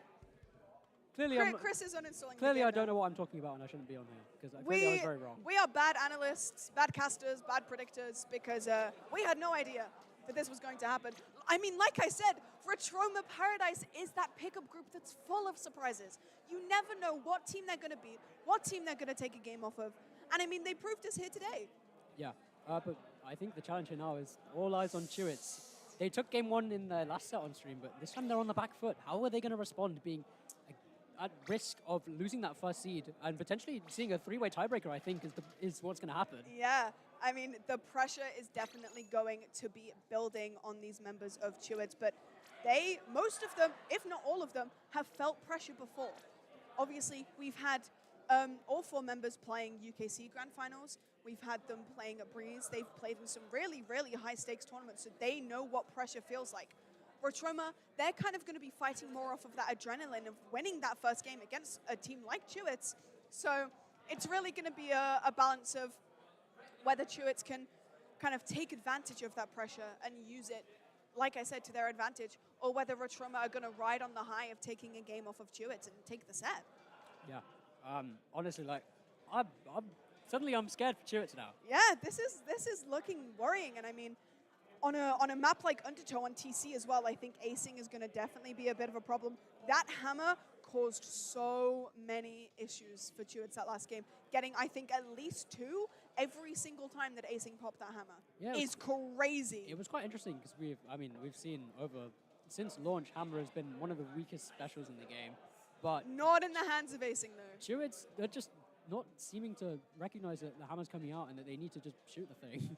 Yeah, because acing does it in really kind of open and predictable spaces as well. They will kind of swim into the middle of kind of where a team fight's happening and pop that hammer straight away and still manage to get 3. But I think Chewits need to kind of space a bit more so that when acing is doing that, even if they get 1, they can still go in from behind and kill that hammer so it doesn't get as much as it should And the be. comp isn't the problem. They've got the tools to deal with this hammer. They've got Sandwich on shot and they've got Chris on Squeezer. Those are weapons that can very much punish. They've opted for the Squeezer shot Zap this time. They're giving up the range differential and they're opting to play more aggressively to try and answer to, I suppose, Retroma's aggression. They're sort of Retroma's sort of like ego call, let's call it. Ego challenge, I think it is. Chris has dropped it early with the V-Squeezer now, opting for the Zuko over the screen. We're going to see how this plays into the hands of Chewits. They've already gone 1 down. Hyper's dropped in. Managed to find Chris as well. This is crazy. That's 2 picks early from the side of Retroma. Wow, Retroma looking really, really good and really, really strong in this set so far. I mean, this is kind of crazy. Oh, Zuka coming out from Sandwich, but not quite able to find anything. Harry trading right back. The crab gets popped on tower as well on the side of that Nouveau. Chris 3 managing to go in. Acing does manage to get 1, but they don't quite find the second. And, I mean, acing is just going to sit under this plat and get picks, but no. Chris 3 managing to clean it up. That's 2 members down for the side of Retroma now. Chewits Mafia managing to clean up the shambles a bit from the side of Retroma. And now Chano pushing in with Chris 3, managing to get that space back as there is now the strikes in hand for Chewits. Yeah, stop the bleeding, have Chewits. Hyper's managed to trade 1. Strikes are still available and the cooler's gone up as well. But they're sort of only just pushing Retroma back. They're not taking any space off of that. And like now this bottom left-hand side of the map is now completely free. Cooler's gone off again. Yeah, Cooler going out for the side of Retroma, but Ips is just sitting on this tower. Hyper trying to shoot at Ips, but it goes down. Acing taking a fight as well and also goes down to Chris 3. Looking really, really nice from Chris. The Zuko coming out. Salty being forced back, and it's looking like Chewits are going to be able to get the lead and get this checkpoint. Yeah, huge break. They managed to watch the flank on the right-hand side. And they managed to trade it. Well done. But all the members of Chewits are down. Yeah, it's only left to Chano now. Popped those strikes and managed to get some space and some paint out of it. But now, I mean, he is just kind of trying to fight and stall as much as he can without taking too much damage and without dying. There is now a crab sitting on this tower, and there's not really much that Chewits have to deal with it. But Chano on this Slosher always going in really aggressively. Looks really, really nice. You know, using that range of the weapons to their advantage. Oh, but 3 members of Chewits gone down to what I believe was Harry. Just kind of pushing in, shooting them. What the crazy thing is that it's not Chewits that are winning their team fights. It's Retroma that are winning their team fights. Chewits are relying on on the individual prowess, the 1v1s, but Retroma look like the better team, and that's what's allowing them to push further in. Not getting the lead this time, but maybe on the next push. As acing has managed to direct 1. That's the Zuka gone down, and then the second from acing. Well played. Acing looking really, really strong. And as I was going to say, it's not looking like Retroma are going to be able to get this lead. It's looking like Chewits are going to lose this lead right now. Retroma looking like they're going to be at the advantage here. Chewits, they really just have to come together and try and think of a plan to stop Retroma from at least getting the second check. Another hammer comes out from acing. Not quite where they'd want it to be. Doesn't find anyone, though, with that hammer, and acing forced to jump out. Harry left alone in mid. And this is huge from Chewits. They managed to stop them before the checkpoint, which is huge. It's giving them a chance in this game with only under 2 minutes to go. They really, really need to get the ball rolling. They need to find some huge picks right now. Chris is going really aggressive. He managed to trade out Hyper. The Chano's gone down as well. Yeah, some really nice trades out from both sides here. 2 members down on the side of Retroma. Members of both teams going down left, right, and center, but Chewits Mafia overall still keeping the numbers advantage here, trying to get this tower. The Zuka coming out as well, not quite finding to... Oh, gets 1 though. Huge pick onto what I believe was Hyperstar there. Yeah, and another pick from Chris 3, going in really aggressive with this squeezer. Not quite able to find another. Zuka. Another Zuka coming in. Strikes come out from Chano as well. This must be the lead, surely. And Chewits take the lead just about acing, going in a bit more aggressive. About 1 minute left on the clock here to see if Retroma can bring this back. The hammer gets popped. Are they expecting it? No! Chris 3 goes down. The hammer gets thrown. Chewits just need to try and play a bit defensively here. Nice from Ips getting, Samage actually, sorry, getting a nice pick onto acing. The tower is now kind of stuck in this neutral mid zone. 40 seconds left. Let's see if Chewits are going to be able to keep this lead. Comes out on the right-hand side. Chewits opting to play further back. Watching that Lunar Blaster punished beautifully. Well done from the side of Chewits. And they've got Azuka ready for GG. In fact, they've got strikes as well for the GG. Pop the Azuka early. The cooler's gone out. Chano just needs to hold these strikes for when Retroma push in. And that's 2 off of the Azuka from Samage. Well played, and he's picked up the cooler as well. That might just be game for Chewits. We might be seeing a game 3. We might be seeing a game 3 indeed here, ladies and gentlemen. 15 seconds left. See if Retroma can make some sort of hero play in this last 10 seconds. But it's most likely looking like not. And Chano, like you said, with those strikes for the GG, just keeping it on that tower. And ladies and gentlemen, Chewits Mafia brought it back. But even if they won, they only had the lead by 1 point. Whew. This set, man, oh my days. I need some water. If I was Chewits, I would be sweating bullets right now. They just dodged, in fact, not even a bullet, they just dodged like a tactical nuke. Yeah. I would like to point out, I think that 2K on the Zuko was huge from Samage in those final few seconds. Getting those 2 kind of final picks for Chewits was really, really vital. So really well played from Samage. But Crab Leg, Rainmaker. Now, if there's anything that Chris 3 has taught me about Squeezer on Crab Leg, is that as long as you keep high ground, it's very, very good. So kind of what I can predict here is that they're going to have Chris kind of go on a little bit of a wander up onto Greats and up on high grounds, trying to get some picks where he can. And the rest of his team, actually, do you think Ips is going to pull out the pencil here or no? No. I think it's going to be another Zap angle? It will be Zap, because on Rainmaker, the object damage on Pencil isn't too good, which is why it's not usually run on Rainmaker, which is why Ips will switch to the Zap here. Which is why I was saying, if Retroma managed to get to this point, this is a huge advantage for them, because they're going to be probably running the Quad Edit Zap again, and running Blaster on a map like Crab Leg, which is huge. Like, they've got all of the tools they need to take the set, essentially. It's all laid out for them. They just need to win the game. Yeah, but we were talking about pressure last game.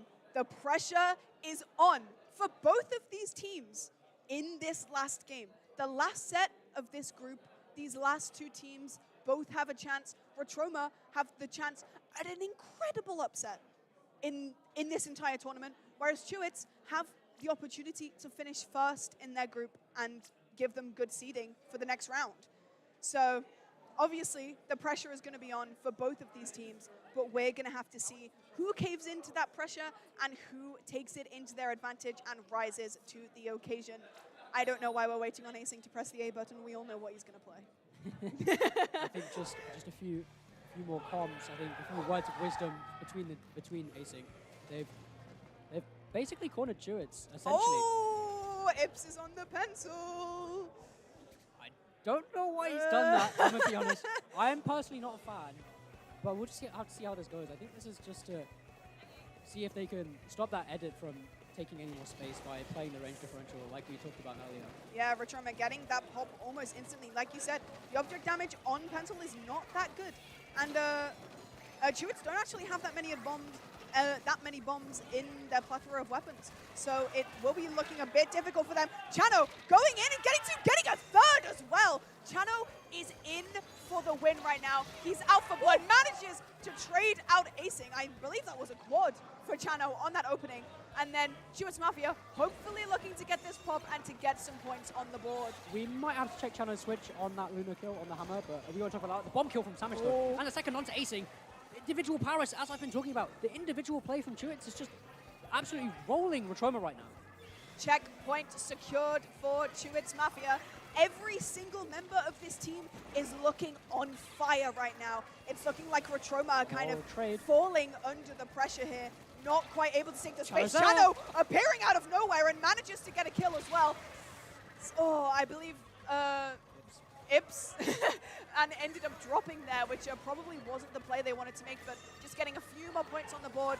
And now Retroma have this Rainmaker in their hands, looking to push up into mid and get a few points on the board and even possibly check. Yeah, I think a bit of a misplay from Ibs. The top right-hand side was completely free. The options go to the left and walk into the only person alive to edit. But 3 down on the side of Retroma, excuse me. It's just Harry zap off the respawn. And now Chewits are going to take that top right again. Chano strikes in onto the plat, forces acing onto that top left-hand side. Chris is watching him. Harry's with the Zuka. Can he find any value?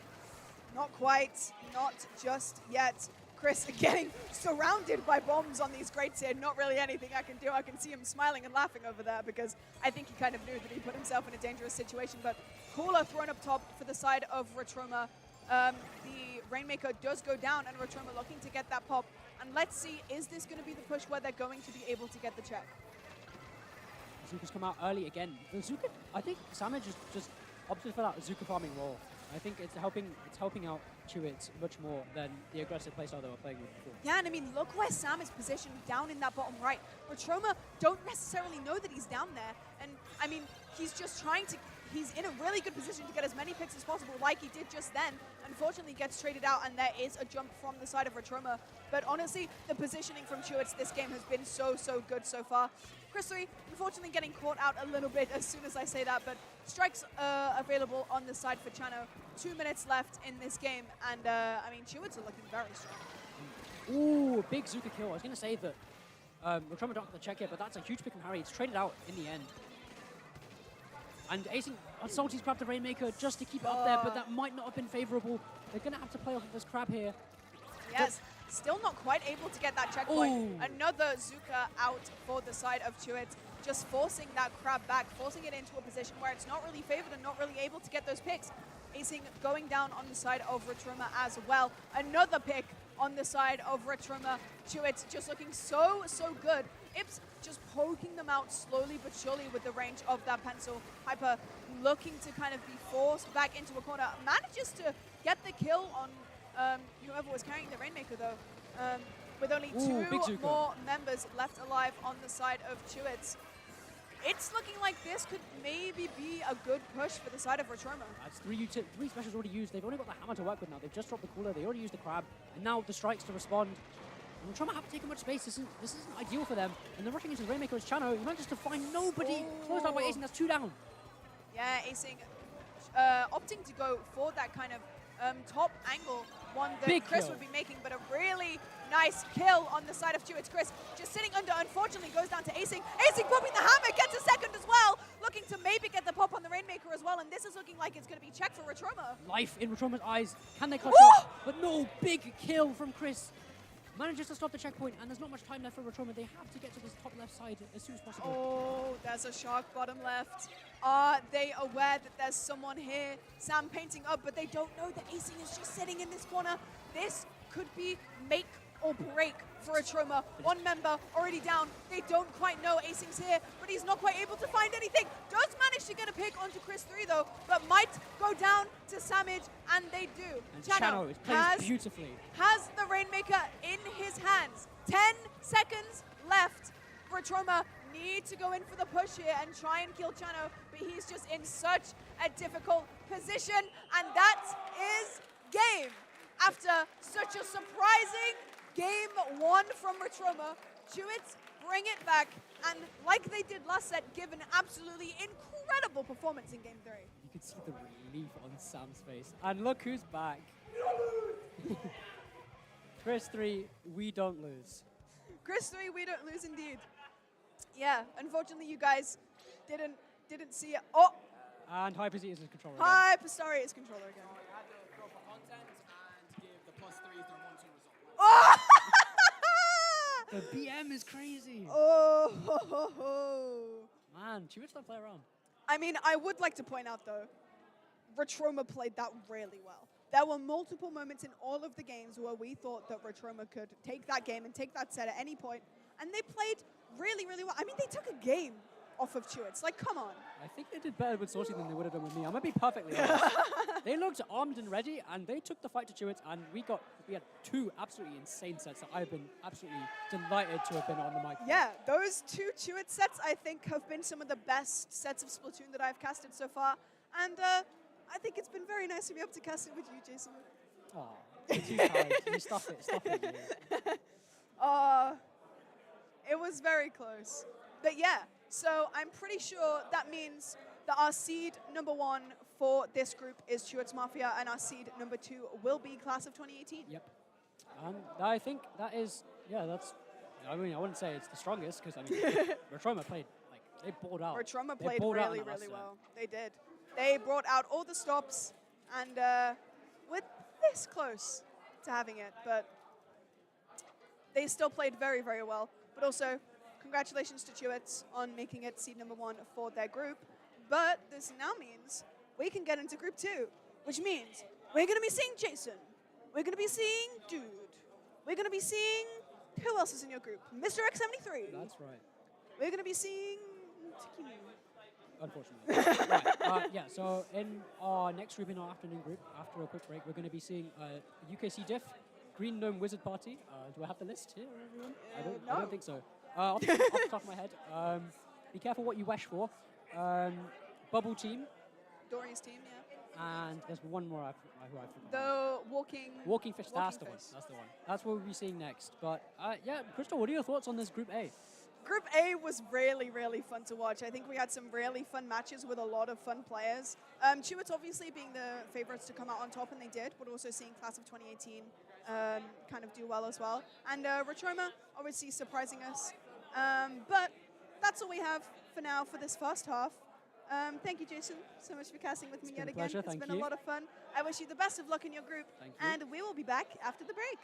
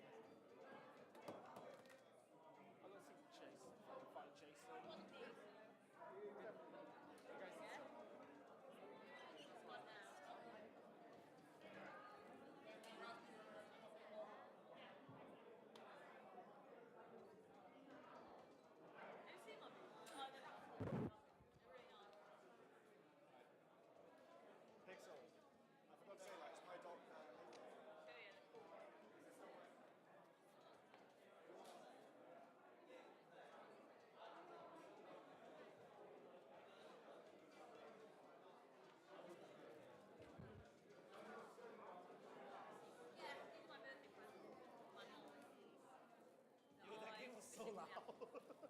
That game was so loud.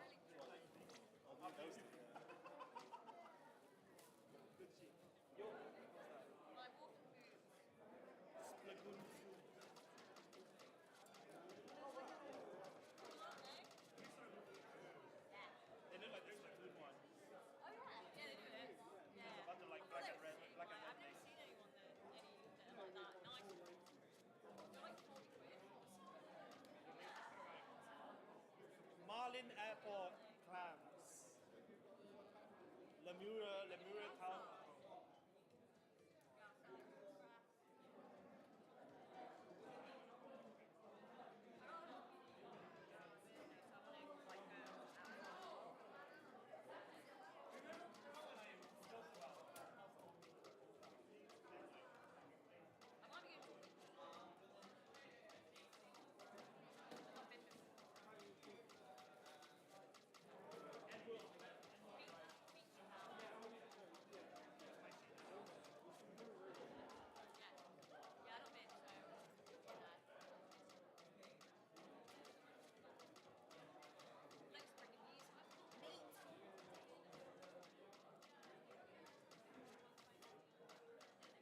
I think so, it's us next, right?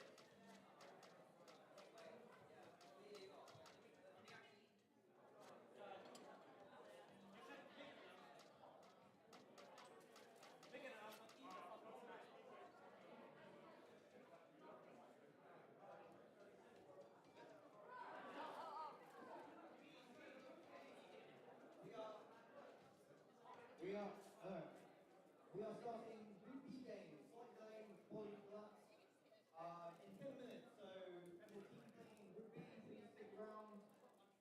Yeah.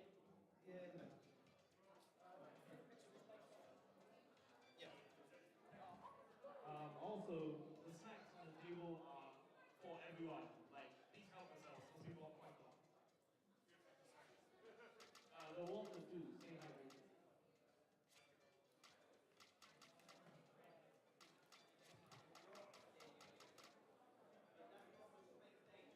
Oh, yeah.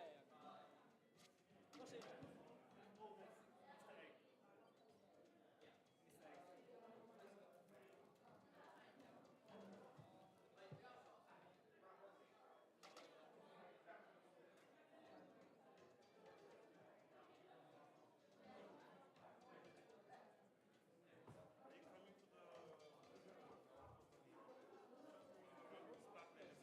Yeah, I've been.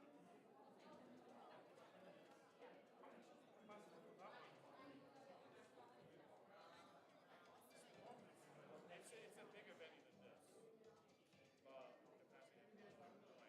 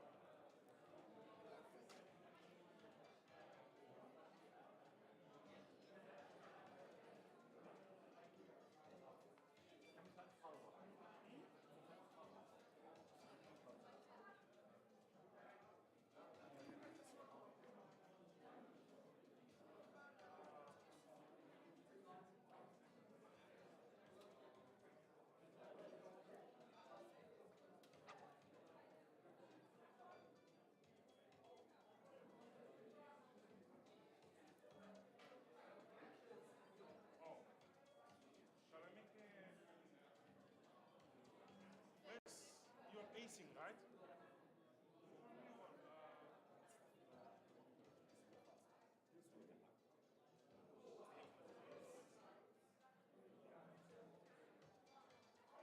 Wait, do we have a USB-C?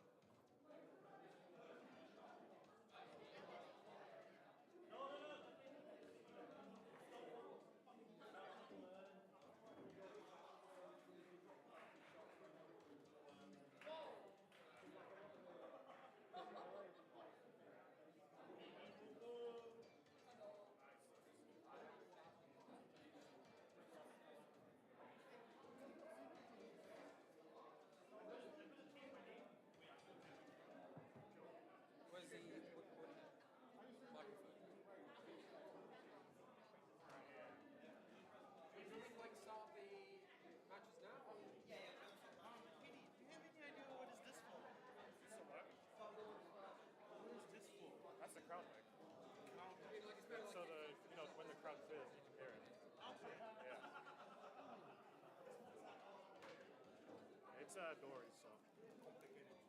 Yeah. I've never seen anything like it, so. Well, we got it to work, so.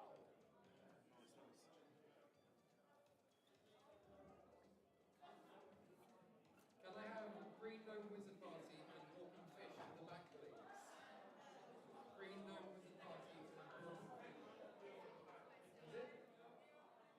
Thank you. Yes. Green Gnome Wizard Party and Walking Fish back. Thank you.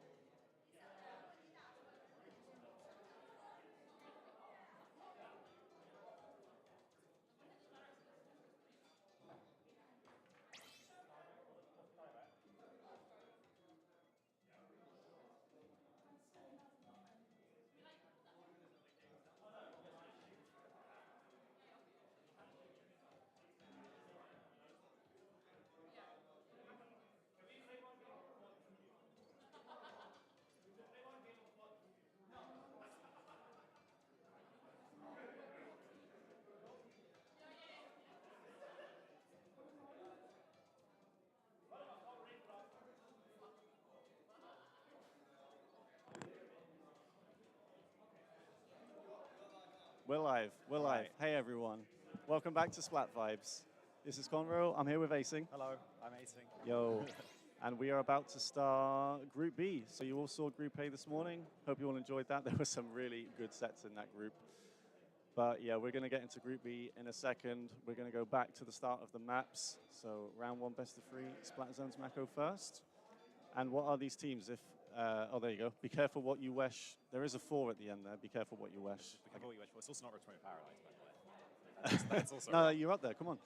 You're in Group B as well. Yeah. So on the side of Be careful what you wish for, we've got 4 people who I am very familiar with as people.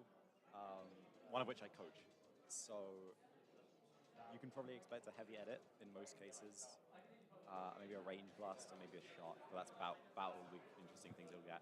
On the other side, you'll see an edit fighting a charger, which is not ideal. alongside, I don't know what Rona plays, but Dory plays Viper and Junior. Yeah. So that'd pretty be annoying Viper for a heavy Junior. edit, I feel. Yeah, definitely. Should be good. So that be careful what you wish for. I think we're casting them twice, so Yeah. that was the team that Async said they coached. So plenty of comments for them, I'm sure. Just kind of getting in the room right now. Yeah. I think we're still having some little tech issues, but Be careful what you wish versus Bubble T. I don't know if that's pronounced Bubble Team or Bubble TM. Also, these are not the maps. yeah, I was mentioning these are not the maps. It's zones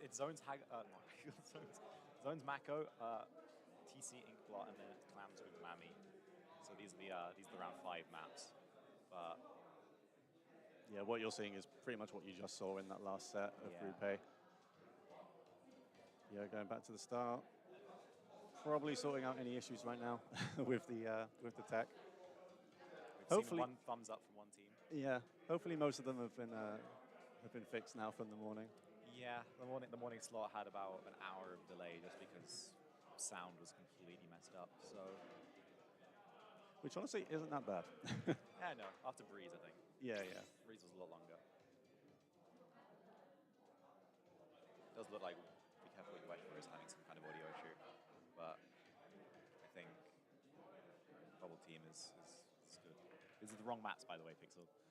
These are the wrong maps, by the way.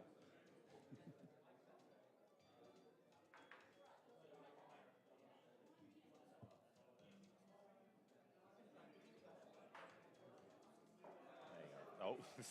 Yeah, we're back, yo. I think it's all the tech issues are currently just on the side of Be Careful What You Wish For rather than Bubble Team. They're kind of like swapping headphones around a lot. And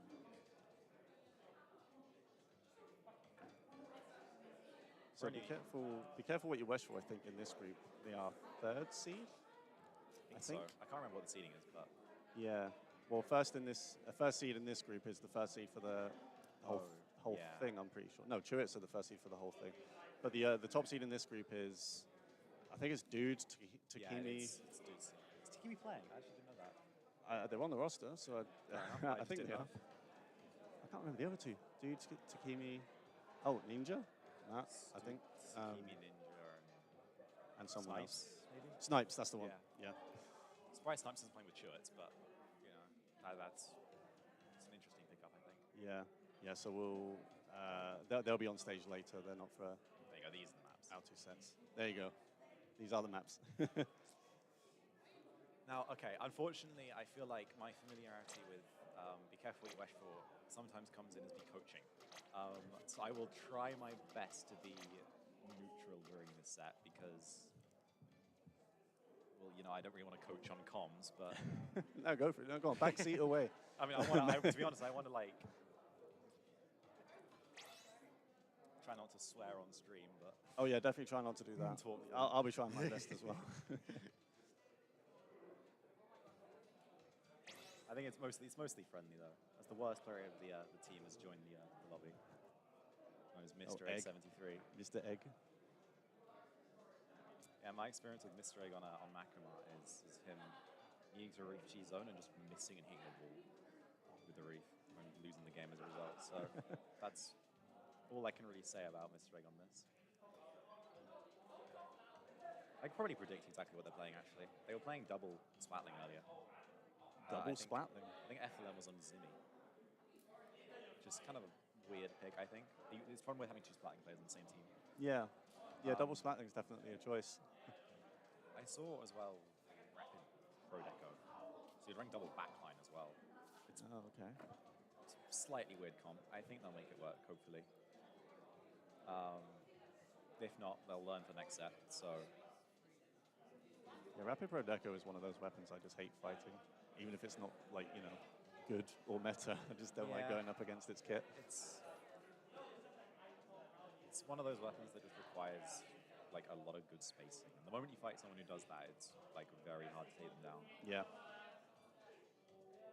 Unless you've got, like, I don't know, a hammer or a brief slider or something to just brute force it, but even then, I don't think Bubble Team has that, to my knowledge. I think tech issues are nearly resolved now, I think.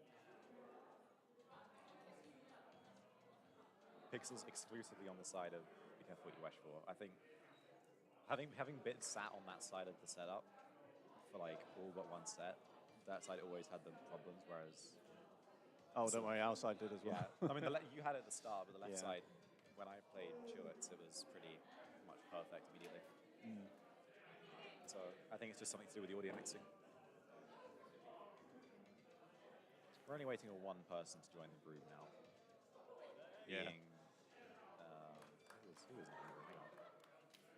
Hang on. Nebby on the side of Be Careful What You Wish For, which is also the one that Pigs is hovering over, so... Yeah, don't worry, guys, we're almost there. Nearly there. We're almost there to start Group B. So I think the second match will be Be Careful What You Wish For, aka the team that Asing is familiar with because they coach the players. They'll be staying on. So they're the third seed in this group, and they'll play against the second seed. So that could be an interesting match. GG well played as the second seed. Now, I think one thing I want to mention is Mr. X73 on Be Careful What You Wish For has like friendly fake beef with Jason for round 2, and they have been, you know, to put it lightly, being mean to each other in preparation for this set. But I'm very excited to see that in round 2. Yeah. But for the moment, I think, are we good to go? Or? Should be soon, yeah. Oh, GGWP. Okay. Yeah, their name on start GG is Green Gnome Wizard Party, which of course has the same initials. It makes sense to me now. I understand why they call it. Like, fair enough. Green Gnome Wizard Party. But yeah, so that team is Jason, Halo, Pew Pew, and Ninja Train, I think. Ninja Train / Chew. Kind of goes by. It's kind of ironic that I get to cast Jason versus basically just all of Be Careful What You Wish For, just because Jason was on Retoma at Breeze. There's a lot of yelling going on. But yeah, Jason was on Retoma at Breeze, and then he said he's sort of losing motivation for comp, and then decided to play elsewhere, which is fair enough. But, I get to watch him either lose or win amazingly, so it's a win-win for me. Yeah, that's true. Well, we'll be watching them in round 2 if we ever get there. We're still waiting for round 1 to start. Yeah, most of the crowd at this point is looking at the second setup. Yeah, the yelling is around the set behind us, which that's probably that's an actual set as well going on by now as well. Yeah. I'm trying to work out who beat who, but I can't really see the players. Yeah, it won't be Chewits, it'll be the other two. It's not even Deuce team. I think it's some of the lower set. Sorry, not Chewits, I meant Deuce team. Deuce is standing up right now, so I'd be surprised if what's gonna happen. I think that'll be but Green Gnome Wizard Party versus Walking Fish over there. Space Nova. So that'll be the second seed. He's my reference point, but I can't see him. There he is over there.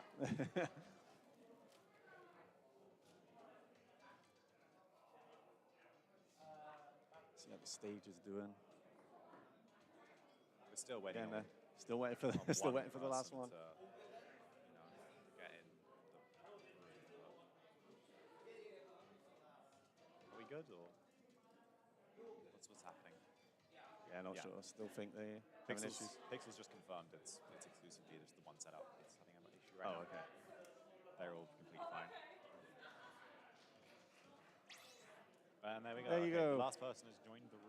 Nebby is in the room. We've got 10 people in the room. We should be starting soon. Forgotten the team tag, I feel, which is it's not ideal, but I think we might be good to go in a sec. Should be.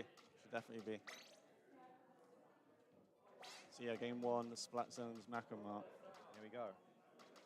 So Asing, as a Lunar Blaster, how do you like to play this map? Like, what would be your first place to go to? On opening, Macro zones. I have a funny opening on Macro where I just walk around the right side, and most teams don't suspect it. So I can usually just get an easy flank because I'm not painting. Most of the time it's under a ledge though, because I'm a Lunar Blaster. So, ledges are my friend. Yeah. And okay, we are now actually in the readying up screen. So close. The game is very close to starting now. Yeah, the other teams all got their tags on. It's just one person who's not got their team tag, which is probably remind them to maybe leave and rejoin after this to get that on, but it probably doesn't matter. I think on LAN it uses your Switch name. Yeah, it does. Yeah. The best thing about it is you don't even need to reset your like game. Like in Splatoon 2, when you updated your name, you had to like properly reset the game. But you just leave, go onto LAN again. Boom, you're able to rejoin.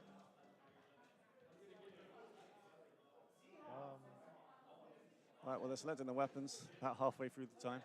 The crowd is still looking at the set behind us. The crowd is still looking at the set behind us. Not focused forward, I feel, but I think this is going to be an interesting set because this feels pretty equal. Be careful what you wish for was doing pretty good against GG Well Played as well in a scrim, I think, a couple days ago. Yeah. So I think, and as we said, that is the set we'll see after this. It's the set after this, but my point more so comes from just, I think they're strong. I think they're stronger than people think they might be. So yeah. Two people to ready out now. Yeah. Yeah, we're almost ready to go with this one. One more. There you go. There you go. Game time. We're in Group B. It's about to begin. On the set, be careful what you wish for versus Bubble Team. Careful what you wish. Wish for. Sorry, did I say wish? Sorry. Range Blaster Wiper on the side of Bubble Team now. Yeah, Rapid Pro Deco and Heavy Edit. Yeah, Splat and Rapid Pro Deco, as you said. They've got Splash as well, so that's some nice paint. And Slosher for strikes. Of course, it was a wiper from Dory as well. They do have a massive actual wiper as well, we should say. Yeah, it's a massive physical wiper. Bigger than most people. Dory has to back up. Early control here for it's already set up in the stack. Dory's already going in, actually. Yeah. With the hammer. Just about able to get the hammer out. Get one out. Doesn't break control through by hair. They are not dealing with the hammer. Oh no. Goes all the way. It's now neutral on zone. It's a trade on zone as well. 2 trades on zone. It's still 2v2. Yeah. Bubble Team unable to get the retake. Yeah, I think Dory kind of swam in there, maybe looking for Splat, but then backed out, and it kind of cost them because they got splatted. At that point, they should have committed, but it did delay it at least a little bit. Crab gets the pick early. It's going to be a bit hard to retake now. They kind of lost their specials. They're kind of relying on Crack. They're going to have to rely on Crack to retake here. Yeah, they're struggling to get it. Out comes the stamp. Gets the bait. There's one. Stamp goes out. It's thrown immediately at the wall. 2 down. They just need to paint the zone now. It's just blacklight. That should be the zone back, at least for Bubble Team, and it is. So this game's not going to be over immediately. Bubble Team have a chance, and they've got 2 down now for the other team, and they're bunched up quite hard. I think it's in the flank right now. Are they actually going to? Are they going to commit to flank here? I don't know if they know this edit is there. Oh, they don't know. Coming out. Because they can't. Yeah, jumps out. Yeah, that's a good jump. They do have their caller up, so yeah, smart play. Back up, get the caller out to the team. Well, Bubble Team's in a pretty good position now. They're only special that be careful you watch this strike. Yeah, the pencil. And the splash goes down. Pencil had just brought out the caller as well, so they have that. They lost the range blaster.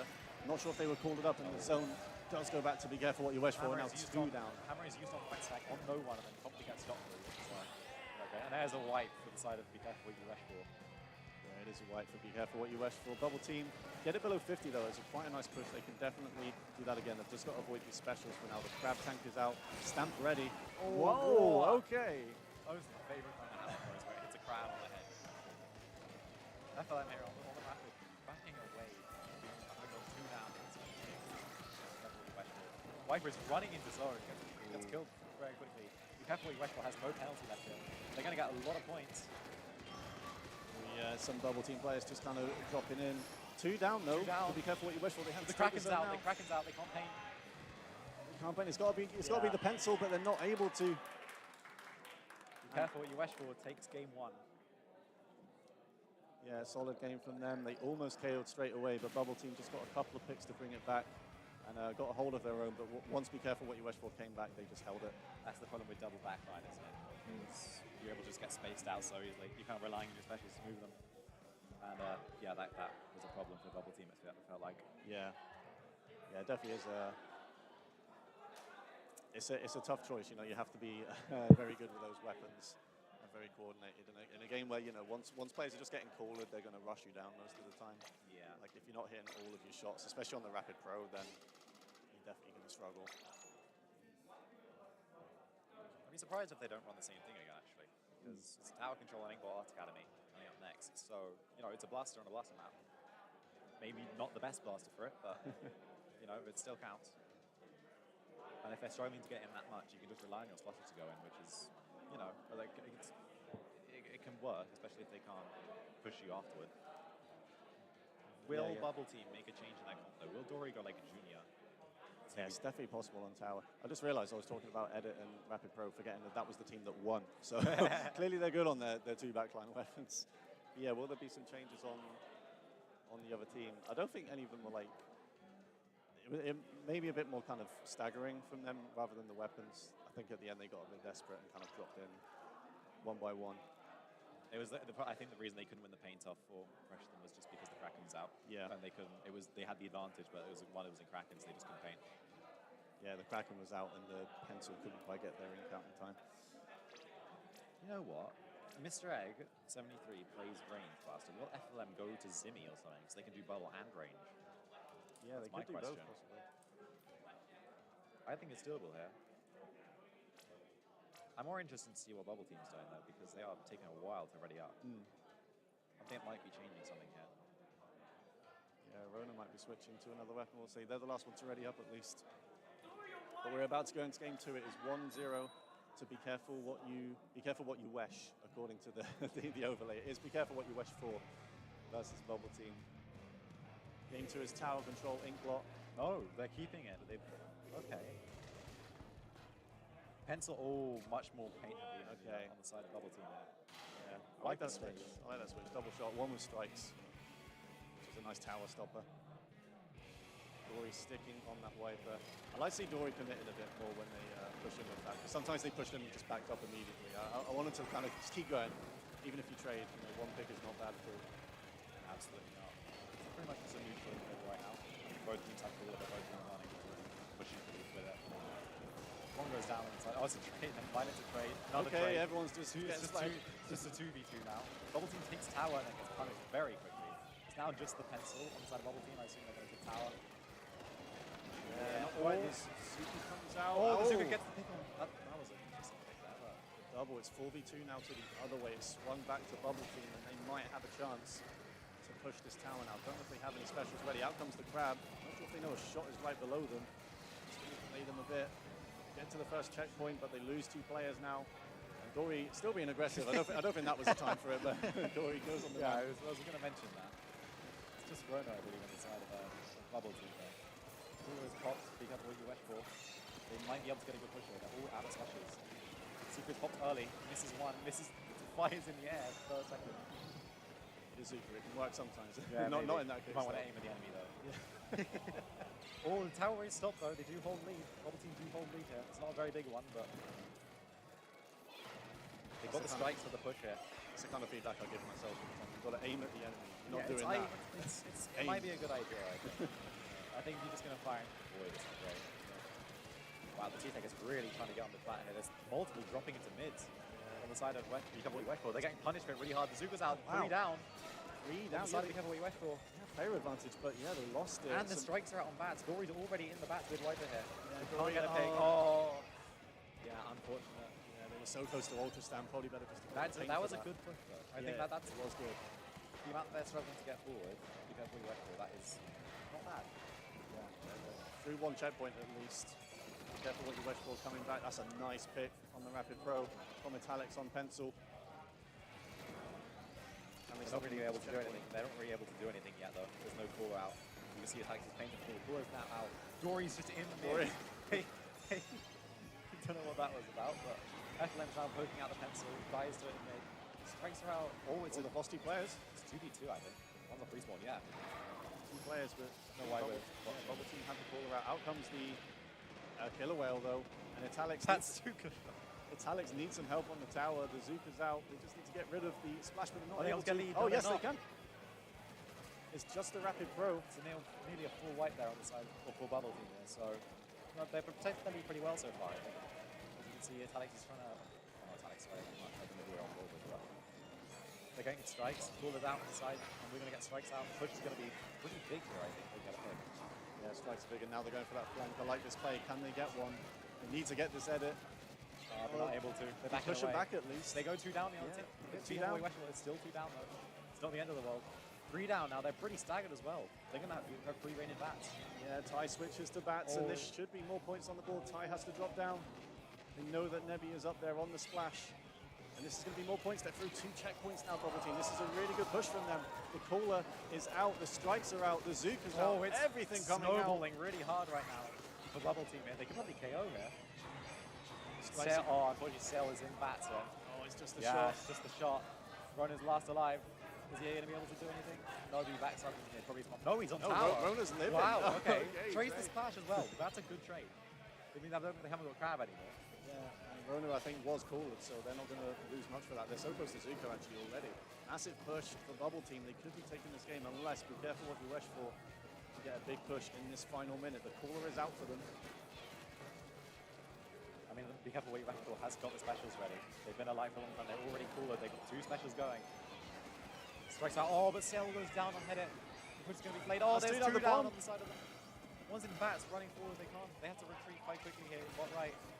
3 down now. They're hard staggered. And I don't know if they can do this anymore. Everyone in the game alive right now. And be careful what you wish for. They've lost 1 with the Slosher. They've lost 2. It's another bomb splat, I think. They go down for that, but there aren't many players alive, and be careful what you wish for. They're going to have to just force push this quite soon. The Rapid Crow, the edits, they need a pick somewhere. Egg is already mid. The hammer's cancelled. Nice direct on Dory with the hammer. And this is the final push. Oh, no, the bomb! the bombs! No. Wait, it's just the pencil alive though. It's just the pencil alive. Yeah. Oh, but then we the need to touch pencil tower. gets one. It's really close, but it's they are clinging on for dear life for this push right now. All jumping to tower. Crab is on the tower. Wiper's close. They get the Wiper down. They've got to fight for bats here. Oh, the shot's on tower. Rona's on tower. Rona's on tower. And now Ty's Oh, on there's tower. 2 on tower. tower. And it's 1-1. Bubble Team take game 2, and we are going to Clan Blitz on Umami Ruins. I think the switch up for shots was a good play. Yeah, I would agree. More paint coming out. Ty and Rona on the splatter shots for Bubble Team. And what a chaotic final push that was. It was like Bubble Team, first of all, a bit of desperation, just trying to attack the crab tank when everyone was jumping to the crab tank, so be careful what you wish for. And then I think that finished with 2 players for both teams on tower at some point, and it was just a shootout, you know. Whoever would win that one. Yeah, that just felt like, be careful where Ashfield couldn't really keep themselves alive toward the end of the game. They were letting themselves get picked too quickly before they actually got the opportunity to retake, especially while they're on their flats. So, it was a good try. I think they just let it snowball as well, very easily. I think this can go both ways this game. I don't think this is an advantage either. Yeah, I definitely. think be careful what Ashfield do need to switch though, because they've seen that they've lost to a team, to Bubble Team with double shot and Wiper. They can't. They're running double backline. They can't keep up with that kind of pace. So it absolutely got punished. Yeah, that's basically what you were saying about just getting snowballed and with 2 backlines like that. I think that's what Bubble Team did much better there. When they were called up, they were going in and they were getting the picks as well. I think my prediction about game 2 with what the comp might be true for game 3, where they might put Mr. Egg on range and see if they can get FLM on something like Bubble for choke on offense. But I could also just I can see them like keeping the same comp. I just don't see why they would into what they're fighting. Yeah, I can see a change to range. Do you reckon it would be vanilla range or the CRB for Kraken? Probably CRB. I think they need the aggression. Yeah, Kraken on Clan Blitz, even though you can't choose it anymore, I think it's still quite a good, it's still a really good special. Yeah, it's Umami as well, so having something that you can just force your way through the choke is very nice. And if they go Bubble as well, then maybe they'll be able to break through quite easily on offense. But we're going into game 3 here on Clan Blitz Umami Ruins. This is the tiebreaker, so whoever wins this takes the set. Yeah. First set of Group B, and we already have the game 3. It's best of 3. Oh, what do you say? What do I say? Same comp on the side of Bubble Team though, and my prediction was completely correct. It seems. Yeah, double Splat Legacy, CRB, and Splash. Okay. It is a Zinc Mini though, so that's quite fast at least. Yeah, I was quite. Not going to be as slow. Here we go with Clams, Umami Ruins. Both teams kind of fighting for the top. 1 down on the side of Be Careful What You Wish For. It's going to snowball here. Oh, 2 no. down there. That's 3 down there. 3 down on the side of. Oh, to wipe on the opening. It's a triple for the other Ty. team. As they're probably going to score immediately here. They haven't got the clam economy. The range has to drop what left now. They're going to be completely alone. Oh, it's 2 down already. Dory gets some clams in. That was a good defense, actually. inside of be careful you went for. Big shame. There were a lot of clams there on the dome, but they weren't quite able to establish that kind of setup. So it's a nice wipe at the start, but it's only 29 points on the board. I think they definitely would have wanted more than that. And now it's kind of switched the other way. The Kraken is already in for Be Careful What You Wish For. They're set up on this dome. They have the clams and they're getting the picks as well. Only 2 alive now for Bubble Team. They have 2 power clams and the shield is up as well. This is going to be huge. Hopefully it should be. It's close to 50. That's the lead and it's still going. They trade. Dorian FLM trade. So it's going to be, oh, Mr. A goes down. This is going to be the end of the push here. Zuka gets pick on sale as well. That's a good lead, I think. For a push like that, that is an extremely good lead for Unami. Yeah, definitely. Oh, the bomb gets the pencil as well. I think they were able to throw the caller out before that. Spec's going in. Kraken just gets up before the bomb comes in, and this could be another push. That Kraken is really pushing into 2 more balls. Go in the basket. Mr. A goes down, FLM goes down though. This is not going to be a very long-lived push, but that is another massive haul of points for Be Careful What You Wish For. I think Bubble Team need to really stabilize here on offense. They need to just retake mid and chill for a bit. Definitely. Italics does the good thing, picks up the pity clam, so they'll get another one. They have plenty of clams now if they are able to counter this and get their own push. But the RB mid, Ed gets a pick on the pencil, and now 2 go down, 3 go down for Bubble Team. It's just a shot. They were too hasty on offense there. And also they let them run into top mid. And this might be another massive, they have loads of clams inside of Be Careful What You Wish For. This could be another massive push. Could be as well, and the remaining player on Bubble Team Splatter Shot just used their Zuko and didn't really get anything for it as well, so they're not going to have their special up for defense. They do have the clams. Kraken's up, Crab's up. I think Sale needs to go and score. There's 2 more balls are going in the basket. They need 1 clam to win the game. It's one Levy's to rotating, trying to find that clam.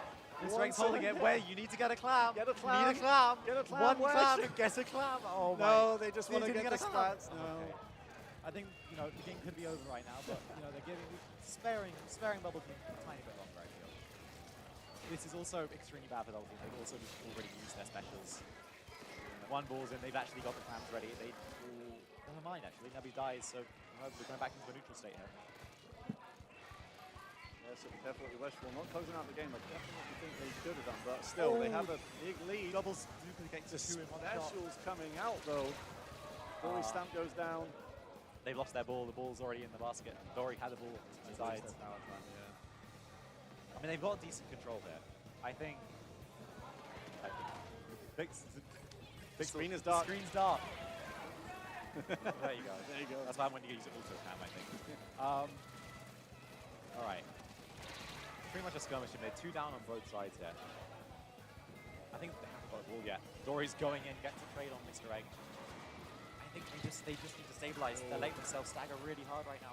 Yeah, they just can't get rid of Careful What You Wish For players. The splash, doing some sharking, just getting at least 1 or 2 picks for it as well. That's all they need really right now. Be Careful What You Wish For. Bubble Team needs such a big push. They need 4 power clams, I think, and a bit more to actually win this now. The Crab Tank comes out, does take out the Zuka just about. Could get Dory as well. No, Dory gets the stamp out. But they go down to we go into the final minute of the game of 3 down and you lose your ball, and it's a full wipe here. That jump's going to get capped. This is not looking good for Bubble Team. Be Careful What You Wish For is already going in for another push. They get the clam in. They only need 2 clams to win the game. They need 1. That's it for Be Careful What You Wish For. Take the set against Bubble Team 2-1. I think that was the right adaptation in regards to comp. Be Careful What You Wish For that. Yeah. They learned their lesson after the second game. Yeah, it was definitely a good switch up from Be Careful What You Wish For after they dropped game 2. But, commiserations to Bubble Team as well. They made that set really entertaining. It did go to game 3. But Be Careful What You Wish For, the 3rd seed in this group, they get it done. And they will stay on stage now, actually. They're going to go up against the 2nd seed now, so that should be an interesting one. I'm actually quite surprised about that last game as to why it was so dominant, because I was, after game 2, I would have thought Be Careful What You Wish For will be on the back foot. Sort of mentally like, oh, that was very dominant from them. We couldn't really do anything. But no, they played themselves up. They made the right adaptation and look back and pretty much a very dominant game there. Yeah, definitely. Bubble Team started on the right foot there. They pretty much, they did wipe them. I think Ty got a triple with the auto shot, and then Be Careful What You Wish For got wiped, but they just weren't quite able to get anything for the push. They got the power clam in and 3 more clams, I think, and after that they were just kind of struggling. Yeah, they just never really got a foothold in mid, did they? It was mostly just a case of being stuck in this cycle of stagger and, you know, retake, which they never really got to break out of until right at the end. Even then, they got wiped. So, yeah. Well, that is game one, match one of Group B done. Congrats to Be Careful What You Wish For. And they all stay on stage, and the team playing them now is coming on. it's Green Gnome Wizard Party, isn't it? Green That's the Gnome name. Wizard Party. Yeah, so looks like I think this will be another even set. I think these guys are seeded higher than Be Careful What You Wish For. I don't know if it's by much. And I mentioned this earlier at the start of the cast, but this is the set where Mr. Egg and Jason have fake beef. And I think that these two have been hyping it up between each other. Unfortunately, Jason is the popular guy in the venue right now. Whenever he's playing, he's got like a crowd on him. So, when I say whenever he's playing, I mean also like when he was playing earlier, he had everyone watching him. But is that them sat opposite each other? Sorry? Is that them sat opposite each other, Jason? Oh yeah, they're facing directly at each other There right now. you go. Perfect for the fake beef. Hello. Jason's waving at us. Yeah. I think this is another set that can go both ways. This is a very interesting map list as well for this set. So we start with the Rainmaker School, which was a pretty standard one. And then Roman Zones. And then game 3, if it goes to game 3, they're going to have to play on territory, which is not exactly familiar for either team, because you don't see it very much, being Barnacle Tower control. So that's going to be interesting to see what they do on that map. We'll first have to focus on Scorch Rainmaker, though. I also highly doubt we'll have to wait that long because of tech issues. I think it'll just be the same. Yeah, hopefully we will get into this one a bit quicker. So this will be Careful What You Wish For versus Green Gnome Wizard. Neither of these names fit on the screen. We've got Be Careful What You Wish versus Green Gnome Wizard. Be Careful What You Wish For versus Green Gnome Wizard Party. Those are the full names. I think you could have just done GG Well Played on the screen. Probably could have done, yeah. GGWP. The message gets across, I think. Yeah. Earlier today, when we were looking at the tech, Be Careful What You Wish For on the screen was actually just Wesh. That's it. Just Wesh. That's not the team name, so we suggested squishing it, but it's annoying to do. So, you know, Be Careful What You Wish is the best we can do. Yeah. So Green Gnome Wizard Party, I think the weapons I'm most familiar with them playing is Pew Pew on Squeezer, Halo, probably Zap. Ninja Train, I always just kind of knew as a Tetra player. I don't know if they play other stuff now. And then Jason has been playing Slosher, I believe. Jason's been playing Slosher, and I think Jason's been on Slosher and Shot. I've seen him on Pencil, though.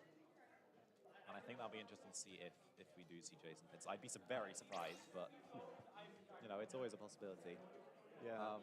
One thing also to mention is that, to my knowledge, I don't know who won the first set with GG Wizard Party, or GG Well Played / Green Gnome Wizard Party, but, you know, assuming they lost the set, they're going to be on the back foot going into this because they're going against a Be Careful What You Wish For who's got the momentum. Yeah, definitely. Well, I can confirm that Green Gnome Wizard Party won their first set 2-0. Oh, okay. So yeah, these are two teams that both won their first set. And we haven't seen the top seed yet, of course, because they have a bye in the first round of games because there are 5 teams in the group, so someone has to not play. They're at the back right now. Yeah, they should be playing. You can see him behind us against the wall, on the wall side. You can see Ninja's hair sticking up, second from right. You can see Dude a tiny bit as well. Yeah. Dude's on the furthest. That way? That way. Yeah, he's there. Yeah. Not the one with the ponytail, the other side. No, yes, the guy at the back. Yeah. That guy. Yeah, I think we're actually going to be quite quick getting into this game. We're only missing one person in the lobby right now. So, I believe it's someone from GG. Green Gnome Wizard Party, but I don't know who I want to place my bets on this time because I feel like this could be very, very 50-50. Yeah, it could be. I mean, like Pew Pew and Halo, for example, I know they're good players, but it's just I'm not sure how much they've been playing the game recently. So there might be a bit of that. Same with Ninja Train, actually. Of course, Jason's been playing. So this could be a team that goes kind of backlineless, I feel like, because I don't think they have a real pencil on their team. So they could be very aggressive. You know, Pew Pew likes to push up on the squeezer. That's really bad good news, I think. That's bad news for Be Careful What You Wish For because they're trying to run double backline. Yeah, of course. You know, it's not I don't think they can pull the Rapid Pro Deco out at all this set. I think they're going to have to stick to what they did with Game 3, which is still quite slow, I think, based on how they were playing it. So, or even slow, relatively speaking. I mean, to what Green and Wizard Party are running. But last person to join the room. I don't think there's any tech issues, to my knowledge. Doesn't look like it. I think we're all in. 10 people in the room. Rainmaker Scorch first. So yeah, this could be just an all rushdown comp versus definitely not rushdown comp if they get 2 backlines. Pure offense versus defense, if we get that. I think we are underway. It doesn't look like we've got any tech issues yet. So we don't have to wait a very long time this time, but yeah, I'm interested to see what Bikafu Wesh will do here, because they're going to keep the head here. I know that's a fact, because like Tails more or less is a one trick. I'm also interested about the other 3 because I know all of them can flex decently well. You'll probably see a Kraken, I think. You'll probably see the CRB still. It's more so just what the other 2 do. And I think we don't know what we're going to see from Green Wizards Party, so it's going to be. I think it's going to be interesting. Yeah, definitely. So both these teams definitely want 2 set wins under their belt before going up against the top seed in this group. So this could be a big one in the context of the whole group, at least. I think I have faith in that they can take a game. Both of these teams can take a game off the top seed. If I can do it, I know you can do it. Yeah, that's true. Then, like, you know, the top seeds aren't invincible. I think we've shown that. Yeah. As the game is starting now.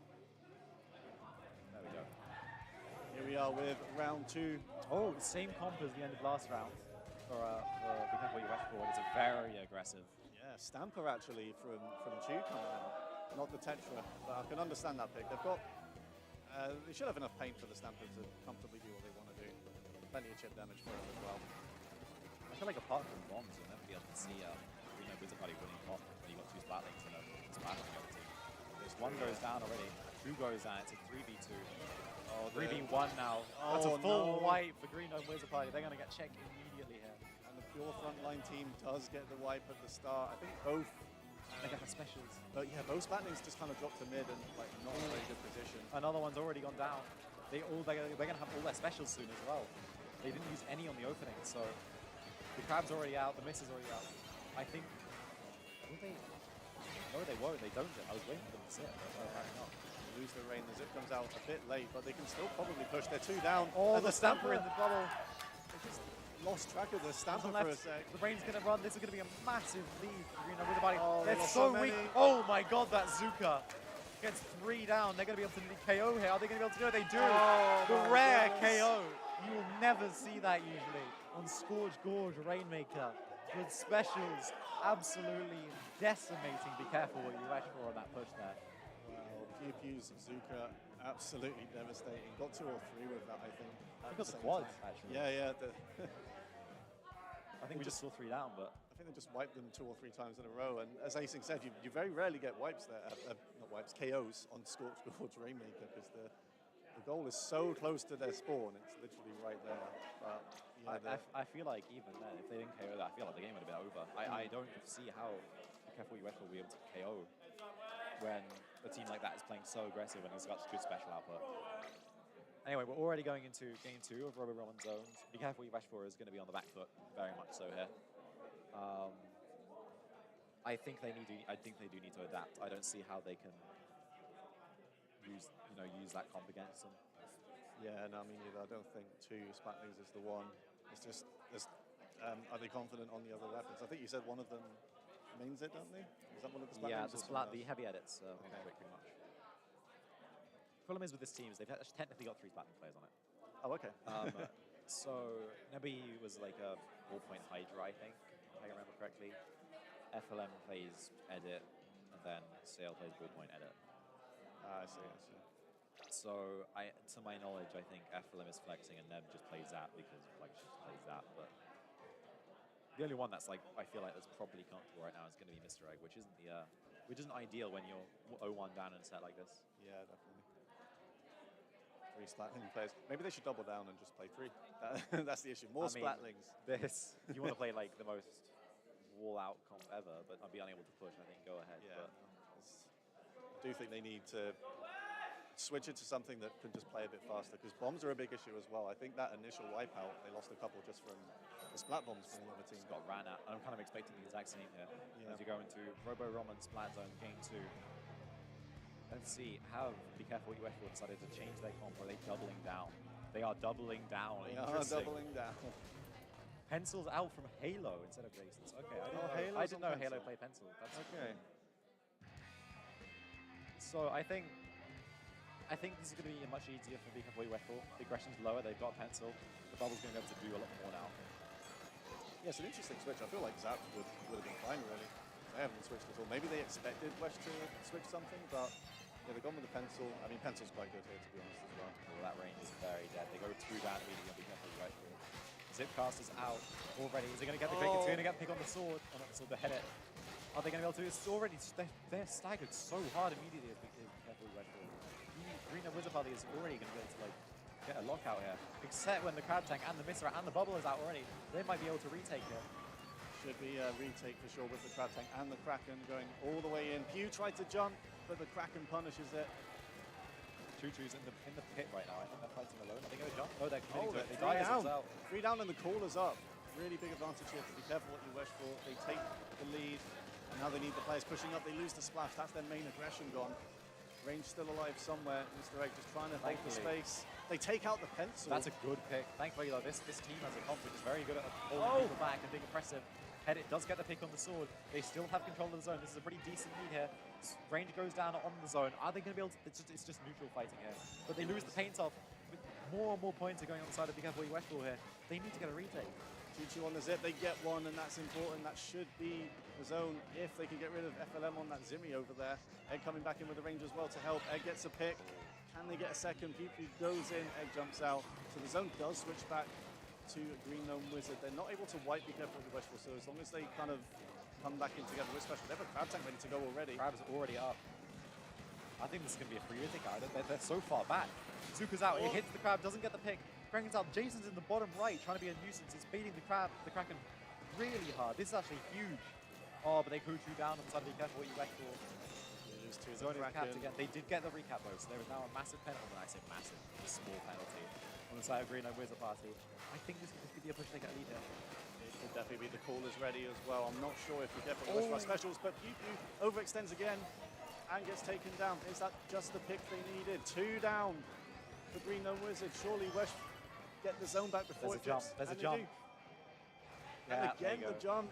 You gotta be careful. Jason's on bottom right alone. Jason. Okay. Okay, Jason. I think that's a sign of the best player in the world, I feel. I was going to say, Green and Wizard Party on their holds are struggling to get past the this is what they're fighting. Yeah. It's one of those comps that you just cannot really take space against. Strikes up. Oh, they're kind of wasted though. Jason gets the pick.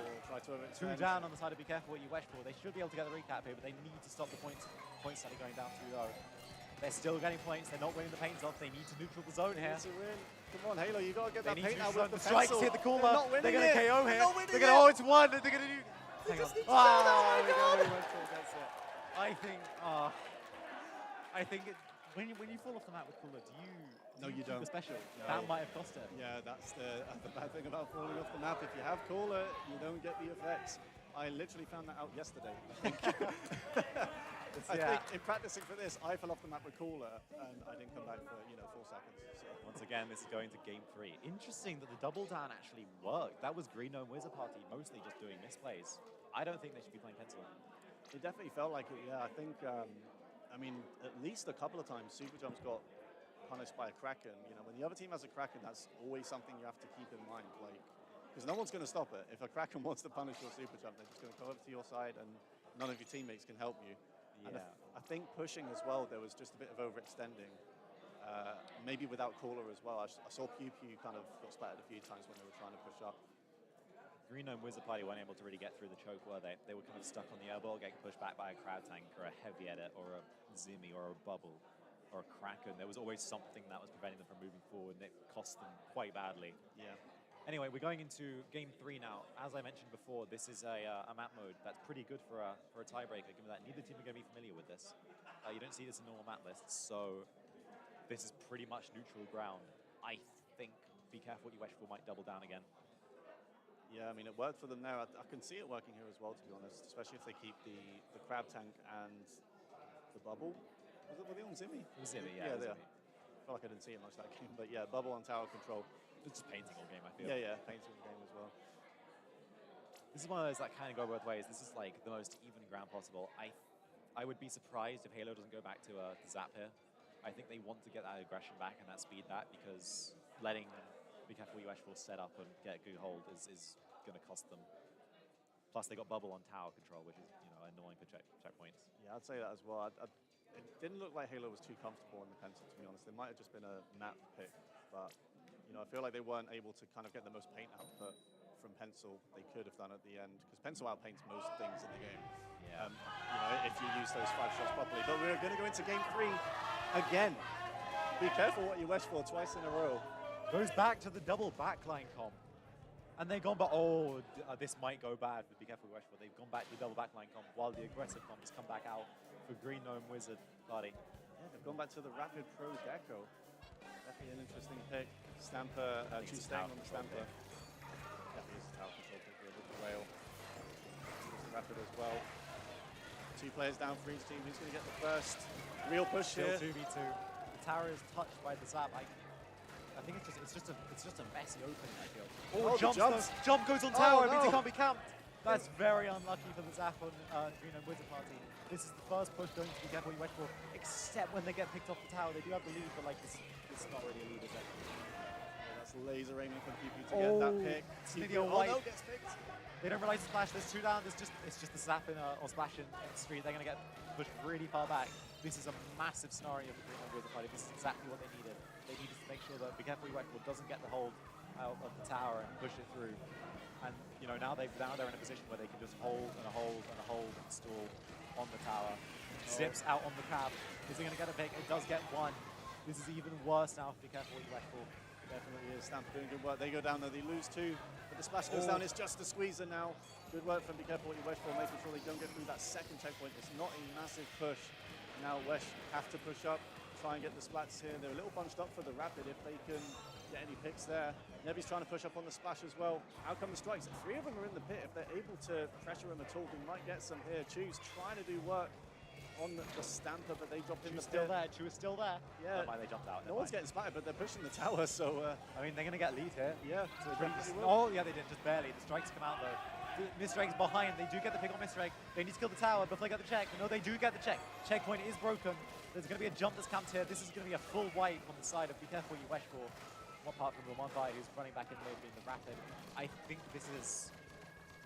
Honestly, it's pretty 50-50 right now. I feel like Green Gnome Wizard party don't need to get that big of a lead. They need to push basically just through this checkpoint. Zuka's out. 2 go down on the side of Be Careful What You Wish For. 3 go down on the side of Be Careful What You Wish For. This is absolutely not what they need.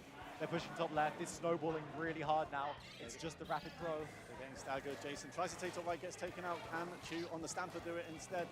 The Rapid Pro's trying to get a pick. It's not the best range for them though. And the Stamper does take them out. They're cornered as well. So even if they get splattered, they're going to come straight back. Stamper goes down. Two down for Green Gnome Wizard, and now they have to push up to punish these.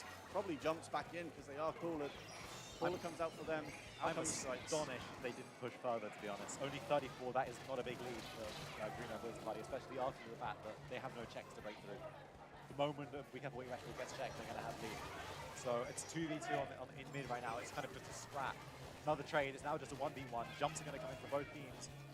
Okay, apparently not. It's just jumps come in for there. So Squeeze has to back up. Crab comes out and Whale comes out. They're going to push back Green Gnome Wizard party even further here. Stack has been taken. Everyone is quite weak. Zip comes out. 1 goes down. Rapid goes down. It's a 3v3 here. Zip doesn't get, it's 3 go down on Pew Pew. It's just Pew Pew. Pew Pew needs to back up. Everywhere, trying not to get splattered. They're going to have Zuka. They're going to have Zuka. You're going to have to Zuka the tower here. Out it comes. Doesn't get 1. The Zuka. Doesn't get the pick. It doesn't get They're going to get the lead. Be Careful What You Wish For gets the lead. But they go 3 down in the process. The splash, I don't know where they are. Maybe they're retreating. No, they get picked. That's a full wipe. No, they had Crab Tank ready. And now they're not going to have it as they respawn. I think they had, they had Caller actually, so they still have Crab. Every time they top crab, they've got a retake like completed so far. I think they need to wait this crab out before they start pushing. The Slosher's One of close them's to running in. Slosher's being so aggressive, they're close to Oh, strikes they don't get the pick. Oh, Three down again. This is really not good. The crab has already been used. Nebi's not going to be able to get another one. It's a full white. It's a white. They're going to get a lead. Green on Wizard Party's going to get a lead here. How much is this going to snowball? They've got the rapid pro who can poke the tower here. Who isn't poking the tower because they can't at this position. This is going to snowball into an AKO. One goes down. They're all like sort of stacking together. That's a full like retake here. The jump actually does get one on the landing though. Those people jump in, get taken out, but they do get a pick for that. Out comes the caller, but be careful what you wish for. 2 down, and they don't have long now. They're going to have to try and snowball this themselves, and their comp doesn't lead well to it, but they could always do it. The edit gets on tower. There's a jump out on the other team. It's one of those moments I wish the Spectre presence that else I can see where people are sharking. They're not sharking. Yeah, the last two are in the pit. The last two are in the pit alone. One's going to be on spike. They get one. They know need to get one someone's stack. there. They need to clear them. The Zip's on the tower. Zip needs to zip. They need to touch the tower. They need to touch the tower. The Zip is so they get weak. the tower. There's a bomb on the tower. They need to get it. 6 seconds to go. We're not in overtime gotta beat territory Halo. yet. Halo goes down. They need to get Pew Pew out. Pew Pew goes out. Where's It's just the stale and storm? FLM. Can Pew Pew stay the tower? They Pew can. Pew gets taken They get out. out. Jason's the Jason last. does. Oh my god. No! It's gonna be the lead. Where's gets Oh the my lead? God. Oh my god, they actually pulled through and managed to take the lead in overtime in one of the most back and forth games of tower control I've ever seen. I am out of breath. Oh my goodness. How did they retake the lead with God, that? how that was so messy. Oh my goodness. 2 sets in a row. Be careful what you wish for. Taken to the final game. And they clutch it out. In overtime. I think Green Gnome Wizard Party are going to be a little unhappy with that. Definitely. They just needed to play for strikes, really, and they didn't. And it just cost them. They really did. I thought that was going to cost be careful what you wish for, because their Slosher, they were close to strikes and they were going in and they got picked off as well. So they didn't have the strikes for, when Green Gnome Wizard Party took the lead, but then it worked the other way as well. They were just so staggered. Chew on the Stamper, not able to get anything. So what a massive win is that? Be careful. They're 6th seed. They're going to have momentum now. They are 6th seed in the whole tournament. They're 6th seed. Green Gnome Wizard was seeded 3rd.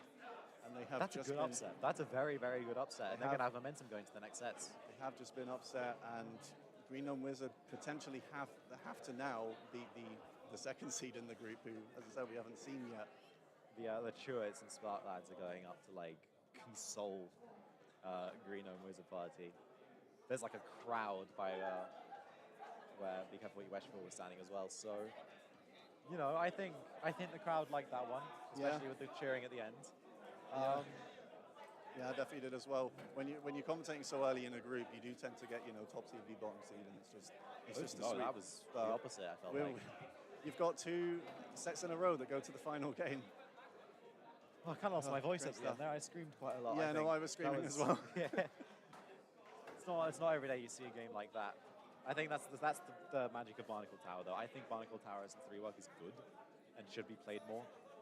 You just don't see it because there's just better options elsewhere. But that's why I think Barnacle Tower is one of those maps. Same with Rainmaker, actually. Yeah, I once had Barnacle Rain too. Yeah, I don't mind Rainmaker there either. But yeah, that was just a crazy finish. At one point, Halo was on tower fighting someone, and if Halo wins that, it's game over. They could have saved Zip to zip the tower and just touch the pole. Yeah, they did no, use Zip early. I don't know what took out the Zip. It looked like they were going to get something, but I think it was the heavy edit, I think. Yeah, on tower. Maybe, yeah. I mean, that was players for both teams just getting splatted constantly at the end. that was a chaotic game at the end. I don't have words to describe that. That was insane ending to that one.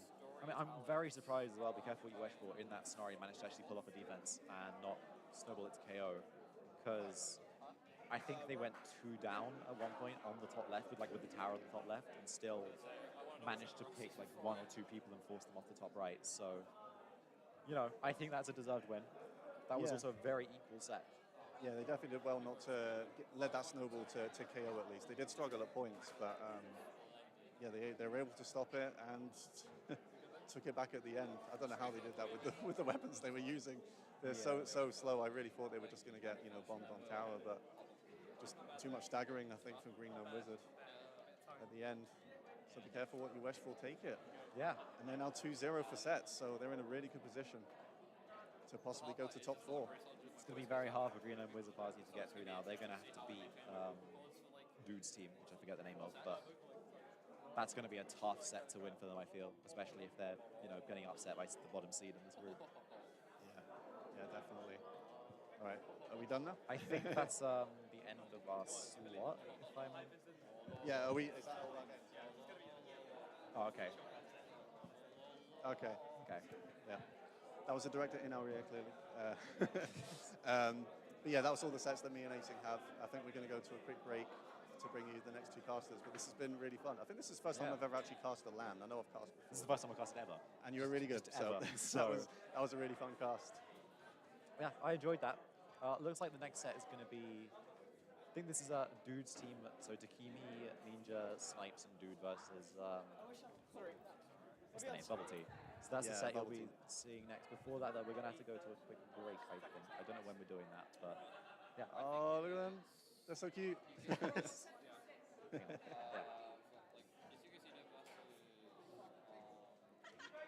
Where's the other one? There you go.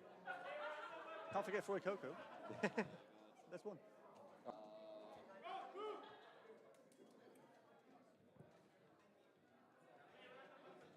Yeah, so it's bubble tea, be careful what you wish for. Yeah. Okay, this is going to be good. Yeah, set 2 is going to be good. Yeah. Let's go.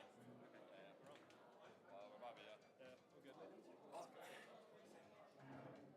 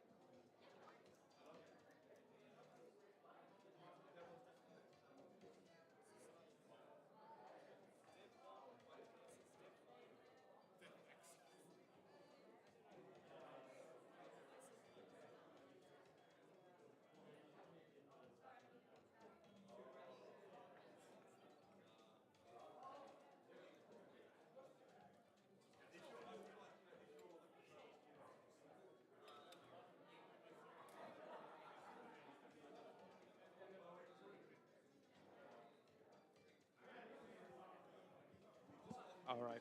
Hey, everyone, and welcome to round 3 of Group B.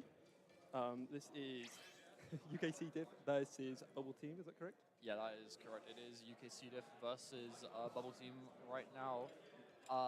You can see our names on the bottom of the screen, although you can't see my mouth because my mouth is just being covered by the thing. Oh my god. But if you don't know who I am, I'm Swole. I've been around a while. And with me is Alex. And Hello. we're going to be commentating over the rest of the games for Group B. So obviously last set was an absolute banger. I mean, we were getting food, but we walked back in and suddenly it's like some of the most intense. The crowd was going wild. That's what we call prime Splatoon, honestly. That was peak. It's like the crowd was going so wild that during that 3rd game they held themselves in. It was so quiet, and then suddenly everything just explosion.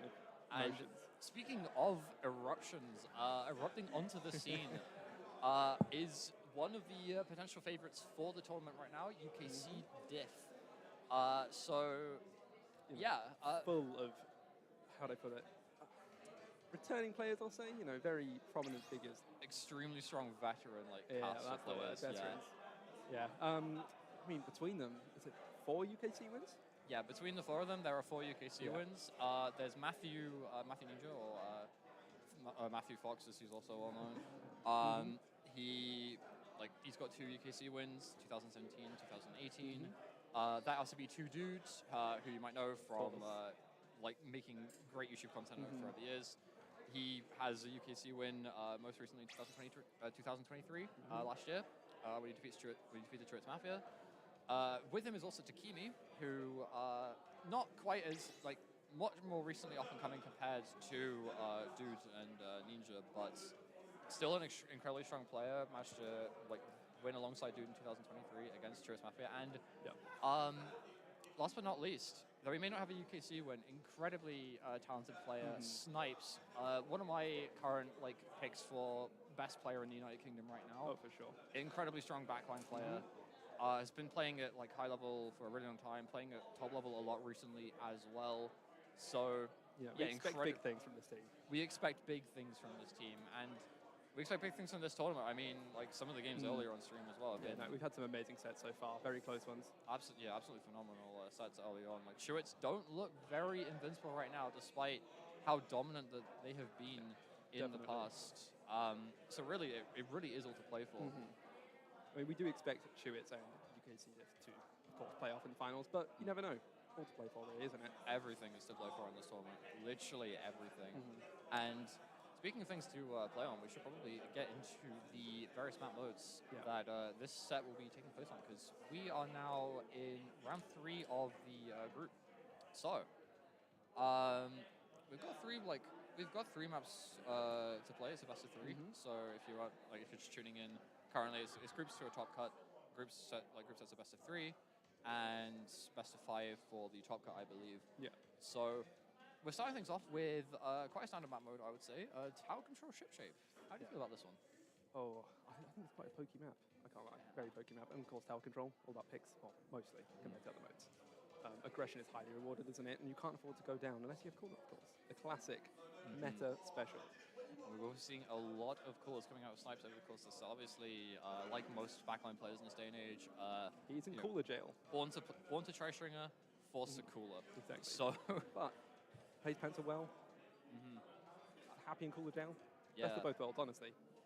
Yeah, one of the main things that sets him apart on that sniper rifle as well is just how good he is at getting that chip down and getting those kills. Like a lot of pencil players tend to be very passive, tend to be very paint oriented, but Snipes, especially with the team comp that we're expecting out of this team, he's got more freedom to go for those picks. Exactly. Because he has like Matthew Ninja alongside him. Always going to follow up or initiate, whatever. He's there. Matthew Ninja, like we're expecting a very paint heavy weapon out of him, like Junior or Neo Splash. And honestly, like that's the perfect weapon for him to play in this situation. Matt is an incredibly strong player on LAN because of how he makes his calls. When he has the ability to make those calls and make those calls decisively, he provides a real direction to the people that he's playing with. So I mean, that's why he's won twice. Yeah. He's a LAN warrior. He is honestly. a LAN warrior. Some people are different beasts when they come to LAN, and I think Matthew Fox is one of those people. I've been on both sides of it. I lost to him in 2022 Splat Reunion. He was the most vocal player I've ever seen on LAN. That was the first time, I think in general that I saw people getting so hyped up on LAN. And Matt is a really good generator of that hype. Oh yeah, for sure. But also, when you're playing a weapon like Junior or Neo Splash, it lets you just kind of, I wouldn't say like take a back seat, but you have a very consistent, constant role that you can just kind of do. And you don't really need to think too hard about it. Like, sure, there are a few little intricacies here and there, but overall, you are just still doing the, like, it really allows you to be like an in-game leader, basically. Yeah, exactly. You can make calls, you can support whoever you wish to. You can do a lot. And there's a lot of playmaking potential with our support, especially. So we'll see how it goes. Yeah, we'll see how it goes. I want to say that Bubble Team will also be running a cooler. I believe they've been running a mixture of pencil and heavy edit so far on this one, depending on the map. So, do you reckon they'll go heavy edit on this one, or do you think they're going to go for? Do you think they're going to go for the more classic pencil? It's quite difficult, actually. I mean, the temptation to not play pencil is quite strong. I can't lie, but I really can't tell. I mean, but the actual aggression of playing heavy edit would be quite nice. We'll just have to see, wouldn't we? Yeah, we'll just have to see on that. I mean, like, there we go. Oh, there we go. Sorry, we were waiting for that has to be two dudes to join the room. The one and only. The one and only, and he's now in the room, ready to tear it up, as some people might say. So we're going to be jumping into this game pretty soon. But something else that I want to point out that Bubble Team might be able to put to good use here is Dory on that Splatana Wiper. Not a weapon that we commonly see. Anymore. But do you think it could? I think it could add a lot of depth to the Bubble Team gameplay. Like Definitely. I mean, it has a lot of playmaking potential. People can play off it really well. Consistent ship. Again, and it plays really well off corner, especially. Yeah, you know, definitely. hopefully we can get some nice torpedoes, some valuable hammers. We saw Asen go crazy with some hammers today. Yeah, we saw Asen use some like really get some massive value out of those hammers earlier on in the set against Stuart's Sparking Flavor. Exactly. And Dory could very well do the same thing here. Like Splatana Wiper, I mean, it plays a similar role to weapons like Brush, where it can like just kind of go in and get a bunch of random kills. But more often than not, it's just playing on the wings. It's it's biding its time, and in biding its time, it creates a sort of dilemma for the opponent. Like, do they go for the Wiper and give up the really important position, or do they go for everybody else and leave the Wiper kind of stranded? But yeah, exactly. Or like letting the You Wiper can basically make your own 2v1s as you wish. It's got high Exactly. mobility, good paint. You have the ability to create all those 2v1s, and obviously like we've like talked about how star-studded this cast is for UKC Diff. So dealing like with those one-on-one situations, if you're a bubble team, are like really, really dangerous if you have to deal with those. So to have a player like Dory who could potentially create a lot of 2v1s for the rest of his team, like maybe one person might not be enough to take down somebody on UKC Diff, but two people probably to can. play, make openings, and then have the rest of the team follow up. Yeah, And the exactly. thing is, with UKC Diff, they are all very strong players, but they are, at the end of the day, individuals. You know, they've been specifically practicing for this, but we'll see how it goes. We'll see how they glue together. Yeah, we will see. We will see how it goes here as we're jumping straight into game one here. Tower control on Sturgeon Shipyard. Let's see. UKC Diff in the yellow, running really really standard comp and a very Wiper Roller. Wiper Roller Tens attack. Hello. That's quite unique. Yeah, that is a rather unique comp here. We're jumping straight in.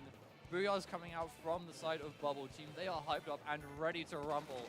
We see, I believe this is Italics on the pencil right now. Almost using cooler. Snipes gets score at roughly about the same time. Strikes come out straight away. Yeah, Strikes coming out straight away mid-head. Looking kind of even. Fortunately, the roller does get taken down here.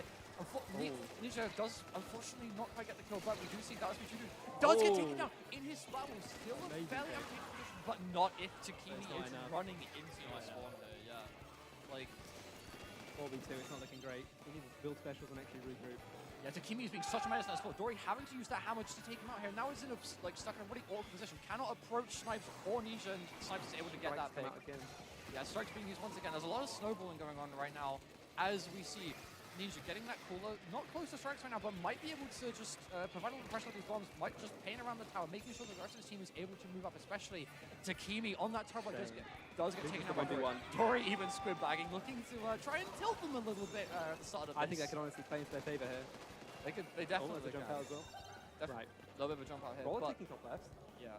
This roller could potentially come up with something really big. Unfortunately, doesn't quite find things just yet, but they are still riding this out. One pick, finds one. Ninja. Snipes, unfortunately, is able to get out, but not 4v2. Yeah, 4v2. Takimi versus Dory once again. Takimi! So close. Fantastic clutch on that. Unfortunately, two focusers as well gets taken out by Rona in the end. Rona is almost ready to strike, but they are incredibly weak so far. There's been a lot of staggering going on here. We're continually seeing members of Bubble Team just going out one by one here over the course of this match. And as a result, we're seeing UKC Div just like almost entirely in the bunch, because you literally see like on the left side already Takimi trying to run, unfortunately gets picked off by Rona, but the top right is also not ready. Dory tries to pop a hammer to cover it. Rona might be able to get mad. Gets mad as well. Can I just say, the special arbor has been great from both sides, and the same for the pressure with the pencil. It is insane. Yeah, but Rona's not finished. Gets another pick onto Takimi. Rona is keeping it alive right now for the side of Bubble Team as they slowly begin to make their own advance. It's very early days yet. Strikes already being thrown out onto that tower. Tries to disrupt the bubble. Does end up getting the pick onto the roller, but it doesn't seem like they're able to keep up the pressure. But they've put a little bit of a dent in the confidence of UKC Diff. Just a little tiny dent. They might be able to turn that into something over, maybe not the course of this game, but definitely the rest of the set. Dory, unfortunately, I think, might have fallen off the map there. Judging from the crowd. It's not Splatoon if someone doesn't fall off the map. Oh, absolutely not. Takimi on this top right already, just trying Trying pressure that Pencil, trying to move forcing back people up. out. Jumps it Unfortunately, up. really nice double. Nice Rona, like job. again, Rona continually finding these picks, keeping his team, like keeping their team alive. Sorry, and just non-stop pressure with them. Yeah, however, the pressure from UKC is just simply not letting up. Rona's finding these individual picks, but they're not able to convert it into something more meaningful at the moment. We do see the roller trying to rush this top left here. They Takimi. couldn't find a pick on the gallant Takimi. Yeah, Takimi is going to be able to get out. Does manage to find a pick off the roller as Rona also goes down off screen. And the staggering is just continuing right now. They're not able to find a knockout, but they are continuing finding these picks. We see double Allowing splash. Takimi onto this part is dangerous there. They need a way to force him off. Oh, here Well, it is. he didn't even really need to say that, to be honest. Like, yeah, dude, there were 2 splash walls. True. You're not diving on that. It's a great wall. There's no Unless you have a chance. death wish, you're not diving on that. But so far, you can see that it's 4 minutes into the game. They still haven't been able to find this KO. I imagine they might be getting a little bit frustrated by that. You never know. But Snipes tries to get on that top left. Unfortunately, not really. Going in with the hammer? Very uncharted territory for Pencil. Not to help the safety, but so far. Nice attempt, but dude's locking down this time. Oh. So far, though, it's been like a surprisingly back and forth game at this point. Like, yeah, they push it all the way to 14, but they've been struggling to find like that final push to seal out the game. Like, the members of Bubble Team are just continually finding these little random picks, one by one, that's preventing UKC from winning as decisively as I imagine they would probably want to do. I mean, who wouldn't want to win? The thing is that they can actually leverage these small picks. They can go far. They can go far. Exactly. Like, they're finding these small picks. It's the first stage to ending the game. Unfortunately, 2 being taken down here is the roller and this temp attack. There is a lot of paint on deck already on the top right. Takimi versus Doric matchup we see continually. Like, unfortunately, is going to get picked up by, I believe, Azuka. And I think this is the game. Yeah. Wow. I mean, nice close game though. Absolutely. Like, I think both, like, I definitely think that UKC Diff was coming into that game just being, okay, I just want to roll these guys. Yeah. But Bubble Team not letting themselves be walked over. You know, they've shown that they've got the potential to get something going against UKC Diff. Oh, for sure. And especially for a team that relies on confidence as much as UKC Diff, if you can, like, dent that confidence, big things can happen. Big things Huge plays can be made. It is a big opportunity to just get in their head and, like, just play with them, essentially. Next up is Mako Clams. Now, I would say, how do you think these 2 teams will fare on this map? Macromot Clams, I'm not sure if Bubble Team will keep with the roller wiper comp, but if they do, I think it might be a fairly strong option here. It could be huge. Obviously, Macromot is kind of infamous for being an amazing carbon roller map, and while Splat Roller isn't quite the same thing as carbon roller, has a lot of similar angles, has a lot of similar strengths and weaknesses. Yeah. And I think on that last match, like Stud, like ship-shaped cargo co. Yeah. Very difficult for a roller to try and traverse that map. You kind of have to go in straight line. Huge sight lines. Yeah, it can't do too much against something absolutely like a massive pencil. sight lines. As a roller, like, it's incredibly difficult to try and sneak in there. But on Macromot, there are so many different ways you can work. I mean, if we can get roller deep and popping specials, staying in, just unable to be moved, it could be huge on this map. There's plenty of edges to play around, places to shark. Absolutely. And especially with, I don't think that UKC Diff are going to be changing their comp here. Like, Seems unlikely. Seems very unlikely. They have practiced before this tournament, but not too much. So they're probably going to try and stick with what is comfortable for them right now. And also, can I say, those strikes worked really well for them. Honestly, they were really leveraging those strikes. It was constant pressure. Of course, Pencil, also chipping. It was relentless. Yeah, both of these teams have been, like, using their strikes incredibly well. Of course, like, the members, like Bubble Team Strikes, doing a really good job of kind of disrupting the positioning of UKC Diff, but UKC Diff, like, Matt continually throwing strikes onto that tower, completely snuffing out the offensive momentum. But we're on Clamblitz now. The objective is not a big, hey, throw a strike at me sign, you know? Of course. Like, it's all over the map. And movement is going to be absolutely key for both these teams if they want to win. But we do see Matthew Ninja returning to the days of yore, Tenterbrella, as we see double shot coming out from the side of Bubble Team. So it'll be interesting to see how things go here. That is the Sorella Tenterbrella, by the way. So we're running double Zuka on UKC Diff. Not a single Zuka to be found on... Actually, there is a Zuka, sorry. That's the auto shot. Ink is already pushing with the shield. Yeah, already pushing with the shield. Like, Huge double. Huge double. Triple. Hello. Well then. And Takimi just walked in and rolled them. I was going to say that tower control really rewards aggression, but Takimi's just going crazy with plans. Yeah, Takimi finding like a really fantastic opening. It wasn't directly following the Tentabrella, but walking where the members of the team were forced into by that Tentabrella, they were just really efficiently picking up as the clams slowly but surely start coming in. They're already cooled up, they're already down halfway on this clam count, and Takimi is still in their base. Fighting 1v1s against Dory, but like we mentioned, might not want to be 1v1ing each of the members of this team, especially when it's a 52 gal. Takimi is still in this one right now. As more clams coming in from Snipes, following that Tentacle shield. They've only got 2 more clams left to go, and Dude is going to be able to throw both of them That's in. game 2. And that's game 2. Yeah. Dude setting up on their plat really did numbers on them. Yeah, as you can see that Zuka he did missed first 2, found 1 pick in the end. They just held and held and held. He broke up 1v2s, turned them into 1v1s, won those. Amazing job. Yeah, the way that UKC have just divided and conquered the individual members of the Bubble team there, absolutely clinical in how they did that. I wouldn't, like, I would believe them if they told me that they practiced that for 8 hours a day, 5 days a week. Full-time shift, honestly. Honestly, and the fact that they've managed to pull that off, like, obviously strong players, but they haven't, like, I know Snipes and Takimi played together for a little while now, but Dude and Matt joining both of them is a much more recent thing. And for them to be able to do that, like, so effortlessly is a really strong sign that they're going to be a really dominant force in this tournament, I think. Oh, for sure. That's the thing, though, with incredibly strong players, if they're actually able to leverage each other's strengths and play together and learn how each other function, you can do great things. And that really sets them apart from other high-level players. If you can actually learn to play with new people and just do that well. Yeah, adaptation, that's the name of the game there. And we might be actually seeing some adaptation come out of them in this next set, because UKC Diff, the way that this has been ordained, UKC Diff will be on stream for all 3 of the games that we will be casting from Group B. So we're going to be seeing plenty more of them in action, but we will be seeing them against different opponents. I believe they are playing against... Be careful. Is it Be Careful What You Wish For? Yeah, Be Careful What You Wish For. And the Green Gnome Wizard Gang. Yeah, Green Gnome Wizard Gang to round things out. Honestly, I could see either one of them taking games. Maybe even the set. Maybe that's me being too optimistic, but we'll see. You never know. You really never know. But definitely a game or 2 could be taken.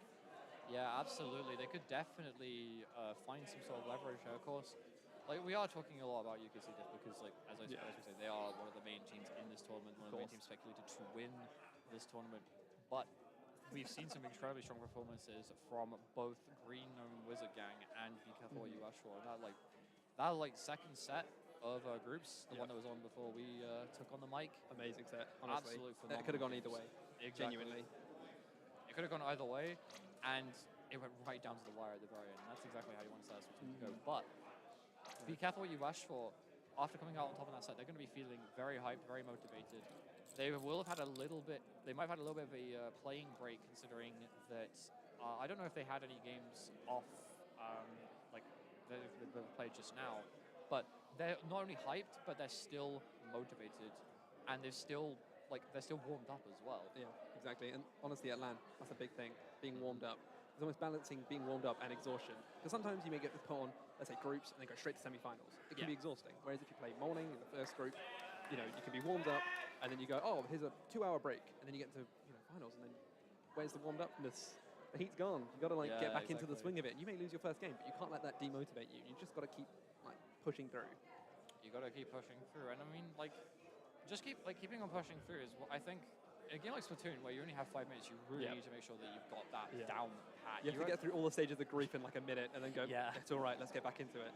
You've got once you're picking weapons, you have 90 seconds to entirely sort out your mental and figure out what you're going to be playing. Yeah. And online, it's a little bit different because I mean, it takes a little while to set up the rooms. At the moment there are 5 people in this lobby. We've got Pixel Squid and the other there's a screen for people to watch an alternate view of the tournament if they so wish. It's we've got two views. It looks like it almost reminds me of the Wii U. Not so much like the DS. We've got the gamepad. Yeah, it's almost like there's a giant gamepad without any buttons that you can just kind of look at if you want a separate view from the venue. But so far, as I say, there's only 5 people in the room, and there needs to be 10. So Well, I mean, while we're here, let's talk about the map. What do you think about Clams Inkblot? I think that's a classic. Clams Inkblot is absolute classic map. Very different from how Inkblot plays most of the time. We saw maps like Inkblot Tower Control earlier in the tournament, which are very much like you have one path, and that path is very set in stone. And over the years, teams have gotten very, very good at optimizing, pushing the tower through that path. But Inkblot Art Academy Clan Blitz is a bit different because it keeps the stacks on the left and the right. And as a result of that, it becomes this game where like there's almost two different angles that teams need to assault the platform in order to secure it and start scoring clams. Which, I mean, we saw last set, UKC Diff actually running a Tenterbrella on clams. So I reckon they might pull it out again here. Like Tenterbrella, I mean, we saw not only how much the Tenterbrella was doing, but also how well the rest, like especially Takimi, was following up on that Tenterbrella. And also, can I just say, dude locking down that plat, he's very reliable at locking down another location while the rest of the team fights a separate one. Really setting up those 2v2s, or, you know, changing like the kind of plan of assault. Yeah, just warping the game so that whatever team dude is not on has to deal with whatever dude and the rest of his team are doing. Exactly, and he's playing a very threatening weapon right now, very prominent. Yeah. You know, Squeezer with Azuka, there's pick potential everywhere. Squeezer being an incredibly strong weapon in the game right now, incredible damage, incredibly quick killing. As long as you're able to mash, you have perfect accuracy even when you jump. It's probably the best weapon in the game at abusing the various aim mechanics. Also, sprinkle on top, you get a wall. So, you know, thing that can laser you from across the map, you just set up on your plat and just have a lovely time. Yeah, what if you were going to be dived on, which is one of your only real weaknesses as a squeezer, but Splash Wall said no. Exactly. But can I just say, all of this team very strong mechanically, very strong mechanically, and then of course they're able to leverage that. Of course they are. They win their fights, and boom, 4v3, 4v2, wipe out. You know, snowballs. However, it should also be worth mentioning that be careful what you wish for. Running a double splat link on might actually throw a lot of wrenches into that because. Squeezer is really good at locking down areas, but you know what else is really good at locking down areas? Minigun. Or just a Gatling gun. Of course. And be careful what you wish for. Have run more than one splat link when the time arises for them to do so. And also, can I just say, another nice thing about their comp is that they have a really good mid-range poke. They're going to be running Range Blaster, they're going to run, you know... Yeah, range blaster is the Just range blaster. Yeah, that's all we need to know. That is a mid-range poke. You do have either one or two splat links, but you have Mr. X73 on that custom range blaster, or even the vanilla range blaster as well. Both are quite good. Both strong. Yeah, both incredibly strong at the moment. But either way, constant range blaster presence is one of those weapons that is able to just kind of ignore a lot of the shenanigans that most of the weapons in Splatoon 3 like to pull. Sure. Like, even if we do see a Tenterbrella, the range blaster can just shoot over the shield, chip for 70, and then shoot again. Probably the perfect weapon for this scenario. Yeah, Wavebreaker as well. If they decide to, they could offer Kraken just destroy the shield, or they could opt for Wavebreaker and hit through the shield as well, forcing the Tenterbrella player to jump and poke themselves above the shield. I will say, you know, as for UKC Diff's team, having a squeezer who can kind of go up, cooler, let's say, and really take space, you know, it's important for them. But what if Range Blaster? A cooler Range Blaster is a dangerous thing, and especially if it has Kraken. But we'll find out. We will find out shortly. Kraken or Wavebreaker. It'll be interesting to see which range blaster Mr. X73 opts to go for here in this set. But I'm also, another question that I've got right now is, what is the short range shooter for Be Careful What You Wish For going to pull out? Because if I'm correct in my player knowledge here, they're able to pull out the splatter shot, yes, but they're also able to pull out a Splashomatic as well. And I'm trying to figure out right now which one they might want to lean towards in this set. I'm thinking the shot. Right? I would also believe the shot. Just the idea of you have 3 shots and you can get 1 pick. You can whip it out. You can get the first pick, turn it into a 4v3. You can get the second pick. Beautiful. Basically, it's so good at starting fights, and it's also good at kind of taking someone out mid-fight as well. It's an amazing special. Yeah, if you're in one of those really stalemate-y situations, especially on Inkblot, where those stalemates are often caused by people just hogging the stacks. Yeah. If you're in one of those stalemate-y situations, you can just whip out your Zuko, bang. Bang. Just the dirt is gone. Yeah, bang, the dirt is gone. Amazing Barry stuff. Scott would be proud. Of course. But additionally, Splashomatic might do a lot in terms of putting paint and chip down for that range blaster. But for sure. It is worth mentioning, if they do pull out regardless of whether the map decides to go Tenterbrella or not, we will be it would be really good if they pull out the shot, because you've got Suction Bomb there. like you have Suction Bomb as well, and you like that really throws a wrench into not only the 10 swap plans, but also if you know the 52 gal might be trying to push a plat, throw a Suction Bomb there, and oh no, my wall is on like 1 HP, or throw a Suction Bomb, and oh no, I might not really want to move into this area anymore. The shot just has so many ways to dent the momentum of the UKC. Such a well-rounded weapon. Yeah. With an amazing kit. So, see what happens. But we're about to see whether they'll be able to, which team will be able to leverage their advantages beyond it. As we jump straight into Cloudlets on Inkbot Art Academy, we see Foil Squeezer coming out from Dude instead of the Wall Squeezer. And here it is. A double splatling. Zinc mini splatling coming out from the side of Be Careful What You Wish for. Not quite what I was expecting, but you know what? I really like this. I think they're cooking. It's an interesting comp. Yeah. Let's see. We see Takimi goes down. Unfortunately, does get a trade, but not exactly what he wants. Mr. Egg is now free to move up on this right side. Immediately grabs the cooler, snipes in his sights, manages to hit an absolutely juicy direct before being taken out by Dude. On the other side, Dude also looking for this pick on the splash, but isn't quite able to find around. Splash is still living. Splash call screen being thrown out is going to obscure the vision of the side of Be Careful What You Wish. Mr. Egg immediately drops. Humongous. Combos that with the crab as well. Phenomenal team play here from the side of Be Careful What You Wish. They're beginning to find the plat, the Kraken on the plat. They have 7 clams here. They have one other clam being held by the heavy edit, but unfortunately goes down. Yeah, just a little bit too early. They need a few more clams before they can turn it into something. But a really strong start from Be Careful What You Wish for, as it's now the turn of UKC. They have to try and get themselves onto this plat here. Cool it up. Takimi moves up onto the plat, is able to find the pick onto Mr. X73. Just decides to try and dent this bubble. Gets another fantastic pick onto Nebi. And he keeps up the momentum with a third. Takimi right now, absolutely unbelievable. Absolute menace on the 52 gal. Egg unfortunately drops, gets taken down yet again as Takimi's reign of terror is ended very soundly by Sail. Now, how fast can they regroup and push it back out? That's the real question. That is the real question. They do have Cooler. They are immediately going to follow, but Matt throwing strikes around the Cooler to prevent them from grabbing it. Really creative use of the strikes there, just ensuring that there's a little bit... Takimi setting up on right? Yeah, Takimi setting up on that right side. Killwell being Will he start again? Restart again. Takimi on the right. Dude on the left. Not looking great. It is not looking great for David Sarah right now. And just like that, they do get taken out. But Dude also does get taken out by the grab tank, I believe that was from Nebi. So far, 3 minutes left to play for. Nebi unfortunately being taken out on the plat. Takimi is on that again. Takimi really being the thorn in Be Careful What You Wish for side right now, as Snipes still doesn't feel confident to throw this power climb in.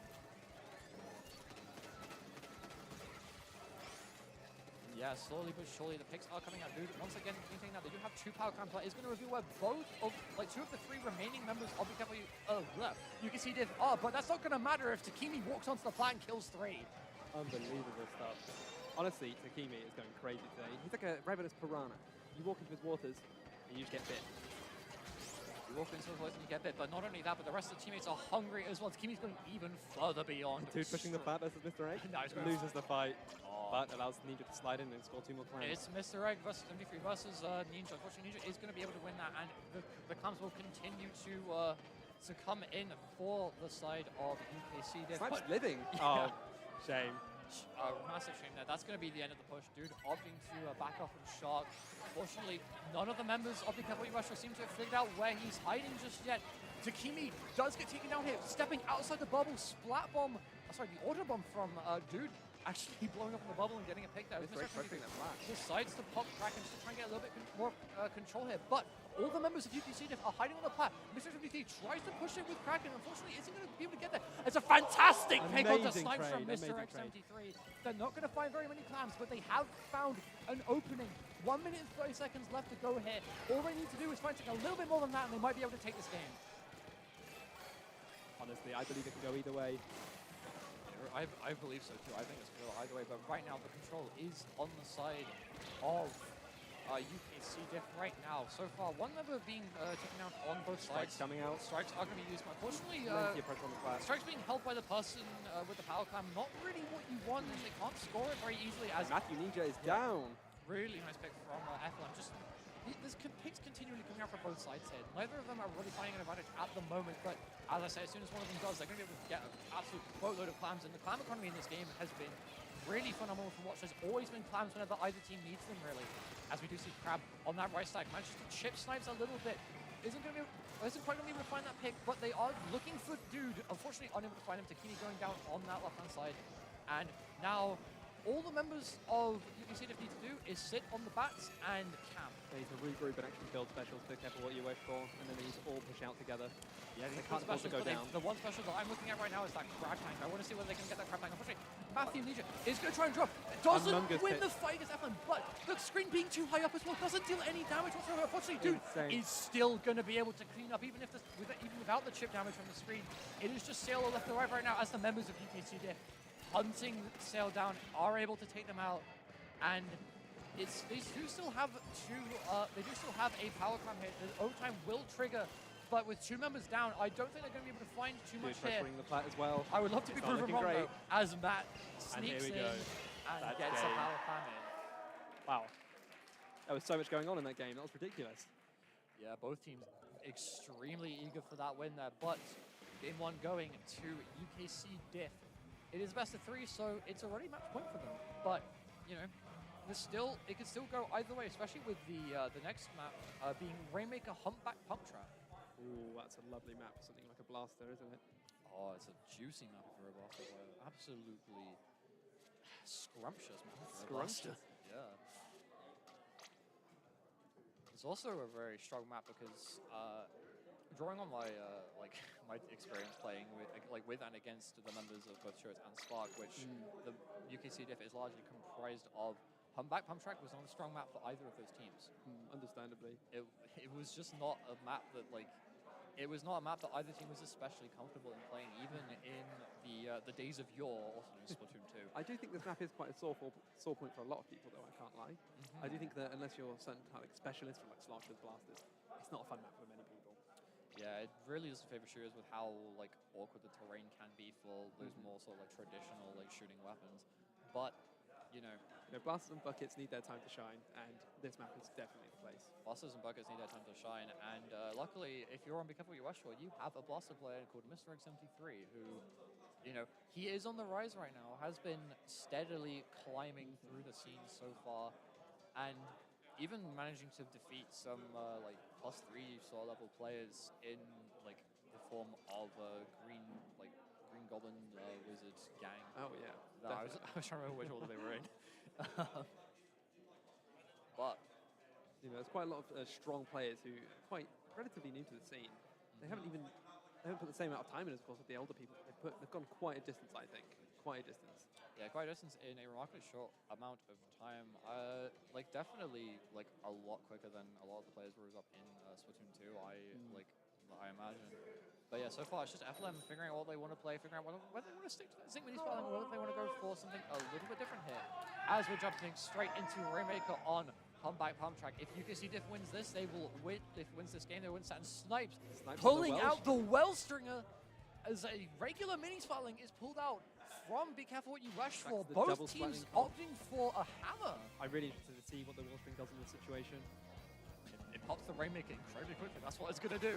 But first of all, we are going to be seeing Mr. Egghead just biding their time, waiting for a pick here. Neither team really wants to engage so far, but the cooler does come out for the side of UKC and for the aggression's going to come in. Yeah, the aggression's going to come in from both teams right now.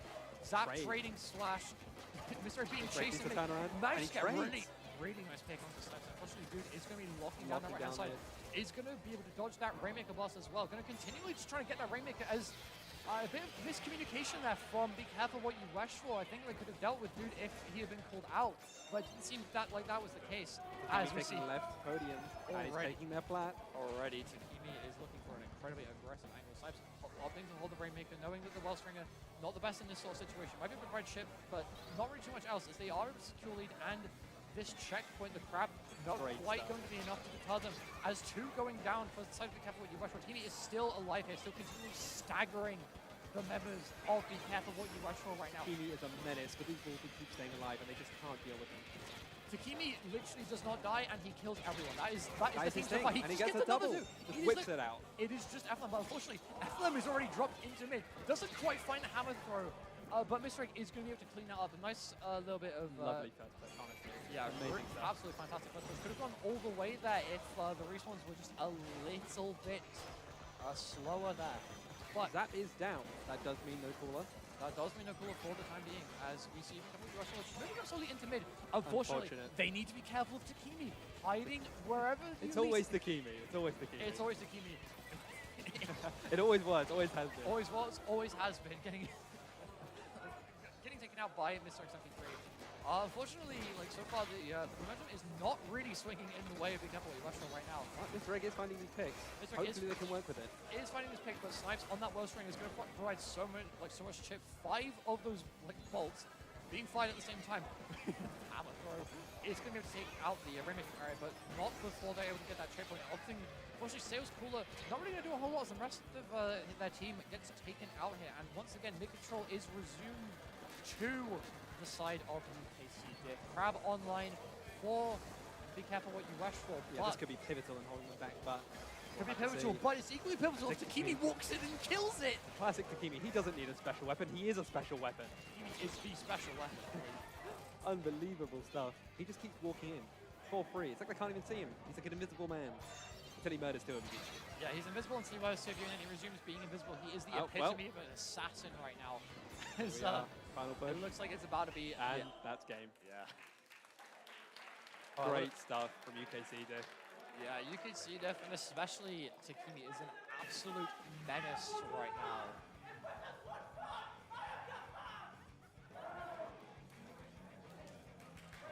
And the crowd goes wild. Yep, there's the pop-off. There you go. Nice. There you go. Wow. Quite glad we didn't see Mahi Mahi on zones. Mahi Mahi on zones, yeah, that would have been a very interesting thing to have watched, I think, there. But good 2 games. Very nice good. things. Strong showing. I wouldn't be down about that at all if I was Big Apple for. Like, they did well. As I say, honestly, Mr. Egg was some pivotal picks in my eyes. Yeah, Mr. X73, like I say, continually finding really nice picks. Just like there seems to be a trend in the 2 sets that we watched so far. UKC Diff is overall dominant, especially Takimi in particular. But the other teams always seem to have that one player. That one player is always just constantly finding opportunities to just be a thorn in the side of UKC Diff. Not as much of a thorn as Takimi, although to call Takimi a thorn would be quite the understatement. Very much so. Quite an understatement. I mean, the main issue is it's a gal. It sets up, and then what do? It roots itself, then what? Your whole team has to turn around to kill one guy? Exactly. Sadly, that is how Takimi plays, or unfortunately for. It's like what if you wanted to set up, but Takimi was already there killing all of you at the same time for the whole game. Basically, you'll have no chance to react. You'll have absolutely no chance to react, and it looks like we'll be jumping fairly soon into our next set. This will be the last one for our groups that we'll be casting, actually. UKC Diff is staying on, and they're versing Green Gnome Wizard Gang. Yeah, Green Gnome Wizard Gang, obviously taking inspiration from the good old Green Wizard guy. I don't remember the name. Crawley the Gnome. It's Crawley the Gnome. Yeah. It's like exactly. Wait, hold on. You're getting it up. I'm gonna see if I can. Here we go. I'm gonna see if I can play it. I'm gonna see if I can play this. Oh my gosh. But as you can see, UKC Diff has had a really strong showing, and it doesn't seem like much can stop them right now. But you never know. Hopefully, we can see one game get taken, and we'll see how it goes. Yeah. Honestly, I really am a fan of the Green Gnome Wizard Gang, though. I really do hope they can pull something through. Yeah, a very healthy mixture of players who've been around for a fair while in the UK side of things. Maybe none of them ever reaching, I think, the topmost echelons of the UK scene, but they've always been constant presence of just strong players. Definitely. These are people that are well known, well liked, cool people, and they have the ability to perform. I think in the right setting, they can do well. I think in the right setting, they can do well, and this might be the right setting for them. Obviously, Splat Vibes being a more of a community UK LAN compared to something like Breeze. There are fewer eyes on you. There's less pressure, and not only that, but everybody there is able something that I always really like about the UK scene is that in general is regardless of who wins and loses, at the end of the day, as soon as you walk away from that set, everybody is just chill with one another. Exactly. We're all friends there. Yeah, we're all mates there. And I think in that kind of atmosphere where it almost feels like the pressure can just get taken away entirely. Exactly. And being able to walk away from a set, shake hands, and say, you know, cool, we did it. I think it's a great kind of environment to learn and grow, definitely. Great environment to learn and to grow, but also a great environment to maybe find a few upsets potentially. You know, might be able. I will say this vibes just feel like anything can happen. I feel like anyone can have an upset. Anyone can have an upset. I mean, earlier on in Group A, during the last set that was cast, Return of Paradise versus Chewit Sparking Flavor. Incredibly close. Chewit Sparking Flavor went from 3rd in the group to 1st over the course of the set. I will say though, Retroma's last showing against Chewits, it's like they have a vengeance for them. It's like they have someone, they have the bounty on their head, and they're going out there and putting all their effort in. And they did well. They've grown a lot in this time. Yeah, Return of Paradise definitely a team that I think they are the epitome of the new generation UK players. Obviously, as a former member of Chewits Mafia myself, I had my time where I rose, and then now I'm where I am. But obviously, every scene is made up of rises and falls, and I think Return of Paradise is definitely proving that they not only have the guts to want to rise up, but also the ability to do that as well. And honestly, it's surprisingly not that common to find that. I think a lot of the kind of drive comes from LAN, actually. I feel like some of the best teams have come from LAN scenarios. Yeah. I think that drive to win and the feeling of winning in person is actually a completely different feeling to winning online or anything like that. When you pop off online, you're popping off probably in your bedroom where there's nobody around except for the mates that you're in the call with. Yeah. But when you pop off on LAN, there's a whole room of people Everyone with you. Everyone cheers for you. You win a game, people cheering. That's how it is. Everybody was cheering for you. Literally, it's just how it it is. Because we're here for hype games. We're not sitting here going, oh man, I really don't want this guy to win. No, you win a game, it's good stuff. We love it. We just want to see good games. That's what we're here today for, really, isn't it? Yeah, I have a feeling we're going to be seeing some good games in this upcoming set. Oh, definitely. You can see Diff versus Green Gnome Wizard Gang. Do you want to walk us through the roster of Green Gnome Wizard Gang? I mean, can do. So let's start with, should we say Halo? So we have Halo, QQ, Jason, and Ninja Train, right? That's it. Yep. Lovely full set of people here. So, Halo, I'll say long-time player since S2, early S2 actually. Halo's been, about playing with Bao as long as I have. Yeah, So, really quite a while. Played quite a bit together with her in the past.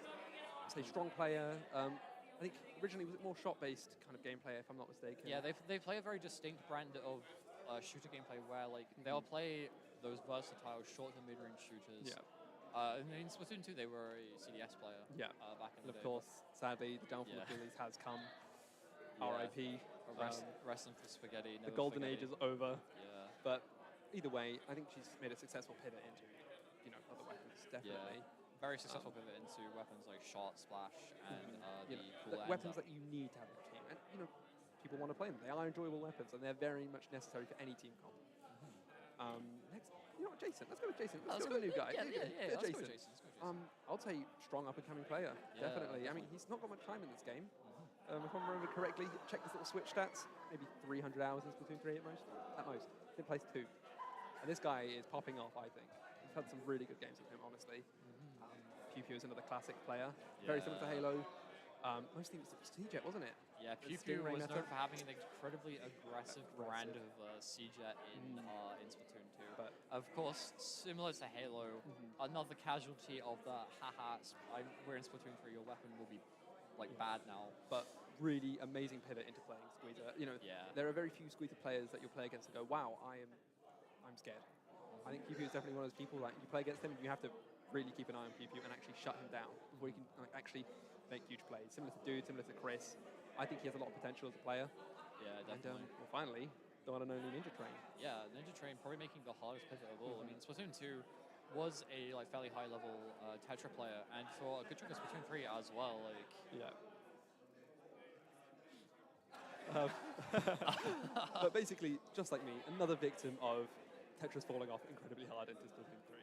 Yeah, it's incredibly sad. The fall off of Tetra had an absolutely catastrophic effect on, I think, Ninja Train's into to remove the game for a little while, but in recent months they have rekindled that relationship with the game.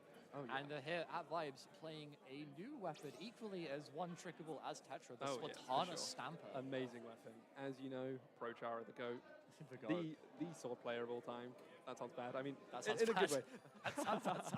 Look, when you say sword player, you think of Prochara, right? On the Western Sea, you think of Prochara. Influential, does a lot for the community. Great videos. Lovely stuff. I think, you know, Stamp can go far. It can go incredibly far. It's just about the user. It's just up to what the player does. And it can do so many things as well. It's such a versatile weapon. I think that's one of the main issues with kind of older weapons. They're not always that versatile. Like Dooley has one job, it can do it well. But why would you pick that over something that can poke, paint, chip? It's just like, it's such a great weapon to pivot to in my eyes. And so many people can play with it. You know, especially with this comp. We're saying what? Stamper, Slosher, Shot, Squeezer. Yeah. That's a great comp in my eyes. Potentially an ends up as well. Ends up too. Cooler, yeah. Be great comp, and I think potentially it can do wonders against UKC Diff. Yeah, definitely. Like UKC Diff rely a lot on objects, specifically Splash Wall for a lot of their sort of momentum. Like we've seen Takimi constantly throwing out walls. Dude, when they're on that wall squeezer, also constantly throwing out walls. Yeah. And as like Stamper's got incredible object damage. Even when it doesn't hit those melee shots, it is shredding walls so quickly. And I think if Ninja Train is able to like play around the fact that their weapon has 1 quadrillion object damage, 1 more billion damage. They're gonna 1 more billion damage. They're gonna be able to they're gonna be able to like really like just make it awkward for them. I think Ninja Train's performance will be pivotal. Yeah, definitely. And the thing is, though, when Takimi does this classic running from a different angle, set up on that plat or wherever he wants to, and starts picking people off, hopefully we can get some chip in there. Yeah. One person goes down, but we get the kind of the refrag. You know, someone else comes in, cleans up. That's what we need to see from this team. Yeah, exactly. Like Takimi is very much like the person starting a lot of the offensive momentum of the UKC Diff, with Dude following up and Snipes just trying to make sure that the whole thing is glued together. And of course, you're getting striked by Matthew Ninja. Just chilling, painting up for the 2 front lines. Another thing that I want to point out in the set, we are jumping into Splatoon on Hagglefish Market. We did see this map earlier, Retroma versus Truist Mafia. Honestly, like, I think this map could potentially go either way. Definitely, I really could see it. I mean, especially with this comp, especially with you know, Green and Wizard Gang's comp. I think it's amazing for this. They have tri-strikes. They have potentially either Zuka or Cooler. You know, probably, hopefully Cooler. I think the Cooler, you know, it's essentially someone like Takimi. Cooler, yeah. Sadly, Cooler Jail is real, but it exists for a reason. And then also we have what? We're going to have Stamper, so zip cast action and potentially Pew Pew with another Zuka. That's the word. Potentially Zuka, but also like screen as well. Oh, and true. Also, on a map like Hagglefish Market, where there's only like 3 real lanes, like you know, being able to lock down a lane is huge. The flow of information seems relatively simple, but you have to remember this is a LAN setting where people can yell to one another. And while we've talked about Matt yelling call-outs, and the crowd is also yelling a lot of stuff going as well. wild. You know, this is a really important game to keep your eyes on. Yeah, Green Gnome Wizard Gang have Pew Pew, who after years of molding at Splatoon 2 ranked is one of the best like in-game like leaders I've ever seen. Oh, we're seeing a pencil from Halo. That's actually quite We're actually seeing, a pencil from Halo. Not what I was like to see expecting. it though. We do like to see it. We do like the range. We do like the extra chip, especially in tandem with that squeezer. I'm loving this squeezer pressure. It's amazing. Taking the off angle. Yeah, so much mid-range damage. Like Takimi's on the flank. Takimi's on the flank. Takimi is Will on someone the shut left down? flank. Jason shuts it down. Let's go. And callers. Let's go. Come on, might be able to find it. Unfortunately, doesn't quite have the mechanics. Ninja Train's still fairly new to Splatoon, but it's good. Like, unfortunately, not going to find that pick. Take zone and they push flat straight away. UKC Diff, as soon as they like realized that they were winning that fight, just pushed up instantly. They are sitting in front of that zone. They've got 3 specials on standby. Squeezers like already popping. Zuka might be able to try and see if they can find a pick with a zipcaster. It's going to be able to take out the squeezer. Jason, and the strikes come out. Strikes on the zone, but unfortunately, Matt holding his strikes, making sure that the advance of Green Gnome Wizard Gang isn't going to be able to find unable anything. to push out onto their plat, and they have to regroup. Yeah, PP being forced to jump out, Ninja Train being taken down here. There's only 35 points left on the zone right now. It's going to be really difficult. They need to make something happen, try to find an opening pick. They need to make something happen, but it's not going to happen in that bottom right because Takimi is sitting there and he's going to be a menace. He is a menace. But we do see PP opting to charge the Zuka now. Unfortunately, first shot isn't going to find anything. Second shot won't. And Takimi is going to be able to find that pick. The zone is trying to paint the zone. One thing left on the zone. They might be able to find something. Dude, being this could be huge. This could be huge. He's going to be able to force the pops and cutters to try and get paint. Unfortunate. Unfortunate. Really unfortunate there, potential is there. The potential is there. The potential is there. Really unfortunate at the end. That is several of the members of Green Gnome Wizard Gang running out of ink all at once. So we saw Ninja Train running out of ink, forced to pop Zip Castle to try and get something back to beat the zone. Like, it is unfortunate, but we'll see how they react and kind of adapt for the next game at Undertale Spillway TC. Undertale Spillway Tower Control. Honestly, if I were the side of Green Gnome Wizard Gang, I would have one thought. Don't let Takimi walk into your flat. Real. Just don't. So, I mean, I'll liken this back to Chewits versus Retroma, right? In this case, acing is like the Takimi of the group. Yes. When they realized, we can't let this happen, we can't let this slide, they won. They need to kind of group together, band together against Takimi and really just shut him down. Because at the end of the day, he's most of the playmaking potential. The other players are all strong, they can all make plays, but Takimi is the one who's consistently going in and starting things off. Takimi is consistently the one who's just like starting to generate this value, like getting the wheel turning, as it were, for UK Diff right now. It's a very efficient machine. It is an incredibly efficient machine, but we did see a similar thing happened last set. Last time group round 5, sorry. We did see, especially like Chris in particular on Chewits Sparking Flavor, just like locking in and definitely like making sure that acing wasn't able to get as much value. It's as they incredibly would hard have to make those calls mid-game though.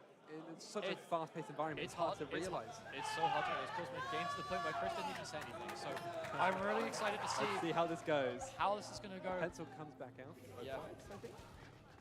No. Oh no, it's Zap. Okay, I think this is a much better fit for their comp or their playstyles. Much better fit for their playstyles. Halo, shooter player for absolutely years and years and years.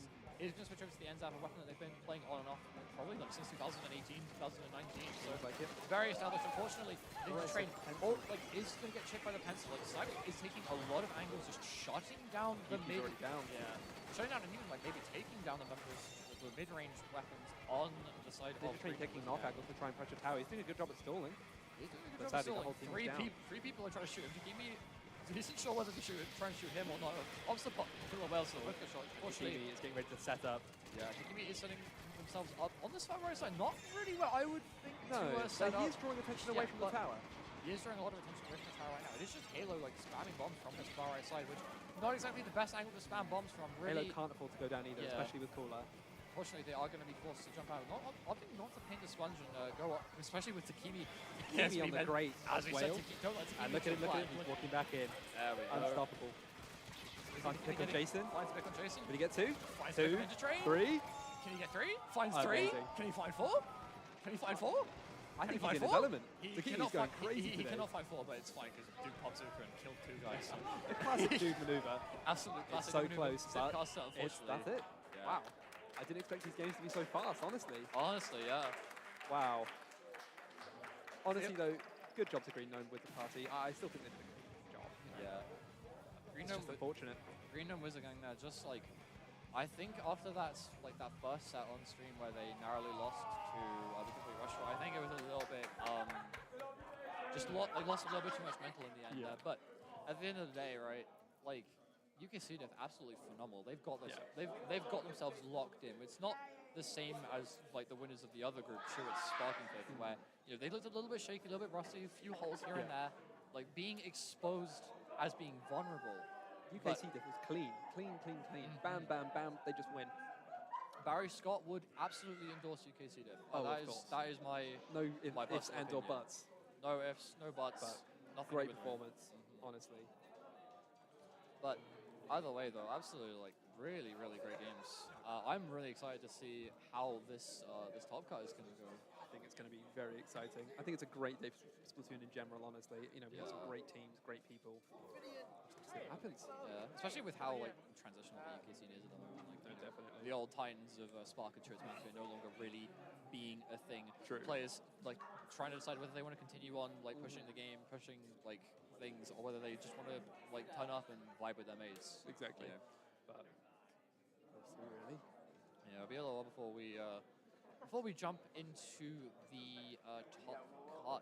But well, do you have like what other thoughts do you have about where are we in this?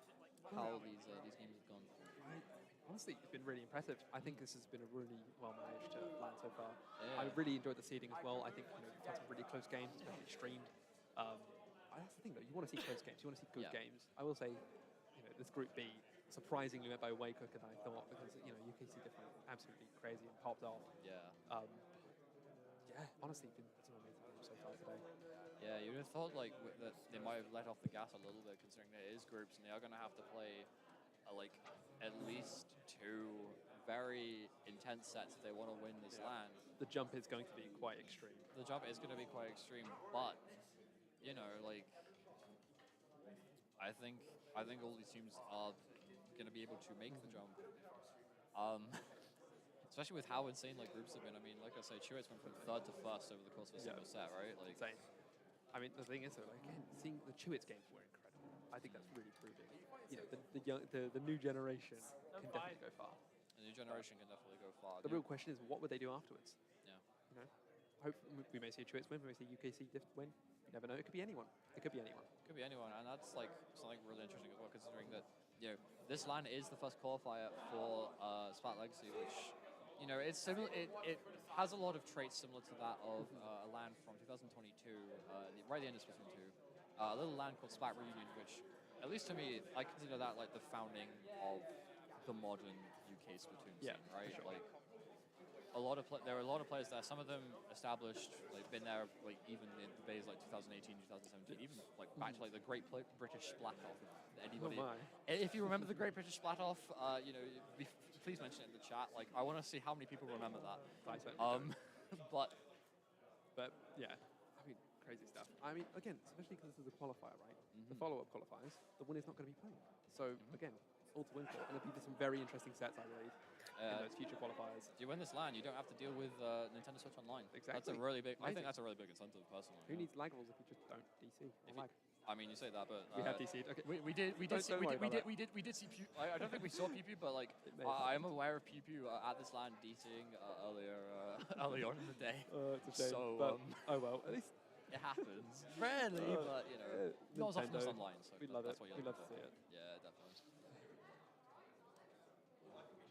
But yeah, so for the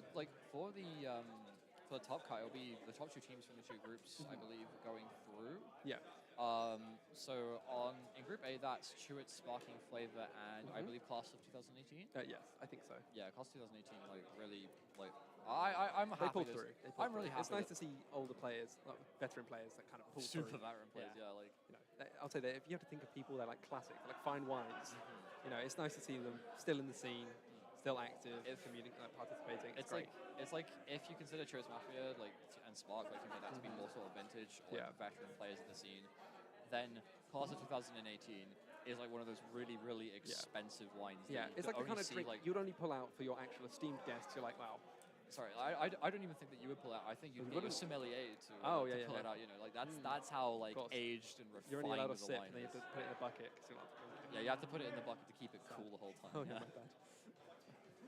And would you also like to kind of talk a bit more about the qualifiers as well? I think that's quite important. Yeah, the quite nice thing to look so out I briefly mentioned that like this is a qualifying event. The other 3 qualifiers are going to be online. So they're part of a series called Splat Pursuit, which I'm one of the main TOs for actually as well. So if you're interested in playing in the online qualifiers, there'll be more details coming out about it very soon. But I'll be one of the main TOs for that. I also want to play in it, believe it or not. But we'll see. We'll see what happens. The thing is, keep an eye out for it. It's going to be huge. It's going to be really, really big. Obviously, 3 online qualifiers. Hi. You're right, Chris. You're gonna get food soon. Again? No, I haven't eaten anything. You're silly. It appears that Chris has not eaten, even though we literally went out. Hungry boy. We literally went out for food and then came back, and then 5 minutes later was at. I mean, this is what happens when you win. This is what happens when you win. You don't eat. You hungry. Starve. Oh, okay. Yeah, if you win, you just starve. This is your reward. Your reward is starving. That's what locking in does. That's what Too focused. It starves you of food. But you win pride and joy and all the other things. You can't eat those. Like, no, they're not edible. They're not really sustenance. They're not edible. Much like this. Like this cheese sandwich. Cheese sandwich from Sainsbury's. Are we allowed to tell that? There's a cheese sandwich from Sainsbury's. And as I say, I mean, I haven't eaten either. So we're gonna do while we wait for our top cut to start, we're gonna. Oh, good. I think we'll come on break there. Yep. Yeah, sounds good. See you in a bit. We'll get food.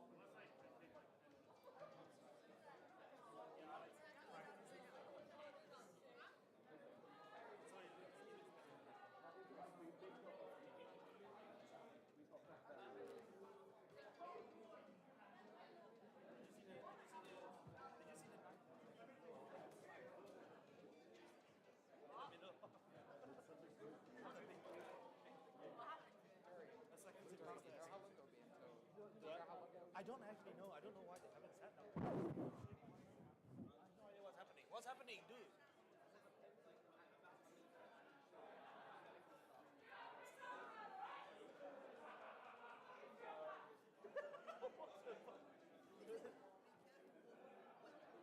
Wish for. Wish. Just say wish, but terribly. Wish. Why are they wishing?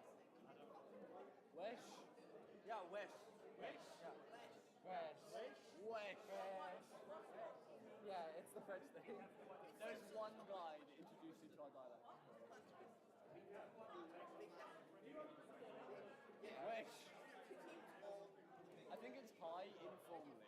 Yeah. Wish. We need to know. Chew it, right? Yeah. Okay. Alright, thank you, Dory. You've killed Pixel Squid. You've killed Pixel Squid with Wedge. I mean, fair.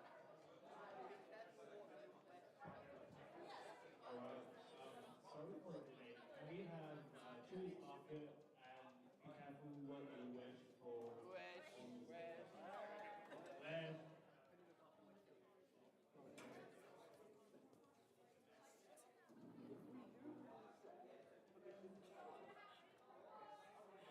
I wonder if he was just like worried about saying that word.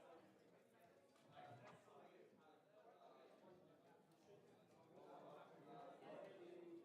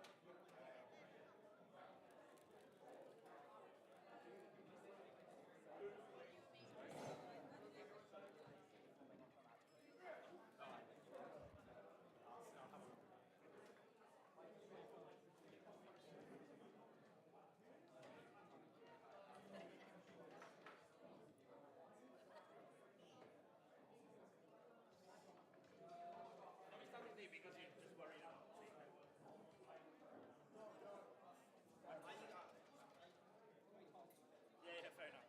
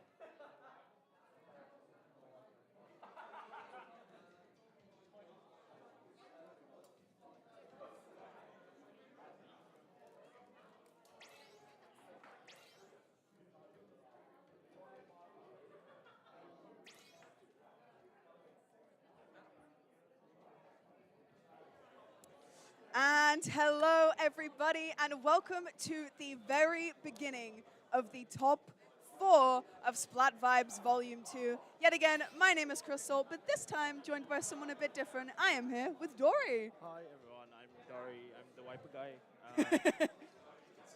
Every It's Splatoon LAN. massive. Yeah, Every Splatoon LAN.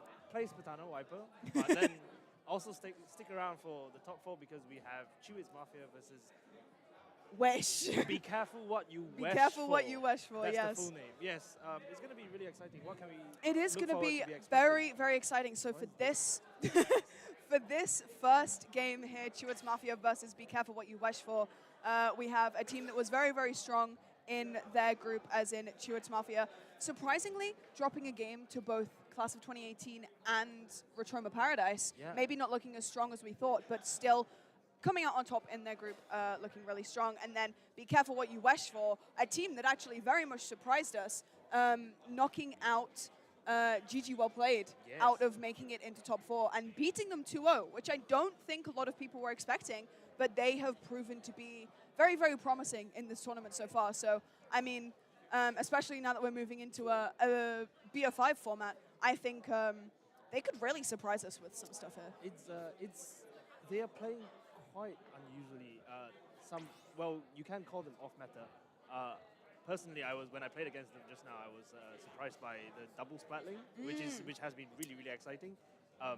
Really aggressive Zimmy play has been such a highlight of their team, and occasional swaps to things like Glugas, just really, really off-meta picks that the players are very, very experienced with playing in their own teams, in their own regular teams. So that may actually catch Chewits off guard. Yeah, because I think the combination of Sales and Ephelum makes for some very interesting gameplay, because Sales, they are the backliner for their team, Ultra Krill, and then Ephelum, they're the backliner for their team, Blake Spruter. So kind of combining the two into one pickup team and seeing them play kind of this almost double backline kind of comp is really interesting. But also, we are seeing that a lot of the time Sales is sticking on that backline, playing that edit, and then Ephelum is switching to the other weapons like Rapid and Zimmy and that kind of thing. And then Mr. X73, can't forget to mention him if we're talking about Remember What You Wish For. A very well-known blaster player, but has also been seen to be playing Bucket a lot in this tournament as well. He played Bucket against us just now. It was amazing. Div 5 plus Div 5 equals Div 10 teams. So that's who they're here. They're going to win, these guys. Exactly. They really, really have been really hungry about it. The energy from the teams has been incredible. Lots of yelling. I think that's a normal thing for UK LANs now. Yeah. Lots of yelling from both the crowd and the players at each other. Yeah. Every step There's of the been way. a lot of BM this tournament. But I can confirm it's all very friendly between these players, especially between these two teams. Mr. X73 kind of the main initiator of that BM, I'd like to think. Yeah. It's genuinely really enjoyable. I think the fun part about the UK community that I've found really welcoming is that although everyone gives and takes it, but there's a fundamental friendship, I think, that people genuinely just like to spend time around each other and play the funny Squid Game. So the teams are slowly making their way into the lobby. We're just waiting for one more, and then it's Umami Ruins Splat Zone. Yeah, I was going to say, while we wait for the players to get into the lobby, let's have a look at these maps. Like we said, BO5 format now that we are into top 4 semi-finals. Umami Ruins zones starting off into Haggle TC, Robo Rainmaker, and then if we go this far, Crab Leg Clams and Barnacle zones. I think some very kind of strong maps for both teams in this map list. But I don't know, do you think we might get not a 3-0? Because I think it's possible. Yeah, I'd like to see, this is just personally, I like to see Chewits have a repeat of last year when with Ips standing up too quickly. Celebrating. So that would be nice, because Crableg seems to have fallen off the kind of map list favor. So it's quite nice to see it back in here, even though the map choice has been strangely uneven. Robo Rainmaker, I don't think is a mode that you see very often these days. And Barnacle and Dime Tower Control was played just now, which is even weirder. So Barnacle TC is very strange. Zones is at least doable. Yeah, Zones is fine. TC Haggle, of course, I think is a staple. But then, with these players today in all sorts of, they're all really excited to play against each other, and certainly for Wesh in particular, they want those results to put on the Sandu bio. Yeah, the Sandu bio. So I'm really, really excited. I don't know who's the last one. Nebby is on Wesh. We'd also like to point out a big difference between last time Chewits played and now that they're playing. Samage has his Switch. Congratulations, Samage, for actually getting your Switch from your hotel room and not having to play from Halos. So amazing. We will actually see the name Smidge on our screens instead of GG Well Played Halo, which would be a lot less confusing for us, I'd like to think. So thank you. Actually, it wasn't even Sam that got his Switch from his hotel room. It was Chris. Yeah, like all sorts of things have happened with these teams, but the whole process has been so much more smooth today. We all arrived at 8 o'clock to set up, and I think we were almost an hour ahead of schedule, which is way better than how it was last year when we started at nearly 1 I p.m. remember. Yeah. So it's good. Energy is great. Crowd's great. Lots of people making friends. Honestly, if you have never come to a LAN before, come to one of the UK ones because everyone speaks English, which kind of helps. And then we have all sorts of like really cool things. Yeah, look, we look have at that, like cards to We've got sign. Polaroids. Yeah, and like things like people taking photos of each other. And, like, We bring plushies. it's not mine. Isn't even the only wiper in the room, which is We quite do get a lot surprising. of weapons at these There's LANs. a second one, and someone brought a K Pro, and like lots We have We have a lemons. lemon. Yeah, Shout out Shout outs Lemon to Lemon 7890, my goat from the Ming Dynasty. But yeah, genuinely, I remember Vibes last year was my first ever LAN and first ever Splatoon LAN that I'd been to, and now look at me, one of the I'd say prominent members of the UK community. It's been pretty nice. Oh, we've got everyone in the Yeah, lobby we've now, got everyone in the finally. room. But yeah, we've everyone in this community is super nice. All the players, no matter the skill level, they're all friendly and just great to be around. And it's great that we get to have moments like this. But enough sweet talking about the community. It is battle time. A battle to see who is going to earn their place in Grand Finals. Now, this is a big deal because on Chewits Mafia Sparking Flavor, we have 3 players who won Vibes last year, being Chris, Sam, and Ibs. Chano, unfortunately, falling surprisingly to Ultraviolet 3-0, if you remember last year. That was such a high match. I think the biggest upset that we had last year, like in general. It was crazy. I commentated that, and we were sitting in the booth here like, oh yeah, it's going to be fairly one-sided. What can they do? And then they just rolled Spark, which is quite amazing. But yeah, and then obviously be careful what you wish for. For players who are looking to kind of get their names out there, get themselves known as good, kind of like good level players. Get those +3 suggests. Exactly, guys. get those +3 suggests, get those Sendu Bio results. Yeah. Get all of that. And hey, if they can already say they made it top 4 at Top Splat 4 is Vibes Volume 2, pretty cool, yeah. so that's going to be a pretty big result for them. But just waiting on one more person to ready up, and we will get into Umami Ruin Splat Zones. And speaking of, we are going into Game 1 of this best of 5, Chewits Mafia versus Careful What You Wish For. Seeing a pretty similar comp to what Chewits Mafia have run before, and also a pretty similar comp to what Be Careful What You Wish For have run for. They are opting to go for the mini again and the CRB on Mr. Egg, and then Sales staying on that heavy edit. And then, obviously, for the side of Chewits Mafia, Ibs sticking to that pencil. Chris 3 on the V-Squeezer instead. Oh, and Sam already going down. A little bit maybe too aggressive there, but just giving Be Careful What You Wish For that little bit of a head start. It's really nice that Be Careful What You Wish For is playing slightly more patient at the start. They know that Chewits play fast. They want to soak up that pressure, wait for the cooler, and then take fights as they can. And they're rewarded with 16 points on the board, but we'll see. The strikes come in and they go down, and control goes to Chewits.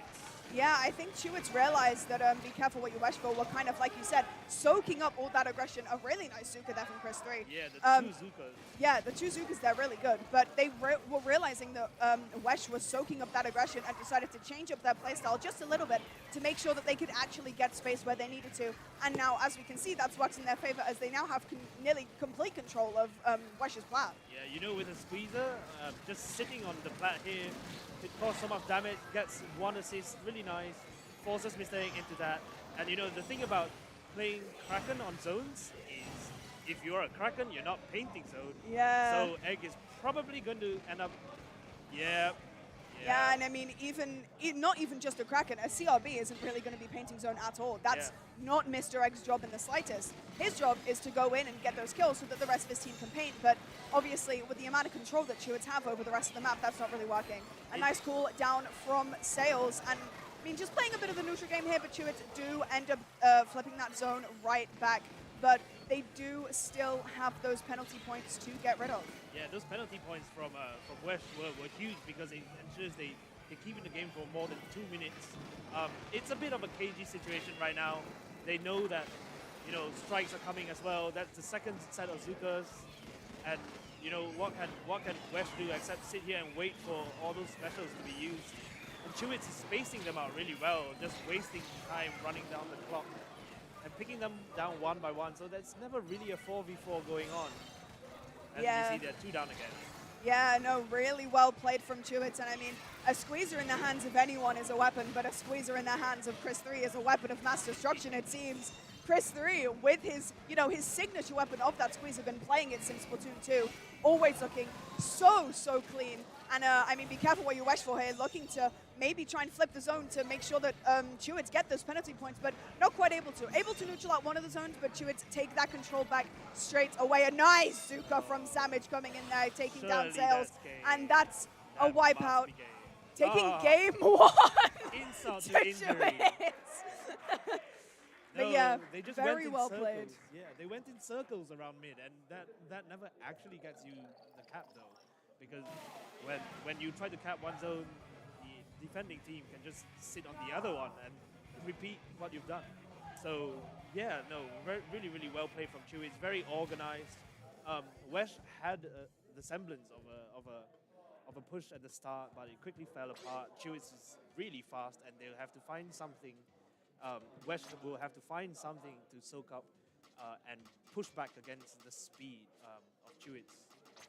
Yeah, one thing I'd like to point out is Ips, always been a pretty kind of supportive player, typically playing, you know, like the Zap and the Junior back on old Chewits, but only more recently is he picked up that pencil. And, I mean, he's still looking really good on that pencil, and even comparing him to who I would say is probably the best player in the UK, Snipes, another pencil main, still looking like could very possibly, if we do get a Chewits and UKC Diff Grand Finals, it's looking like that pencil matchup could be pretty interesting.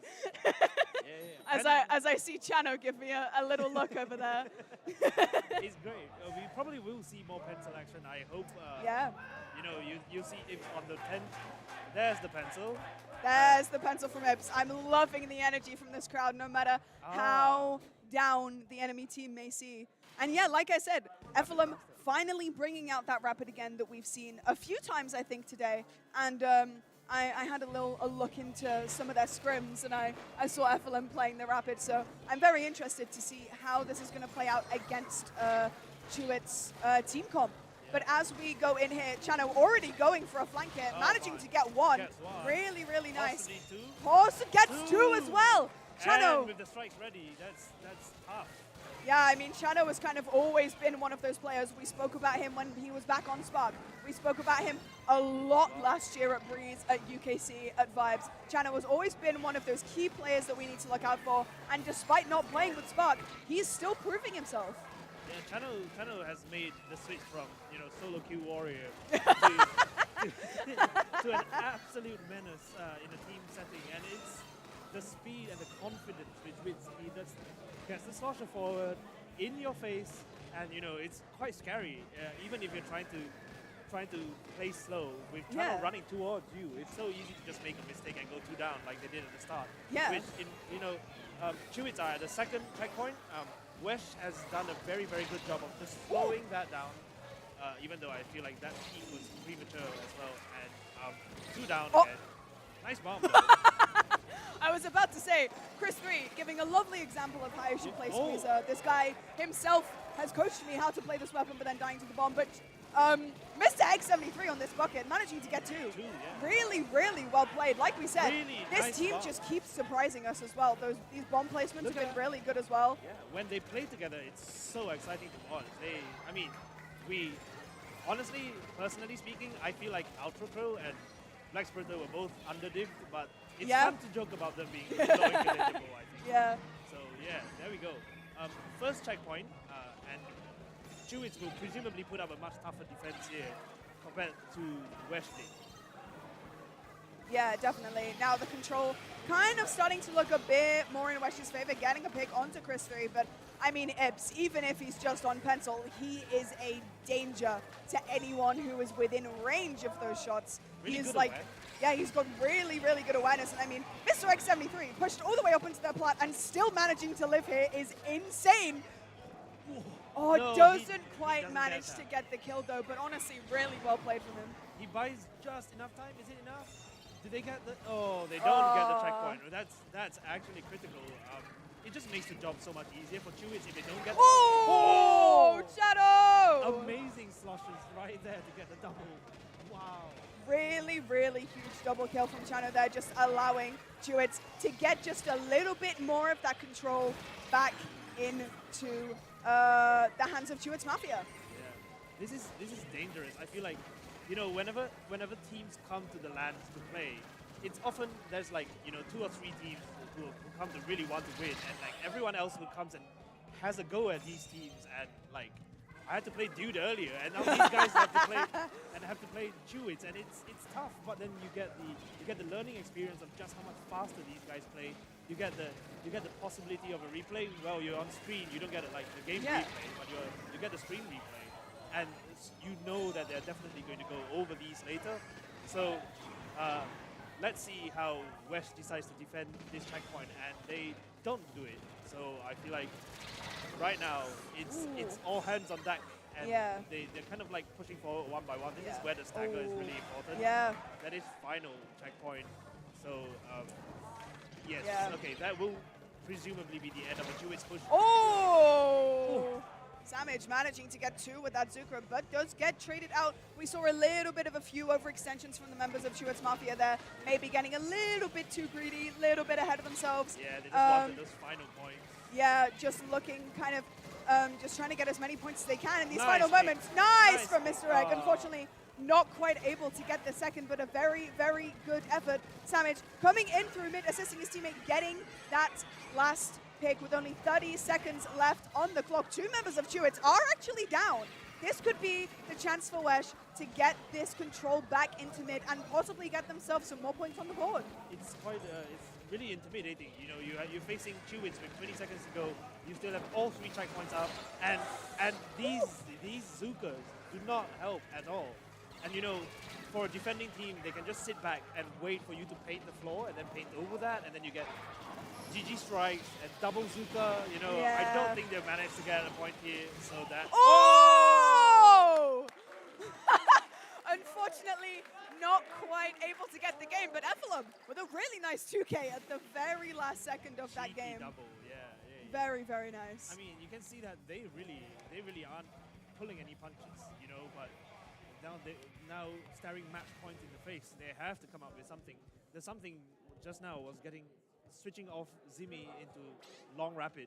Yeah. And right now they have to find something else to play faster than that, because you know you're facing a highly mobile weapon in a squeezer, and it's just, you know, what can you do? The squeezer seems to have everything, right? It has the insta kill on a Zuka. It has wall to hold space. It has range mode and painting mode. So they really have to play around that. They can't allow Mr. Squeezer to just walk in and pop all over them. Yeah, and I mean, especially on a map mode like Robo Rainmaker, this map can be very, very snowbally. You know, the pathing of the checkpoints on this map can make it so that you can win on this map very, very quickly. In like 40 seconds. Yeah, so I think that Wesh are going to have to maybe alter their team comp slightly, because I think their team comp favors them playing a bit more slowly. Yeah. But then if Chewits are going in and trying to end the game in 40 seconds like they can on this map, I think that Wesh are going to have to do something about their game plan. But I can't predict the future. Let's see what this map has in store for us. This could be the game where Chewits Mafia make it to Grands, or Wesh could be getting themselves a game on the board. Double splatling yet again for the side of Wesh, and Ips opting to go for the zap. You know, like we said, very snowbally map, very aggressive comp, and they do end up getting pop here to begin with. Yeah, definitely less range though, and that, you know, on Rainmaker, something like the Zimi constantly putting down mists might be a good thing, but they're 3 down. I feel like they wanted to play fast, and they really went for it. But of course, Chewits are winning those individual fights, just making it really, really hard for West to regroup properly. That won't help, and they're already less than halfway. Yeah, like we said, very, very snowbally map. Looking to just get as many Savage. points on the board. Savage managing to get a kill onto the crowd, but Ips not quite able to make it onto the checkpoint. Savage though, and the strikes still in their spawn. There's so many people down. Oh, One point left on this 99 board. points within a minute. That's going to be It's not so even been a painful. minute of the game and they've No. already... That- And a 1-minute victory. Wow. That might be the quickest win we've had so far. I don't think either of us expected them to fold like that, but then, No. you know, what can you do when you go 3 down, they get the first checkpoint. And then 3 down, first 10 first seconds checkpoint, in. And then they have, you know, this map, when you get the first checkpoint, you have height advantage, right? And then you have the arc shots of the Trizuka taking out a defender just like that.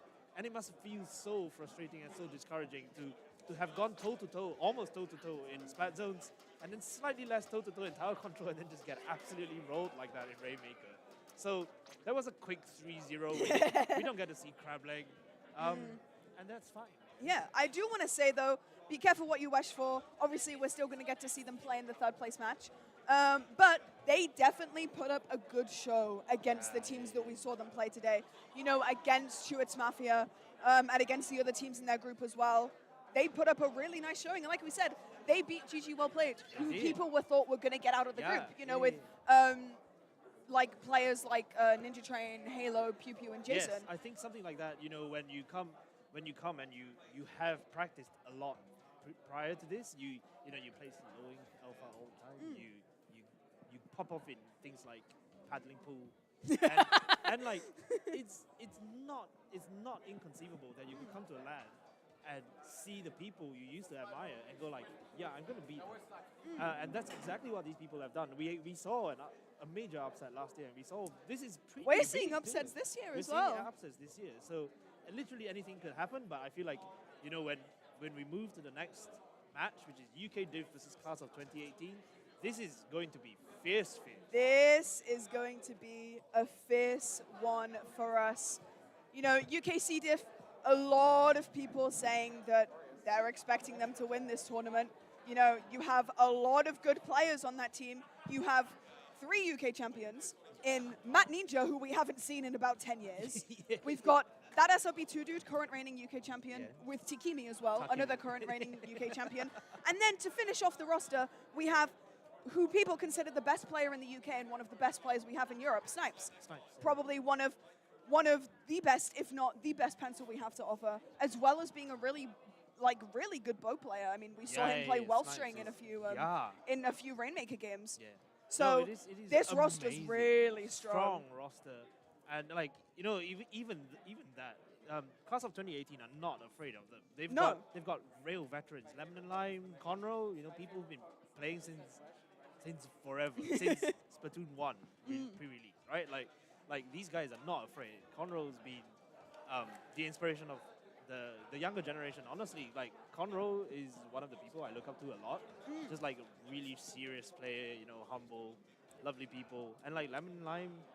All these people, they used to fight. And I remember before I started playing comp myself, just like being a B rank player and playing Splatoon 2 and being like, oh my god, these guys move so fast.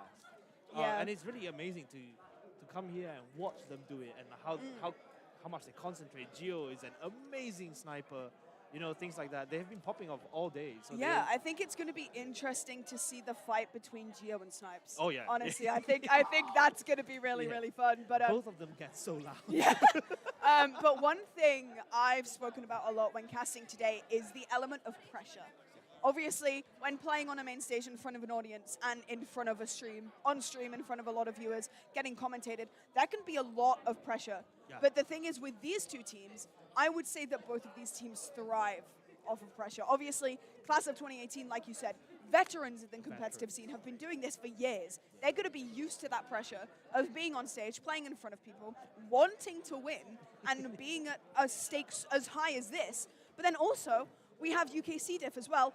All of these guys have been in high pressure situations. Dude and Takimi were playing at European Champs. We had Snipes playing at UKC and just missing out during bracket reset.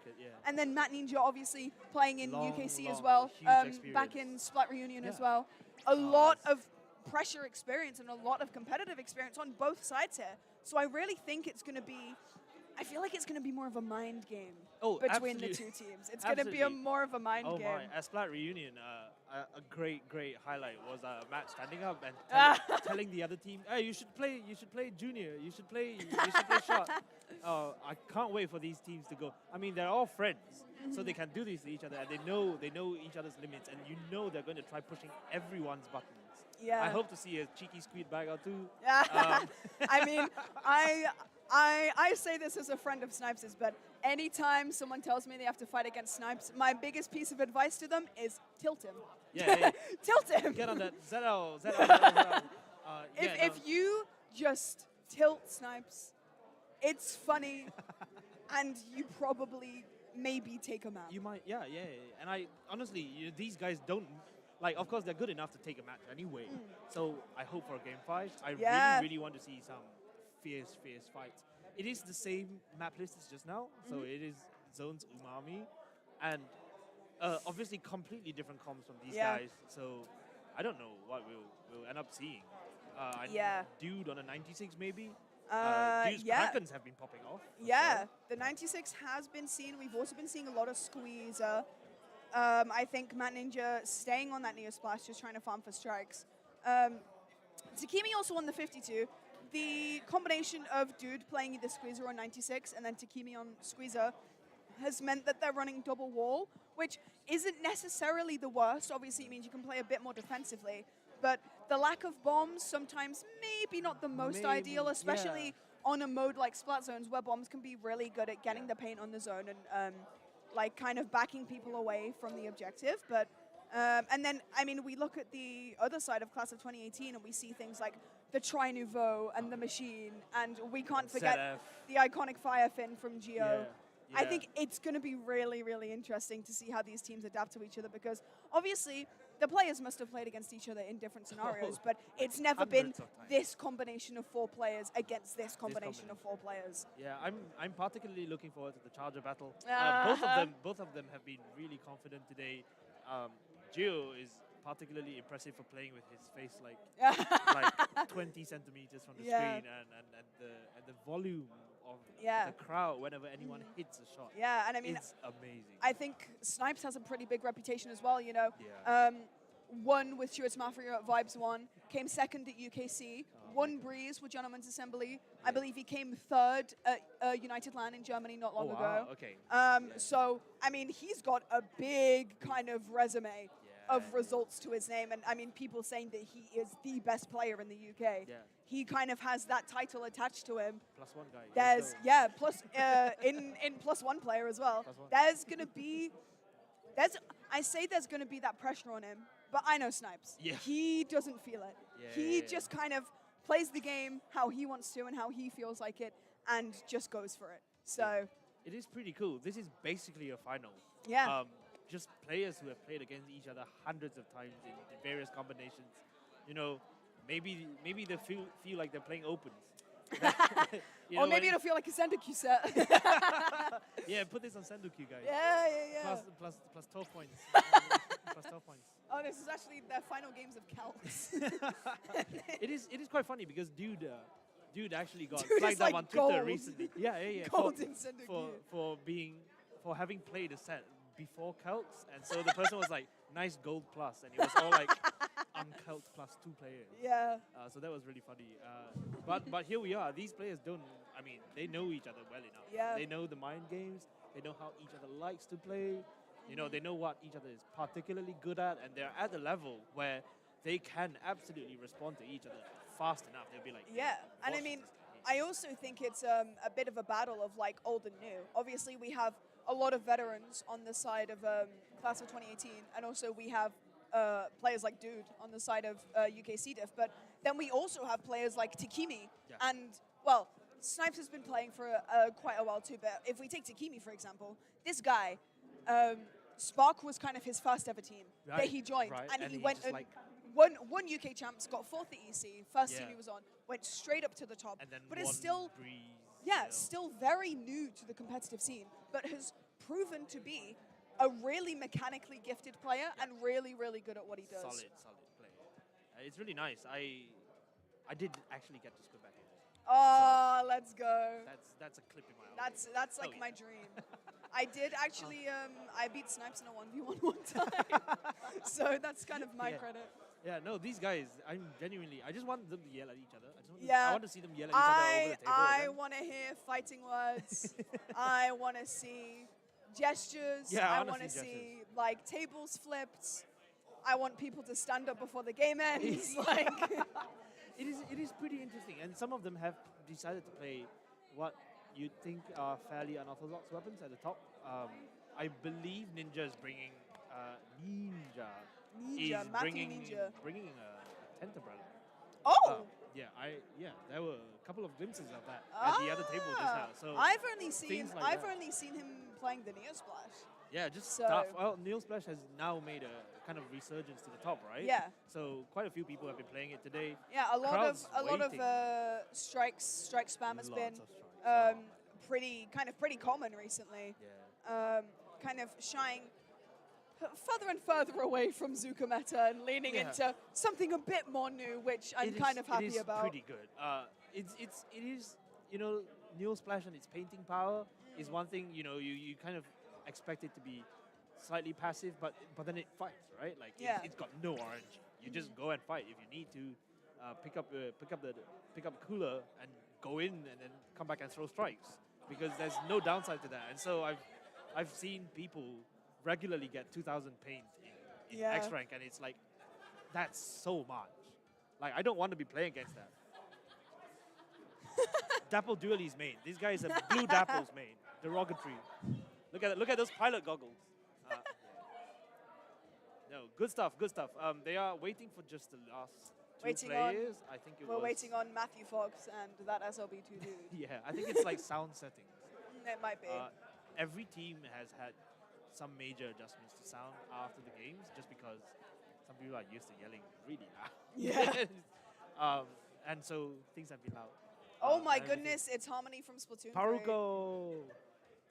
Look at that. Come say hi. Oh, Splatoon Community Awards. Vote for Hollow Moon. Vote for Hollow Moon. Vote for Hollow Moon. Vote for Hollow Moon. Squids for Palestinian kids. Okay, this is like serious. Tournament of the year. Tournament of the year. Community person of the year. We've also got Rachelski here, so that's people to vote for. UK Sweep. Vote for that SLB2 dude for competitive YouTuber of the year. Yes.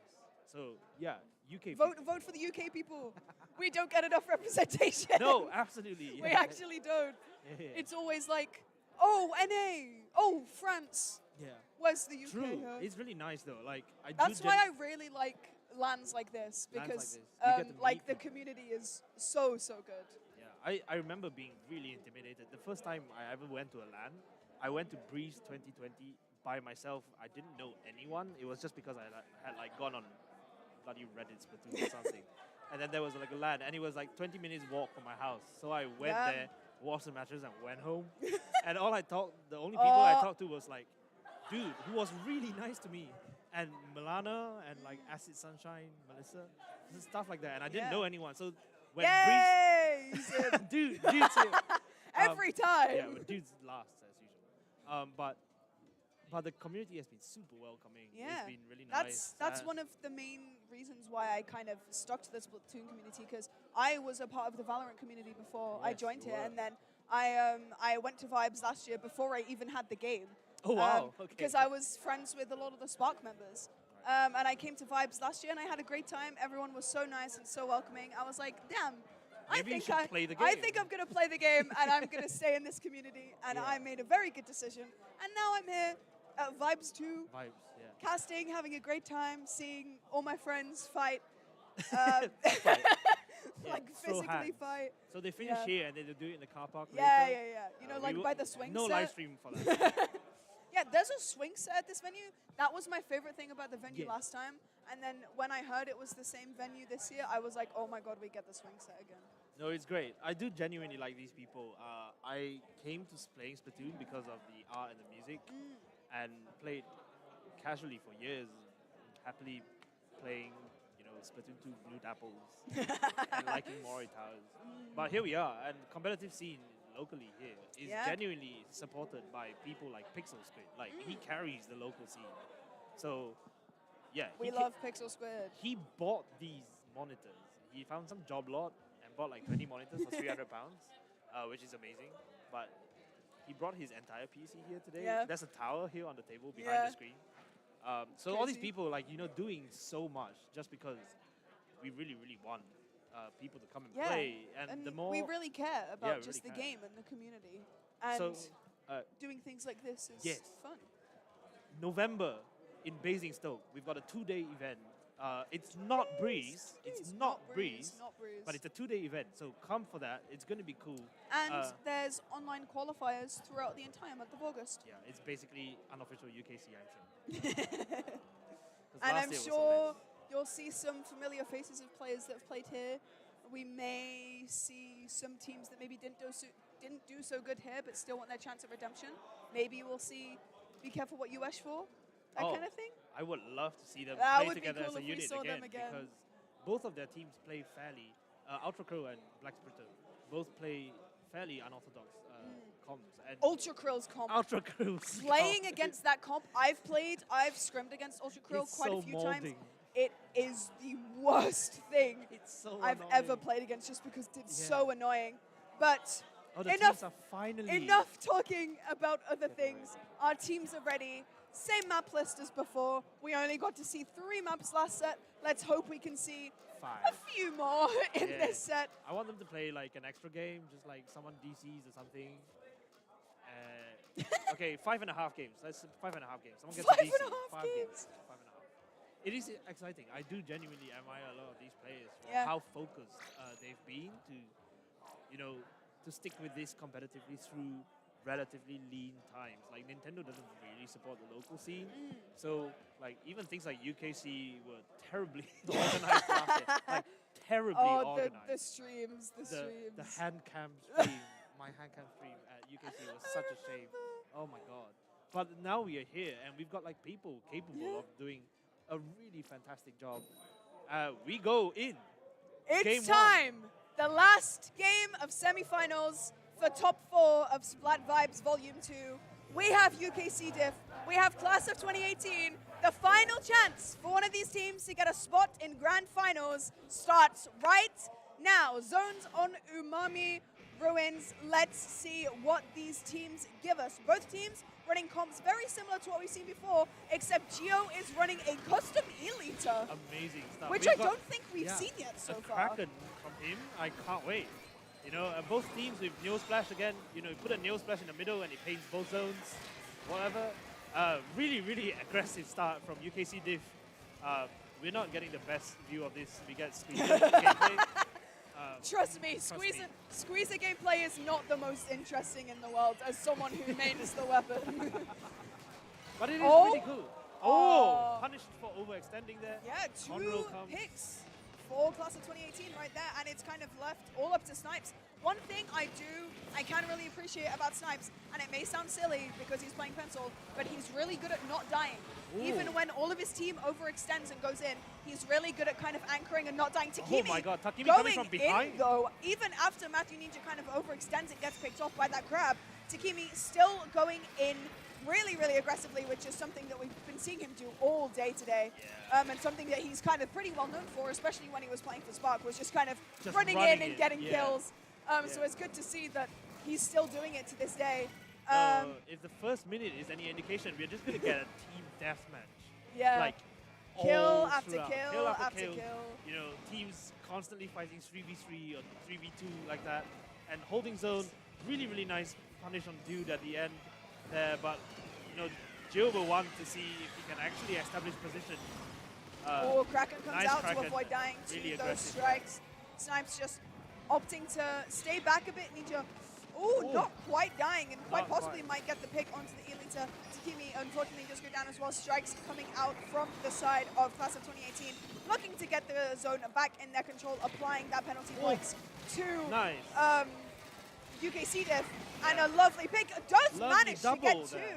There's 2 down on both sides here, making it a 3v3 for Yeah. zone. As I said earlier, Neo Splash does actually fight. You can actually hold forward after getting those things. getting your cooler. And the good thing about getting your cooler is that you don't lose special charge. So if you die, you still have strike. Yep. And it's proven. You know, if you haven't tired of listening to pew, you're going to hear lots and lots of that in this game. Yeah, really, really KG. Both teams actually completely willing to hold forward on each other, make flanks around mid to try to dislodge each other from top mid. But Class of 2018 is finally in an advanced enough position. Oh, the kills are coming. lovely pick from Conroy pushing up. Snipes having to fall all the way back to that spawn, and it's looking like Class of 2018 are going to be able to get the lead on the zone here. This is what I wanted to see between these two teams, is that fight, that fire. They're both just pushing into each other, seeing who can kill who first. And Takimi manages to get 2. Incredible stuff from this guy. They're so really, good at just really well running. played, but Snipes and Ninja, unfortunately, both going down. Dude manages to get 1. Zukas gets a second as well. Not quite getting the third, but it's looking like a UKC diff. Ninja getting another one. UKC diff are going to be able to maybe flip these zones in their favor, but no. Dude is just left fighting this right-hand zone by himself. All 4 members of Class of 2018 are in mid here, and UKC diff just can't push through. This is crazy. That's what a sequence from these guys. That was like 30 seconds of pure ultra-violence. And finally, UKC are back in control. Those points, as they slowly ticked up for Class of 2018, they really had focus. They were never going to lose both zones. They really, really wanted to keep one as stalled as long as possible, take down those points one by one. And, you know, it gives them just some breathing room against UKC. It actually gives them about 20 seconds to get back in and cap zone. Yeah, those strikes not quite hitting the zone where they'd want to, and I'd like to point out Takimi using that whale to kind of move back that Lita. You know, that Lita tends to stay in the same place quite a lot, so using that whale to move that Lita back is really, really good. Oh, this crab manages to get 1, unfortunately not 2, as it's looking like UKC diff. Oh, not quite able to get lead. 3v3. It's a 3v3. Strikes coming out for the side of UKC diff as well. So nervous. Oh, and they get lead. It's 4v2 now. UKC diff might actually clutch this out. Oh my goodness. It's looking like this is game already. Wow. Wow. It turned on a dime right there. It really did. Applause from everyone here. For a lot of the second half of that game, it was looking like Class of 2018 were going to be able to keep that lead. They were just they were just kind of keeping UKC diff back into their spawn, and they weren't able to push through, but then a few key picks here and there from members of that team, and they managed to get that control straight back. Yeah, you cannot let yourself slip up against these guys. They punish every mistake. You know, dude overextending in the middle was the cause of Class of 2018's really long hold, because they just were 3 players down. There was no one on the left. It allowed them to pinch people past top mid, and then Class of 2018 could control plat for a while. Conroy really excels at, you know, ledge goblining with the sloshes that they're so good at. You know, like massively experienced slosher players.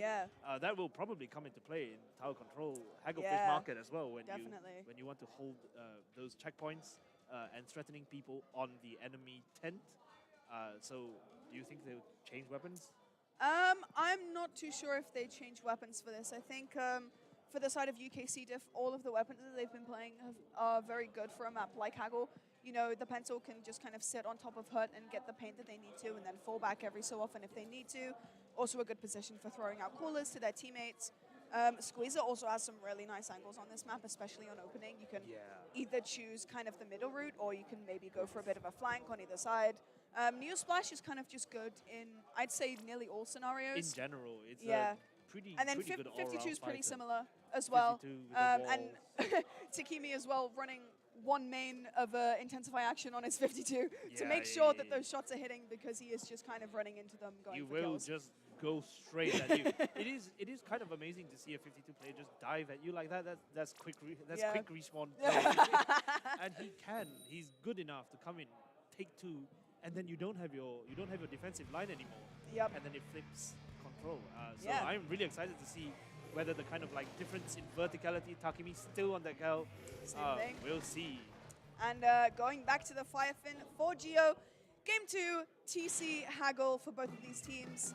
Let's see what these teams are going to give us in this game, because if last game wasn't enough for us already, we're going to get even more in this one as well. I also would like to point out how quickly Ninja kind of farms these strikes. Every single game, I've seen him get these games in about the first 10 seconds and having them just for when his team properly needs them. Yeah, it's amazing. Just I wonder able how much, to kind of special go and charge. push through, yeah. Yeah, it's really interesting that Class of 2018 has swapped to a double slosher. We've got a machine which is really strong, of course, and like the verticality is going to be such a difference. You really want to be able to push the checkpoints with someone able to take out top right and someone able to threaten kind of like the plat area and the 10, so that you know things like Trizuka are just slightly too far away to genuinely push people off that right checkpoint. Takimi is going to kind of like juggle the tower a little bit. They want to be around it so that it never quite moves away, and I think they might get checked here. Yeah, that is first check down for UKC Diff. That machine on the side of Class of 2018 is going to look a little bit risky and a little bit dangerous for UKC Diff, obviously just kind of poking them off of tower, especially from that ledge on top left. Yeah.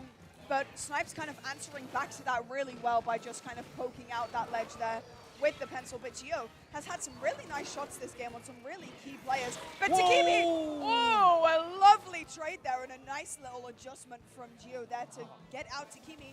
But Snipes obviously just sitting on top here. Takimi running up to top right. This is what this kid does, and God, does he do it well. Lord. And another kill as well. Someone please stop him. Gets the whale as well. That is so annoying to have to deal with, because now you can't defend from the right, from your left tent as well. And you coming in at a team who's able to just kind of sit back and soak and have Zukas ready for you to run straight at them while you're on the tower on the second checkpoint. That's really, really annoying. Yeah, I mean, you have Takimi attacking you from one side, you have Dude attacking you from the other, and then you have Matthew Ninja holding the middle line and Snipes coming in from the back. It's kind of crazy, but as we're saying that, Class of 2018 are kind of cleaning up the rest of UKC Diff here. That's two whole checkpoints and touching the third. That's a pretty uphill battle they have to fight. But you know, if any weapon is good at fighting uphill, it's slushes. Yeah. We have to see what these guys can pull out of the bag. Oh, 2 down from this. A DC! They're not going to. They won't replay because I don't think they'll replay because that score is way too low now. I don't think we can replay. This is going to be really, really unfortunate for Class of 2018. I feel like the players have kind of stopped. I think you have to play that. Yeah, you do have to play that out. Yeah. Which is, well, really, really unlucky for the side of 2018. TO decision? Keep going. Okay. Keep going. We do, unfortunately, have to play this out, which is, like I said, unfortunate for the side of Class of 2018. But you never know. We may get some sort of hero play from the last 3 members of Class of 2018. Oh, a lovely Zuka going in, taking down Ninja. Both teams are kind of like, oh, this kind of sucks. Yeah. So, I wonder if there's going to be a gentleman's agreement. I would like one, but you know, yeah. They're literally just talking to each other over the table now. We might see them. I hope they agree. Yeah, okay, there we go. Okay. Very fair. I feel like that's fair. That's very fair. Yeah. Are we getting a replay? That's nice. Quite possibly. We'll wait for the last player to get back in. Yeah. Yeah.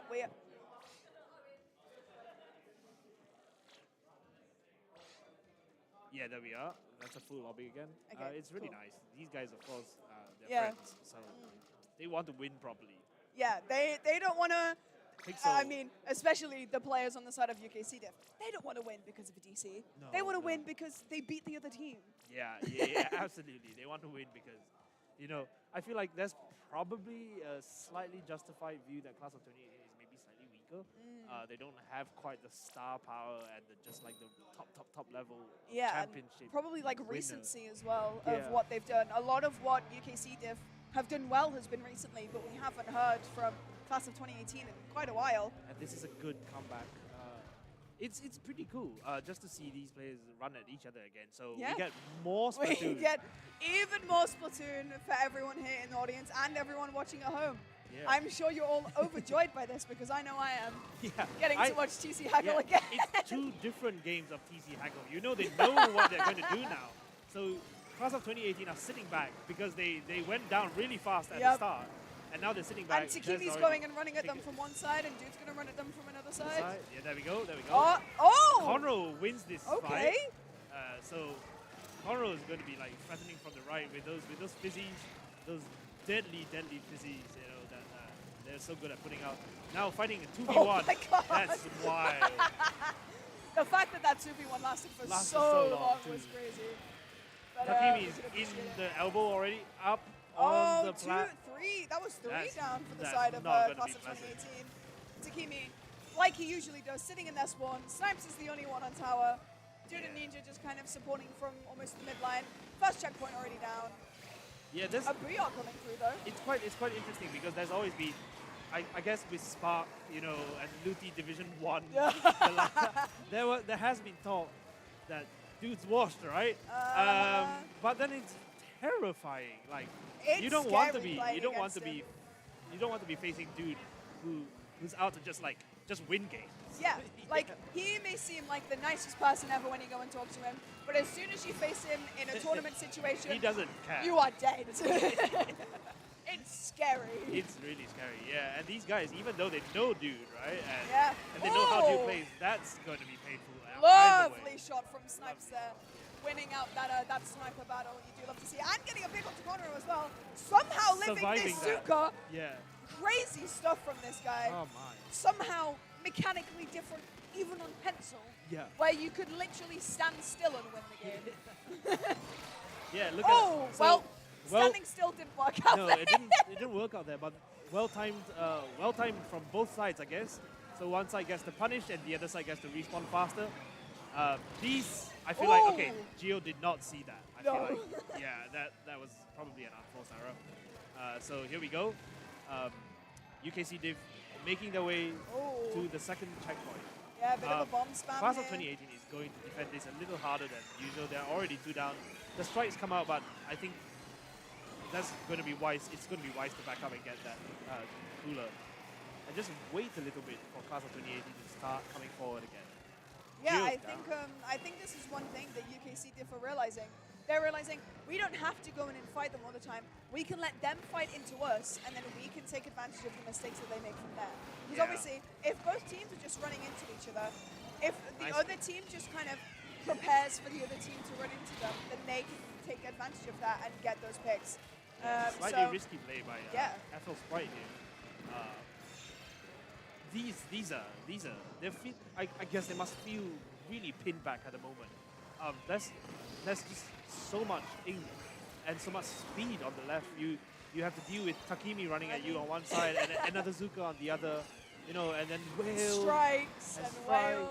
and Gio can't get set up properly in any of these positions, and there's going to be someone running. Oh, nice! A nice pick. And But that's a a wipeout comes out from the side of UKC Diff as well, looking to push more towards that second checkpoint. Takimi does have Whale in his hand, setting up between, like below in this bottom left area. This Whale does come out, pushing back the members of UKC Diff.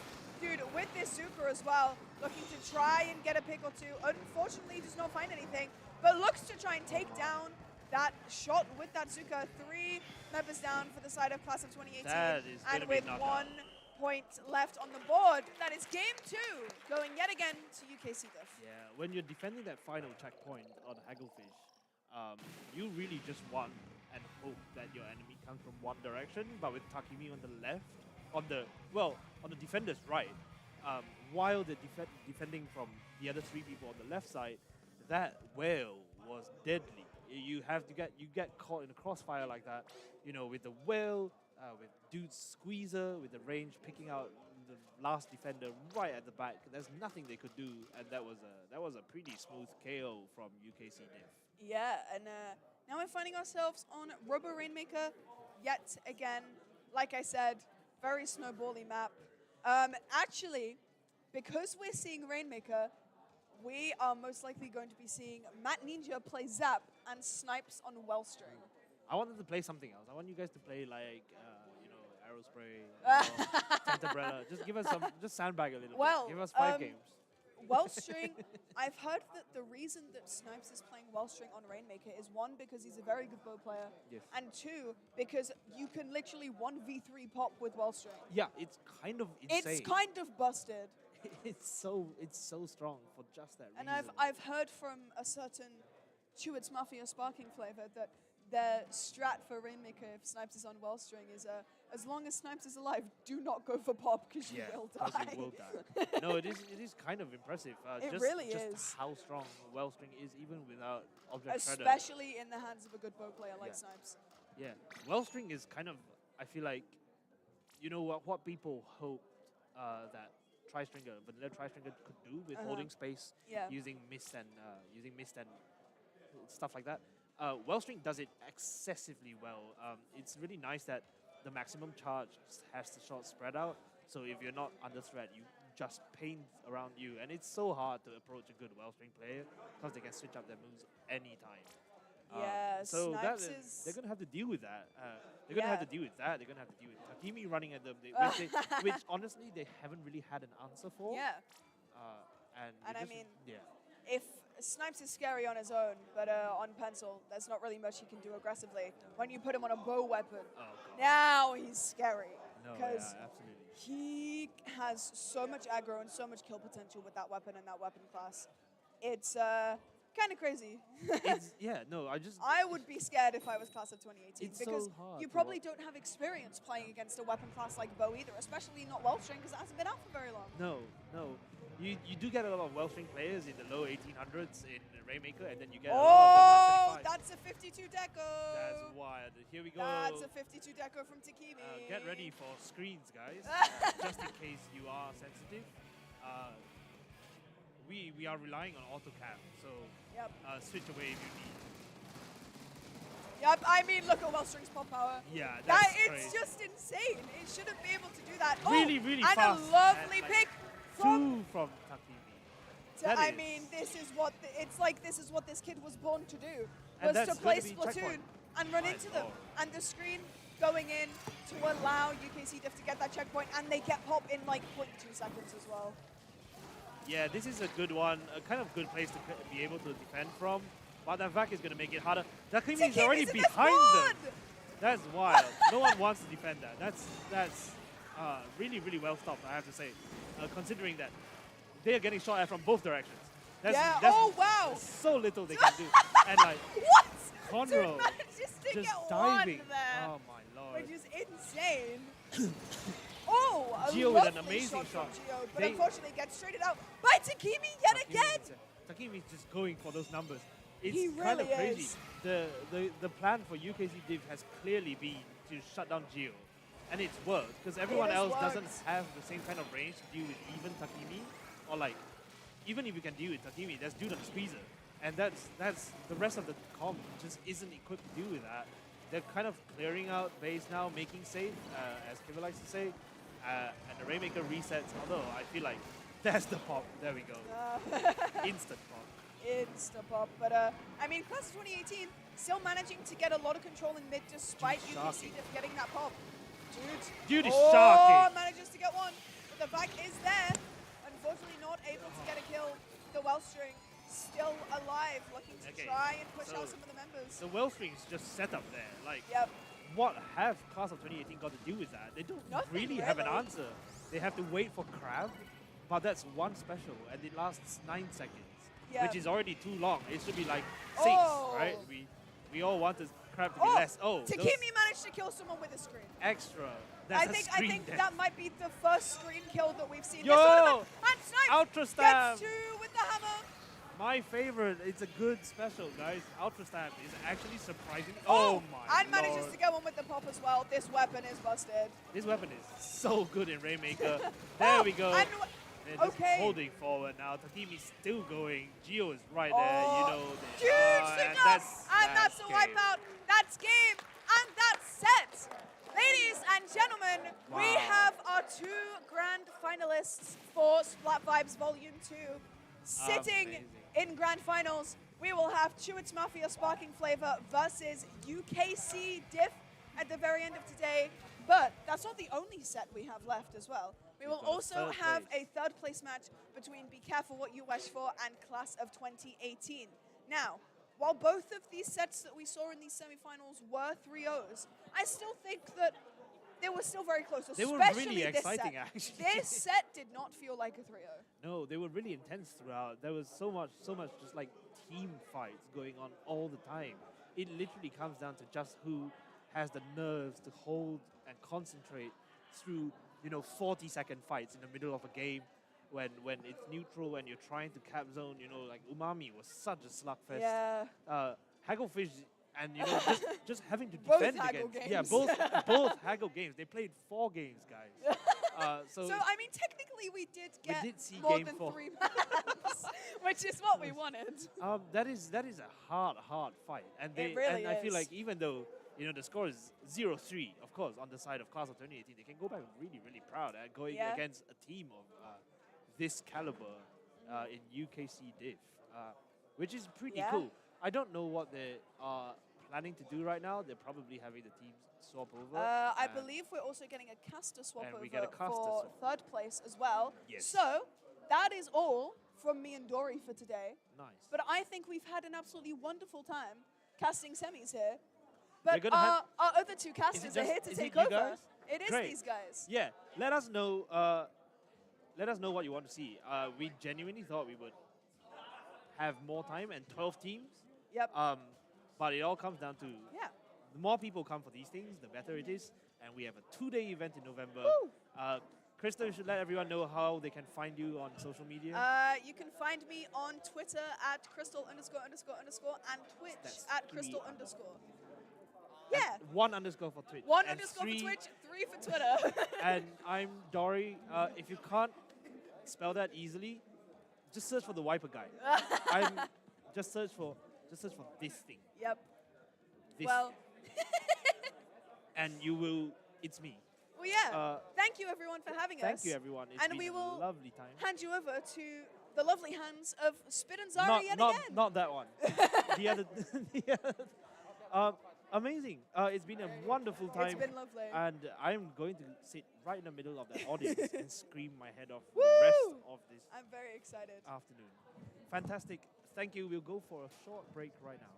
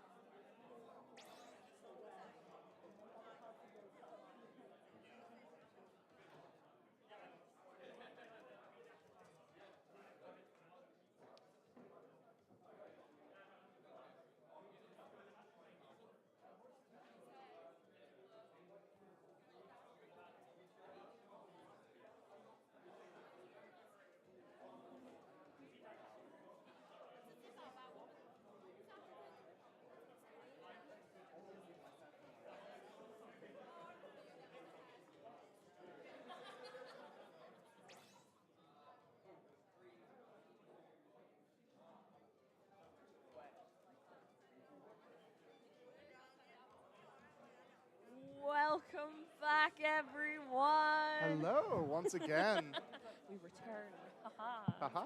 But yes, we return to tell you all about our third place match that we've got coming up here. So this is the fight between the two teams that are not going through to the grands. This is There is still prizes to be won for third place, Indeed. but not for fourth. No, not for fourth. So we do need to specify who wins. So that is between. No, you've been saying Weesh, and I've been saying Wesh. Wesh? I said Weesh once as a joke. Okay, okay, so it is Wesh. I do Wesh. want to be clear because Like MASH, but with a W. exactly. I do want to specify because the room does go a little bit wild Every whenever time. Wesh is doing anything on stream. So I did want to specify, and also Class of 2018, we got to commentate them earlier. They are some of our veterans. Our veteran Splatoon players, yes. So Been in the scene for ages. It is Oh, very much yes. old school versus new school. Indeed. As to my knowledge, Wesh hasn't really played this high level of competitive. I have not gotten this far, like high up in terms of a tournament. Yes, and especially not a LAN one. So I do not. My knowledge is limited, admittedly, but I do not know if they played Splatoon 2. They could be new to Splatoon 3. Yes, unclear. Unclear. We do not have the information. We do not have the sources. But what we can talk about is map modes. Map modes. Which, funnily enough, Manta Maria have not seen that much of on No. stream today. That might have come up once or twice when I wasn't looking. I think it was But in a lot of Game 3s, but we're moving swiftly onwards. But we Never are mind going to go map modes. see. Yes, Map we are. Mario Rainmaker. A very vertical map, just as on Can you machine hear more the likely. wesh? Yes. The Wesh, it comes. Ooh, actually no machine, but there is still a bucket on both sides. And Wesh keeping up the double Splatling comp. We've seen them pretty much run the whole tournament, or almost all the tournament. It's definitely something that they are sticking to, and can work well at like outspacing the enemy whenever they get into position for that. Yes, it does remain to be seen as obviously Class 2018 it just came off of a loss if they could recruit mentally from what's happening. Indeed. Oh my goodness. Oh my, they seem to be in high spirits at the very least.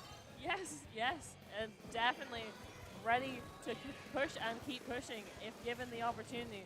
Though this bucket will scare away the other one, but not for long, as Justice able to take them down, and though has to be very careful of that crab tank, but it does not last.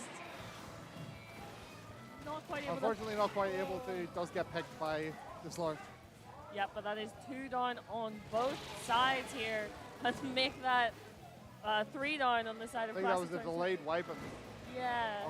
Class of 2018, but there hasn't been much in terms of real heavy push quite yet. Yeah, no one's quite got the checkpoint, so it's still early days here. This is still kind of fighting through mid.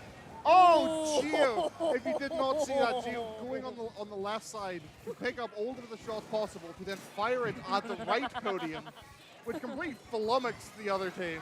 They were not expecting that, especially that Rainmaker, because they were not seeing where that sniper was. But there we go. There is a player down on the side of be careful what you wish for. And that is the first team, Class of 2018, to get through a checkpoint in this game.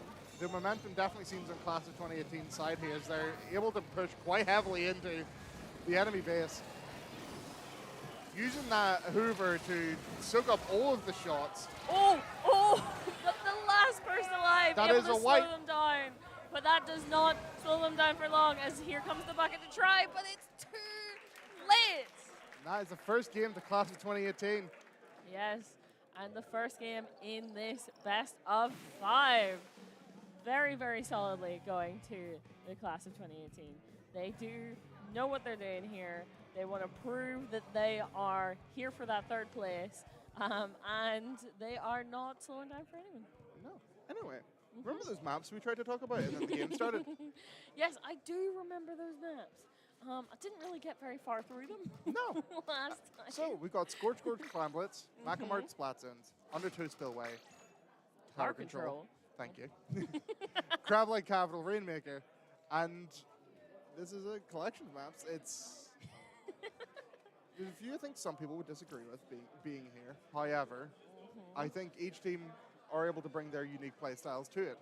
At Scorch Gorge Combats, we have seen both teams, I think, on stream playing on Scorch Gorge.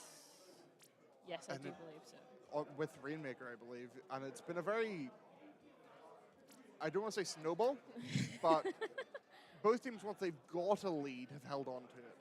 Yes. There hasn't been much of a reversal at all. Yes, unlike what we were seeing earlier. There's definitely been some games which have been you push, I push, you push, I push, I get lead, you get lead. Yay. So it's very much, we've not been seeing that with Scorch Gorge on Rainmaker, on Clams. So interesting to see if this might be a little bit different from what we're seeing so far. But are we going to see any comp changes coming out? The Rapid Pro Deco. Interesting. Okay. As the calls from Wash come out from the crowd. Yeah, so they are dropping one of their Splatlings for that as well. So fair enough. That I do believe makes a certain amount of sense, but also means that it's like I guess they've shifted. Using that for the chip damage. Yeah, they've shifted a bit more from the back mid or the front mid line to the back mid line with that, with switching out that mini. But yeah, pretty much both teams trying to find a footing here in mid. The Wesh are the ones that kind of keep losing one They keep player. losing one, but never two so far. Yeah. Waiting for the respawn, but not quite getting anything. Yes, and there we go. There's that Rapid yet again back to spawn. Oh, here we go. This is slowly getting worse. The momentum's building. Yep. The ball is rolling. Class of 2018 got that basket open first, and they have the Clams to get it straight past 50. They are working well, but they're out of Clams now. I have to go get a couple more, but down below 30. This is a very good first push. Class of 2018 here, just comfortably collecting Clams. Now that they're at a disadvantage man-wise, they are just comfortable to sit back in middle. They've got such a good lead that they kind of don't need to push yet. And they're just continuing to chip down at what Wesh is able to do here and just stop them from getting any kind of advantage.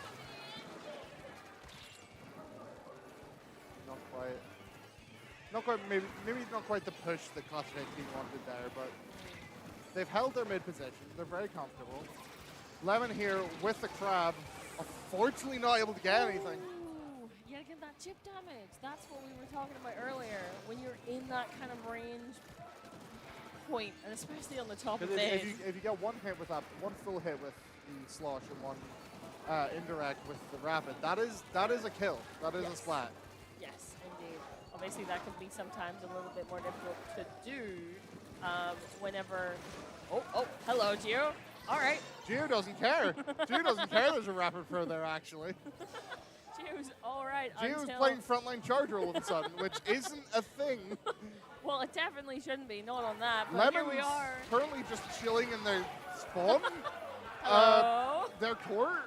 Just sure. a bit of a fun time Little vacation. Until and they it finally do kick him out. abruptly comes to an end. But yeah, definitely still so much of mid in the control of Class of 2018. But as I say that... We see there the chip damage. They were already weak. The Rapid Pro comes in. And now, be careful what you wish for, are able to push quite heavily, or if they can get the clams, that is, into their... There we go. And this is where that back and forth might start. You never know. We might see a little bit more of it. But it's important to note that it's kind of not, like they're getting bits and pieces, and they do have that jump coming in with the park lamp, but it's not close enough. Too little, too late, and that is going to be the pity clam wasted. Yes, indeed. And with about 1 minute 30 seconds left on the board, and looking at that mid, that will have been important, but they're going to get another one They're going to anyway. get another one in. Why not? As They long have as the clams. game doesn't end. They have the clams to be able to potentially. They're two off. There are Connor's two. jumping in. Yep. If this can get the clams, one more One clam. That's all they left. need. But Gio, making the rest Gio of going it. in. That's it. What you have not just seen is Gio raising both hands in the air, fully tense. Oh my goodness, Gio! Just wants the game to end, not letting Wesh have any more opportunity to get anything else done. I think that was the difference of that game of when they went for a push, actually having like a full stack of clams. I think the least the 2018 walked in with was 18 clams, at least. And that means that When if you get that push going, you're immediately putting all of that in. You know, like that is, you have what you need. You don't have to start wandering around. So yeah, very much, very well played from Class of 2018. They knew what they needed to do. They prepped for it, and they just held, like most of that game, they held in. Yeah. That was a very comfortable game for Class of 2018. Very much so, which does lead us into this game 3. If you're wondering what the crowd's looking for, they're waiting for the projector to turn on. Yes. Because mob mentality is a strong thing. Yes, because we're having slight technical difficulties with being able to see what's happening. We are fine. We're fine. The stream is fine. The people at hopefully. home are fine, we'd hope. But here, not so much. There we go. We have the projector back again. It returns. We are moving on to swiftly changing topic. We are moving on to Mako Mart Splat Zones. This has been a staple of the game since it came out. Since it came out in Splatoon 2, it has been one of the most favorite maps. It is one of my favorite maps. Mako Mart but tower control is like best combo. It is very good. I also agree. To be fair, as a machine, as a roller, it does favor those kind of weapons that can deal with ledges in a positive way. So definitely that is something we're going to see some buckets on. We're going to see that tri-slosher still coming out from Connor, and definitely the bucket on the side of We're Wesh. going to probably see, definitely both teams are more likely to have a Trizuka. Because three of those Trizuka missiles can just cover zone. Yep. If you angle them and hit them correctly. Yes, if you're in the right place, with the right special, you can do a lot of work there. So definitely, I'd imagine we'll be seeing. Well, also with Justice on the side of Class of 2018, I don't think Justice arrives without having a Trizuka in his back pocket. I literally, like, that is the way that he plays. He needs the Trizuka, and that is fair. What this game is mainly going to come down to is who can ledge camp the best on the respective left sides, and who can cover the zone better with their special. Yes, and it is very important that that is capitalized immediately, because all it could take is a couple extra ticks, and that could lose you the game because you're not able to cover it quickly enough because you're chasing kills. Yet again, the want for Wesh is strong. Still no Rapid Pro Deco. I'm staying with it. I would not have thought that would have been on here. Yes. Just because it has very low painting. Indeed, I would have thought they'd bring back that many, especially since it comes with that shield as well. You can push up so far and cover the zone and keep it yours. But we're going with the Rapid. When it works well, but you just have to be in the right place, doing the right thing. Right time, and hope everything works out. Yes, indeed. But as we've been saying, Gio here, ready to guard this zone. Gio, playing frontline, you know how to be. Yes, definitely not your normal front line, but you know, whenever you get comfortable as a charger, there's a lot of things you can do. See, Wesh here they've popped specials, but there's been no forward push with it. They've used the specials for picks, but not went with it. Whereas, as you've just seen, 2018 are using their specials for picks, but they don't need to move currently. Yep. They just need to stall. And with us getting into these last 10 points for Class of 2018, be careful what you wish for. Need to cap this, and they do. They do. They continue to stay alive in this game, but that is an exceptional push there from Class of 2018. A first push to 6. 2018 building specials here, as they are going to pop crab quite early. But walking forward with it to hopefully get this bucket, as Lemon gets a very nice drop kill. Yes, indeed. And this is looking like they're gonna, well, I was gonna say yes, they're gonna cap this and be able to put some penalty points on the side and be careful what you wish for. It's not much, but it is good to slow them down if and when they get back. Both teams trading one-on-one here. It's oh, never mind. That is a delayed wipe on the side of Wesh. That taking on the entire team Justice is brave. I will give you that. It is brave. Oh, definitely. Oh, but we get practically the return. With that being 3 down on the side of Class of 2018, very comfortably letting Wesh get back onto that zone and start pushing through their penalty points. But as we say that, it almost flipped back, but with those advantages on the side. This is incredibly back and forth. There's, as we saw, 2018 had a good wipe and a push, and Wesh returned in kind. Yes, indeed. But and still able to hold this, but against the strikes, is it going to be enough? There's so many specials on the side of Class of 2018, and that will be enough for them to pop the zone and put some more penalty points onto the side of careful what you wish for. Popping the crab here to get the painted zone. They do get it. Fair play. It is enough, but they do drop right in the corner.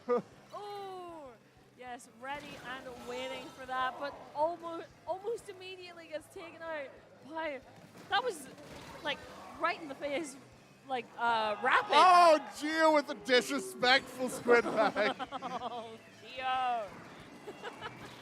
We're nice in this competition. Come on, man. Especially for third. For third place is wild. Fair play to you. Yes, indeed. But here comes the strikes.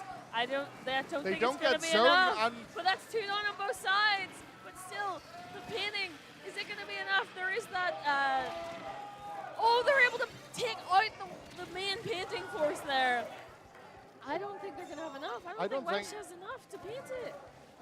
I think that could be game. That's game. Yep, that will be game. Class of 2018 are your third place champions. Indeed. Very nicely done to both these teams. And Wesh still very much able to put Class of 2018 on the back foot there and able to get that zone and push it that much further down. But I don't mean to be rude, but what is with Conroe getting third place? It does seem to be a bit of a thing. Like, Class of 2018 named after the 2018 UK Championships, in which IX got third. Yes, it is. It is a bit of a thing that does keep happening.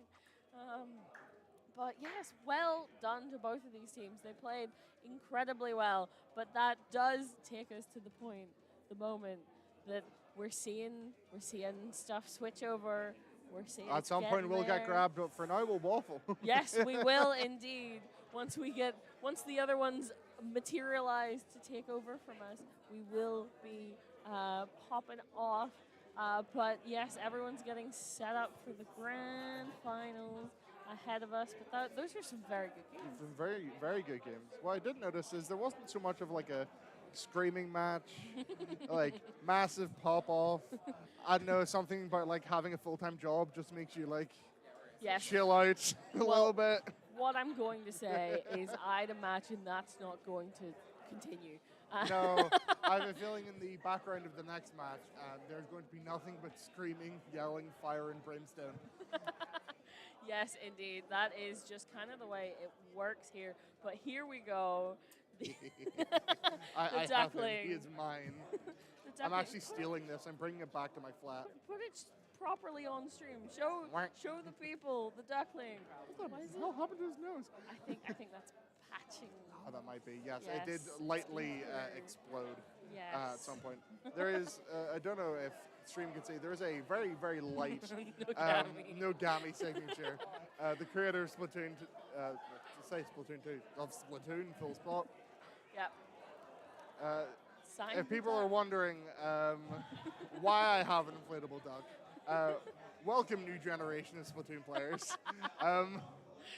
This was a bit that we had for a long while of this little inflatable duck and the team name of Ducklings. He's here. Yes, yes. And Gio mentioned to me earlier that the duck had been a little bit in hibernation in the loft for Yes, a while. it had been because- deflated in Gio's loft. but I will was say, resurrected. do not look up the duck's Twitter account as it's currently been hacked by a crypto scam. Yes, do not. It's not important. No, do no, no, not. no, no, no, no. But yes, the duck making an appearance just for, well, today and probably Legacy. I'd potentially imagine Legacy. we're probably going to see the Legacy. You know. Reminder that you might want to come to Legacy if you're enjoying the vibes. When at tickets are Splat available. Vibes. When tickets are available, indeed.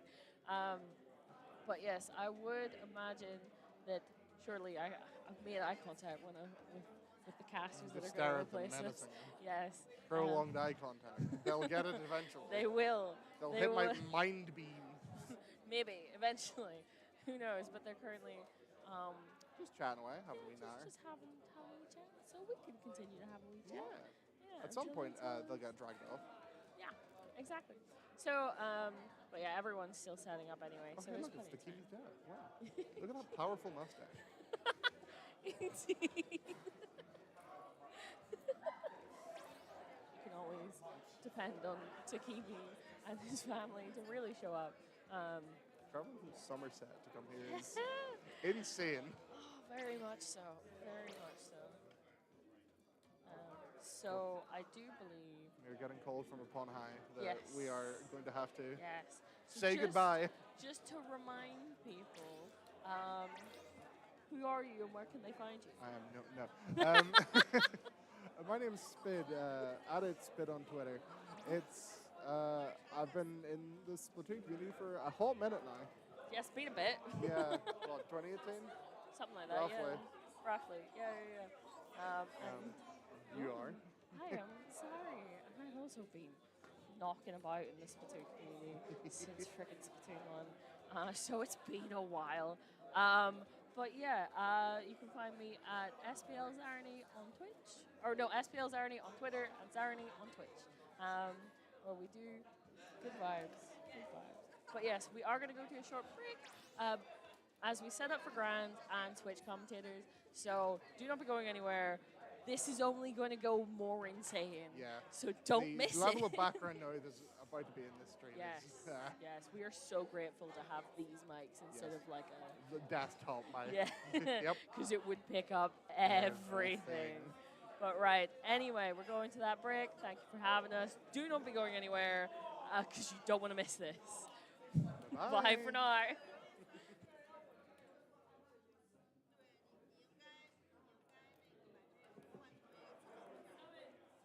All right, thank you very much.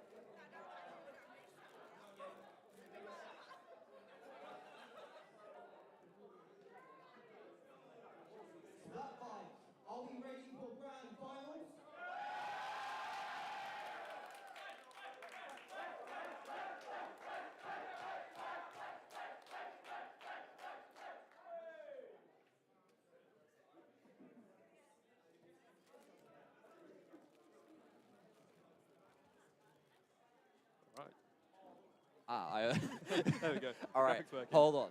Hello. We are back with, believe it or not, it's been a long day, hasn't it? Quite a long day. Some good matches though. Quite a long day, quite a lot of really good matches. But at long last, we are down to our 2 final teams of this tournament. Top 2 seeds, you know, fair enough. They both made it here. Most people thought it was going to happen, and here we are. Yeah, most people thought these 2 would probably make it all the way, and indeed they have. It's Sparking Flavor versus UKC Diff. You know, everyone knows who these 2 are, but we can give everyone a quick rundown. You know, say a few things, maybe about the strategy and talk, you know, a bit before the game. So, yeah. Should we start with UKC Diff? Yeah, let's start with UKC Diff. We commentated over a lot of their games earlier, and like from the way that they've been playing, they've got an incredibly strong game plan. They've got Snipes holding down the fort, making sure that the whole thing just kind of glues together. You've got the dynamic duo, or like, you know, the Chuckle Brothers, as I was Chuckle Brothers. I was thinking of calling them the Chuckle Brothers like It's before. not bad. Everyone like, loves the Chuckle Brothers, right? Like, it's the Chuckle Brothers, but they make themselves laugh and they make you miserable. Everyone else, so yeah. But anyway, the Chuckle Brothers in question being Takimi and Dude on that front line, both of them using special weapons. Takimi on that 52, which he's been popping off on all tournament. And they do the classic to me to you. Yeah, to me to you, literally. You know. Like, they pass control and like how forcing how the enemy, like which one of them is forcing the enemy team to react like effortlessly between the 2 of them. It's really, really strong synergy. And then on top of that, you've also got Matt as well. Matt, like, you know, not being as prominent as like, you know, Takimi and Dude, because they're like the main people going in and doing stuff. But similar to like Snipes, he locks down the fort. He really locks it down and actually enables Takimi and do the Chuckle Brothers to go in and do some work.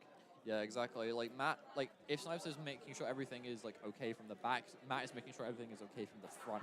And even then, like when things aren't maybe so okay, Matt is like backing up a little bit. He's playing a little bit safer, a little bit more conservatively, and popping strikes to ensure that what might have been a bit more of a dicey situation turns into a massively advantageous position for, you know. If there's one thing I want to point out about Matt is I think he's a very smart player. Yes. I think, you know, very analytical, and he's just able. He's very capable. Matt, Matt's previously been known as an incredible Splatoon 2 commentator, and one of his biggest strengths back then was his game knowledge and how he understood the game. And I think even now, like obviously Splatoon 3, somewhat different from Splatoon 2, but that understanding is still there. Chewit's Mafia, on the other hand, a little bit different. Obviously, well, Chewit's Sparking Flavor. Chewit's Mafia in the past, like, always had a very strange structure. But the main thing about Chewit's that you've got to keep in mind is that they like to have one person as a primary initiator. That person has varied over the course of time. For most of their history, it was myself, because, you know, Ingbrush was pretty good at that stuff. But I'm not playing with them. Whereas And now we're playing more Chano and more Sandwich as well. Kind of yeah, taking that more role. Chano, more Sandwich. Chano, obviously, like picking up the flag, like picking up the slack from there. Like back on Spark, Chano often was like the main source of a lot of like starting the fights. And if it was, and the other thing as well is that Sandwich, very comfortable either sliding in and cleaning up or starting fights himself. And that versatility is really, really key to the success of Chewit's, just in general, really.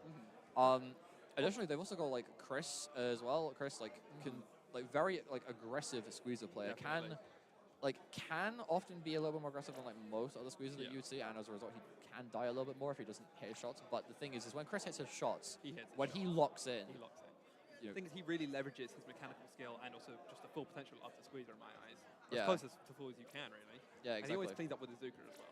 If you get an opening pick with your main, Zuka. Or first pick with your Zuka, clean up with your main. He's there, he's in, he's quick. And that's going to be really important. We didn't have time to talk about the map, but we are going to be playing on Scorch Gorge Rainmaker, which, really, really big stage. Both these teams been waiting to play each other this whole tournament. They're going to be feeling now, and we are getting straight into Grand Finals. I'm getting loud already. Ooh. Raring to go. Oh, we got screen. All right, we have screen coming out. Screen on both teams. Sides. But we also see a Wellspringer coming out from Snipes. Pop definitely going to be in the favor of UKC Diff. Not just diffing UK champs, but diffing the Rainmaker opening pot right now. That's what I hope to see.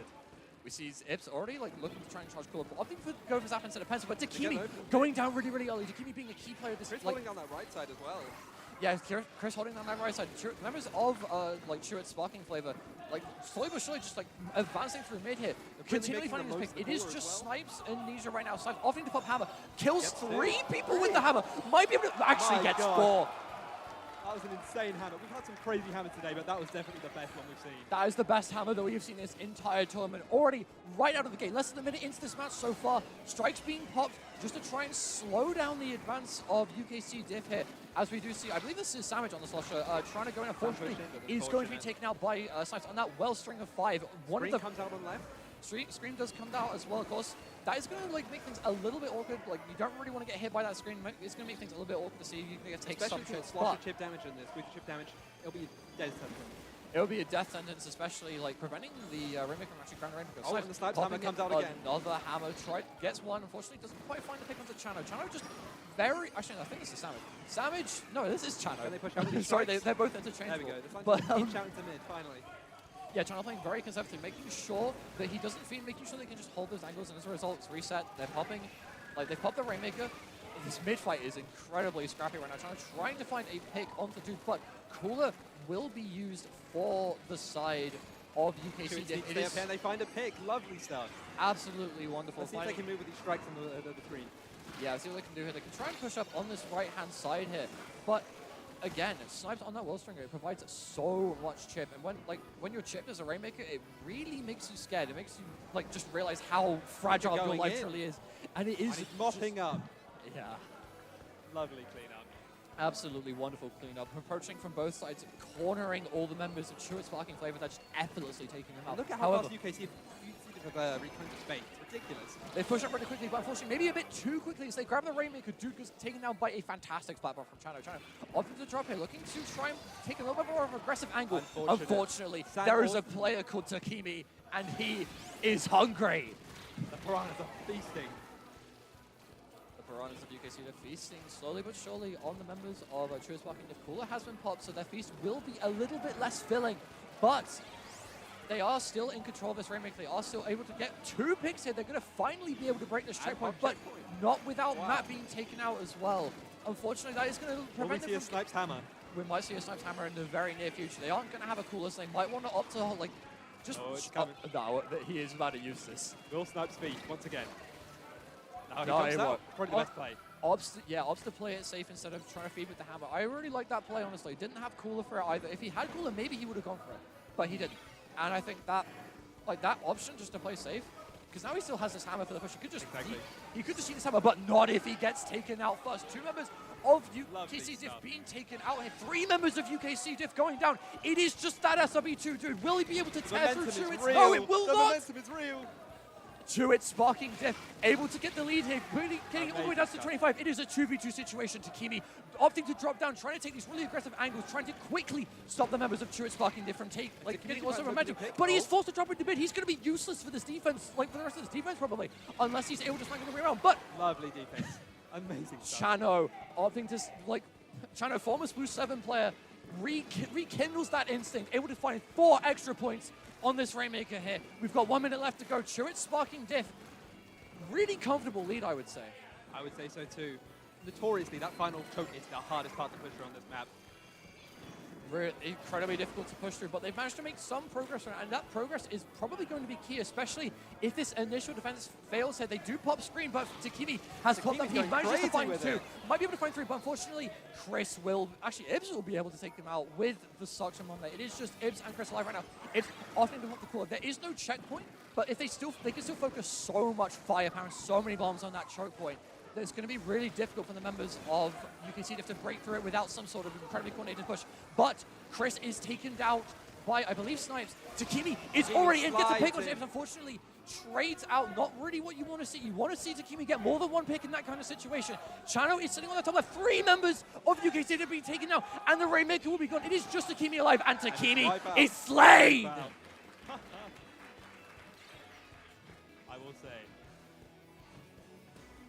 Their special usage. Their special usage. I think that was it. Their special usage for one thing, but their ability to play safe, making sure that they maintain their lives throughout the entirety of those defenses was absolutely crucial. We saw time and time again. We saw this from UKC Diff earlier in this tournament as well, actually, when they were in these kinds of situations, opting to play very safe, making sure that they were on the high ground basically the whole time. Like, like for example, Clamblitz Inkblot, where they just kind of held bats the entire time instead of like feeding into their opponents at that point, which I believe was, be careful what you wish for. I believe so too. But obviously, both of these teams, strong players, smart players as well. Oh yeah. And you know, I think that's the big thing that sets them apart from other teams: special usage and not feeding. yeah, I put it down to composure myself. Oh, definitely. I put it down to composure. Like in a grand finals, best of 7 set on LAN, you know, Chewit, Sparking Flavor have been, like all of their members have been in positions like this before. Not just the Splat Vibes, but the UKC Champs 2023, where obviously Chano being on Spark and the rest of the members being on Chewit's Mafia. Having to deal with that kind of insane pressure, especially with how, shall we say, hectic that LAN was. Oh, yeah. But speaking of hectic, we've got a map that like not the most like hectic map on planet Earth, but it can be if it can be chaos. It can be absolutely Especially when chaotic. someone like Takimi Splat is zones court. on Hagglefish Market. What do you make of this for both of these teams? I can't lie. This seems like a very spam heavy map. I feel like you want to poke for an opportunity here, and I will say I think one thing they can do well is use their full kits on their weapons really well, super effectively. Now, there's a lovely little thing called the R button. Now, if you're familiar with it, it throws a bomb. And most of these people are going to be running bombs, as you should. So, I think we're going to see some very poke-heavy gameplay, some lovely specials being used. I think we're going to see some lovely specials being used here, but I'm also curious to see how many of these teams opt to use the screen variants of their weapons, like both Squeezer and 52 having those variants. Of course, V52, V-Squeezer, which means they've got double splash roll, whereas Chewit Sparking Flavor opting to retain that forward squeeze with opening Gambit. Chris means business here. He's going to lock in. He needs to Let's see lock what in he can here. do. Opening Gambit, if you don't know, Chris first 30 pushing the right seconds, side. you have massive He's buffs to aggressively ability. pushing the right side, Yeah, he is actually. aggressively pushing it. Unfortunately, he needs to find a pick within these next 20 seconds, or else his opening Gambit is going to run up for the rest of the game, and he will be at a functional disadvantage. But so far, this neutral is not playing out as quickly as I think already they on the would have flank on the right. Takimi already trying to flank Chris, already trying to look for a pick, but isn't quite able to find one just yet. But slowly but surely, no one is on yet. But Takimi is the first person to go down in this match in only 30 seconds. Chris pushing over their court. Matthew Fox, Ninja also being taken down here. There's a slight stagger on the side of UKC Div, but unfortunately that situation is reversed as Chano will be taken out right in the corner. Not really what you want to see if you're on Chewit Sparking Flavor right now. I will say it's a lovely screen. It is an absolutely lovely screen. So going to make sure that they're going to be able to get the mid. They're going to be able to paint over the zone. But right now, it's really anybody's game. Both of these sides have a pencil. Both of these sides have fairly paint-heavy weapons. But the Neo Splash-O-Matic, oh, what beautiful double by Chano. 2v2. Is going to be, unfortunately, they will lose the zone. But honestly, not the biggest loss of money. If Savage is able to find a single kill with the Zuka here, they might be able to get something, and they do. Amazing they get the pick onto Matthew Ninja Fox. However you want to pronounce it, that is going to prevent them. That's going to mean that the zone will flip back in the favor of Chewit Sparking Flavor. Takimi pushing the advantage will hard. also be taken now, but Snipes is going to take out Chano in return. Might be able to find another pick here. Is feeling a little bit overzealous, maybe knowing his former teammate just a little bit too well here. As, dude, once again getting taken out on the far side, really not what you want to see. Cooler has been popped, so he's going to be back nearly instantly, but it's brought a little bit more time for the members of Chewit Sparking Flavor. Screen will be popped. Screen is also pushing these people back, like having to scoop roll through the screen. Like, their vision is going to be a little bit altered for a few seconds here. Not going to have much of an effect on these top players as Snipes is able to find a beautiful pick onto Christie, and Chano also being taken out. It is just Savage and Ibs alive right now. Savage forced him on the Zuka in retaliation to try and slow the advance of Chewit Sparking Flavor, but unfortunately not going to be able to find anything at the moment as two members go down. One to Snipes, I believe, one to Takimi, but yeah, advantage really flipping to UKC Div right now. Oh, yes. Yeah, we see Snipes here on this on the front, just like making sure there's paint, make sure that there's cooler. Strikes are going to be popped by Chano just to try and get some paint on the zone. It is actually going to flip it, going to buy some precious penalty points. But right now, control is very much in UKC Div's favor. They are able to exert that control beyond the zone, which is the main thing that you really want to look for on this map. And so far, Chewit Sparking Flavor are really relying on the Suka. They are able to find a pick onto Ninja, though. Will they be able to carry this forward, though? Maybe. Ninja has been like the first person to go down in nearly all of these retakes that Chewit Sparking Flavor have done thus far. Of course, Takimi also going to be beaten out in a 2v1 situation. Of course, look at this lovely tag team duo, slowly pushing up. Oh, they unfortunately go down. Unfortunately, as great as a 2v1 is, a 3v2 is even better, and that's exactly what you can see if they're able to do that to try and win that situation. Their penalty points are rather low right now. They will be starting to score actual points really, really soon, but not if Chewit Sparking Flavor has something to say about it. It's starting to look rocky. I think Chewits really need to build their special and leverage it as best they can. Chewits have already built their specials. They're going to be using Azuka here. Got like strikes as well. They're just throwing everything at this zone right now. Unfortunately, no opening pick. Yeah, throwing everything in the zone. Unfortunately, no real rhyme or reason. Chris being taken out on that right flank. And Samage as well. That SRB2 dude tearing through the defense of Chewits Sparking Flavor. Is going to be able to find that pick, but they will be losing lead in this engagement. If you're Chewits Sparking Flavor, you've got one push out. They are able to get fantastic pick on that SRB2 dude. There are two people sat behind this zone. One, I think, is on the right, maybe one on the left.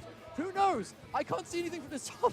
It was a beautiful retake, though. It is a beautiful retake. Unfortunately, Chano is going to trade. Really not what you want to see, but nevertheless, Matthew needs to being taken out. It's going to maybe like down. It's all to play for. It's all to play for. It's all to play for right now. Unfortunately, UKC Diff are starting to lose that composure just a little bit here. Unfortunately, that whale was really, really good at forcing the pit damage to Kimi. But so far, this game has just been one team wanting to retake and the other team just flanking whenever that happens. Which you love to see. Beautiful pick from Chano. Fortunately, Chano getting a little bit overzealous, not quite knowing the range of his weapon, will be taken out by Snipes, but lead will be flipping back to the favor of Chewits Sparking Flavor here to The real question is, will they be able to hold this? They might be able to. Chris has been taken down, but Chris is going to be really painting the zone. It is going to be Samage and Ibs painting the zone right now. And those are the two people that UKC Diff really need to be focusing. Samage already being taken down. That's a lot of pain gone. Chano also being taken down. It is just Ibs painting the zone right now, where all the members of UKC Diff are alive. Takimi pops well, but dude, he's taken out by an audible by Chris. Chris opening the pump screen as well. Lopan might be able to get the pick onto Takimi. Takimi is down. Beautiful 2v1 between Chris and Samage. This is their chance to close out the game. There is a lot of pain testing on the zone. Might be able to find a pick on a snipe. Unfortunately, doesn't quite get it, but that's not going to matter. Instead, it'll be Chewits Sparking Flavor taking game 2 of this set. Absolutely lovely game. So, what can I say? Chris did what Chris does. Yeah, Chris doing what Chris does best. I will say, there was some lovely plays from Chano in that game. Lovely, lovely game.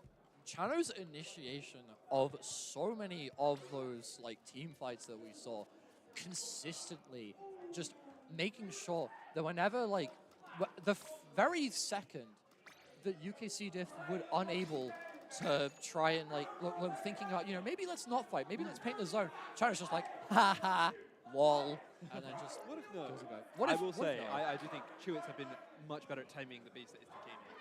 I think so. They've not been folding solely to The secret is the 2v1. I was saying this Exactly, earlier, but 2v1. when you 2v1 the members of UKC Diff, they are just one guy and you are two guys. Thank you. I am Incredible I am, insight. Look, I am a wordsmith, all right? My poetry knows no bounds. No, and no. speaking of poetry, we're going to be seeing an absolute war sonnet here on this next stage. Tower Control Ship-Shaped Cargo Co. I will say, Tower Control full stop. That is just war in a nutshell. It's going to be a bit of a bloodbath from both sides, but we'll see what can happen. I mean, Tower Control never changes. I mean, but what does change is the team playing it and the weapons that they use.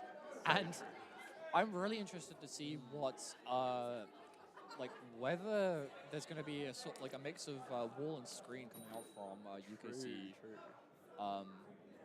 from UKC Diff right now. Have to find out. I must admit there was quite a lot of shouting between the players earlier. So yeah, Snipes unfortunately has just DC'd on LAN. And remember, it's not Splatoon without a DC. It's not Splatoon without a DC, especially in finals. You know, this is a LAN event. Snipes is sitting like 2 feet from like the rest of his teammates. About 4 feet. Nah, actually that's more like 8 feet. But he's sitting 8 feet from from the enemy team. The router is just like in the middle, and he's DC'd. We'll get back into it in just a moment. We're gonna get straight back into it here. As we say, like we didn't have much time to talk about the map itself, but Shapeship Cargo Co Tower Control. I think this is a brutal map. I think Chewits comp is very well suited. Both comps are well suited, honestly. You know, we've seen previous teams play on it, but I think these comps are much better off. They're very pokey. They have the specials to deal with things properly. I think both of these teams have a very nice balance of midline aggression and short range aggression. Oh, yeah. Obviously, like we talk the focus on the meta at the moment is on that midline aggression, things like Squeezer and Range Blaster. But short range aggression equally important because the short range weapon is going to be the one advancing forwards, like ensuring that more progress can be made. And we do see a bit of a comp switch up. Ibs opting to switch to the Zap, whereas double wall once again from UKC Diff. I think Ibs could be very important to dealing with Takimi and any aggression as well. Yeah, I think this is going to be very important, but unfortunately, First opening pick on Dude getting torn up himself in mid there. Will be taken out by the members of Cheers Sparking Flavor as they begin this push. Really beautiful pick from Savage Chris hard onto pushing Snipes. top left. Chris is hard He's pushing just on the top ropes left and as he's down. Yeah, Chris. Takimi's pushing hard in the court. Takimi is trying to push hard in core, but Chris is trying to push hard on that top left.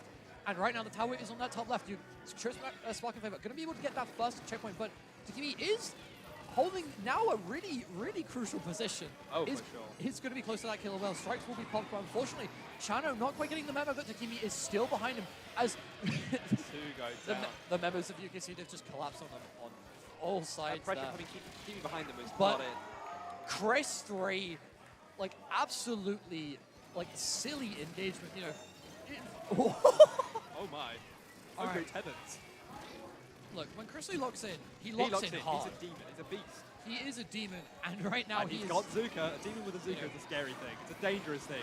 And he gets one. Exactly. He gets one. The picks are just like, coming out left and Beautiful right stuff. onto the members of UKC different right now. Of Let's course, see if they can try claim this top right. But they might be able to. They've killed. They managed to pick off Matthew Ninja. Dude's It still is holding the fort. Dude is still Takimi there, drops it but on left. Dude's still there. Takimi manages to surround the tower. They've got 3 angles. That is just Savage alive right now. Beautiful Gets pick, one and pick he and jumps jumps out. out.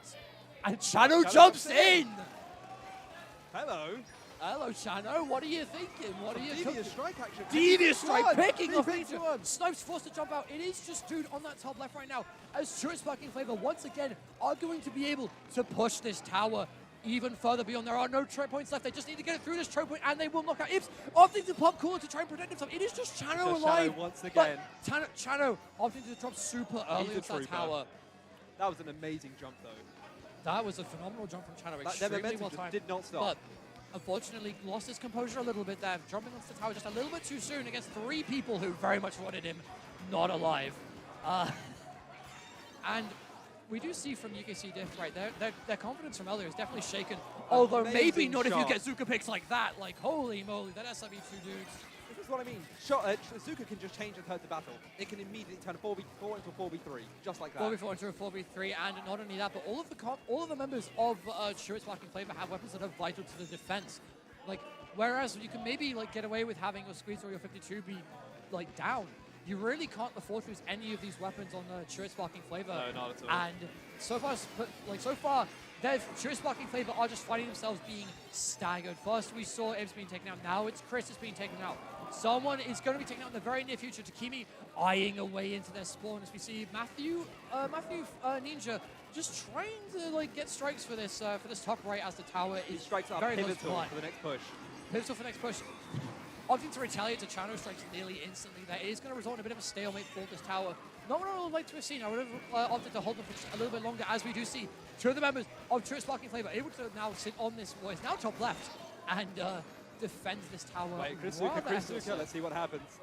Chris does have Zuka up, however, is forced to hyper strikes. Does pop Zuka. 1 shot fails, 2 shot fails, but the third might be able to find a pick. Unfortunately, not quite, but it doesn't really matter. 2 of the members of UKC Diff were taken out, like more. Lovely cleanup. More deaths coming out, even though I believe they were cooler during that push. That's with 2 dude versus Chris. Unfortunately, dude is already behind the wall. There's no way in heck you're winning that.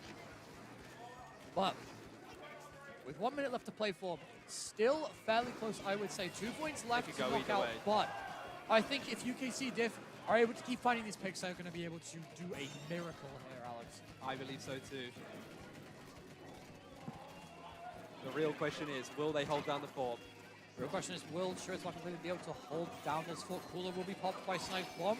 It's going to prevent Dude from picking up for a little bit longer, but Dude does have this. Are we going to see a big Zuka? He's going to try and go strong right, but unfortunately, the partner in crime, Takimi, is already going to be taken out here. Not exactly what you want to see. Unfortunate. Matthew Ninja also will be taken out here. Members of Chewit Sparking Flavor cleaning up 1 after another Snipes. Unfortunately, you have 5 shots and 3 people are in front of you. You're not winning that, buddy. They're just on a roll.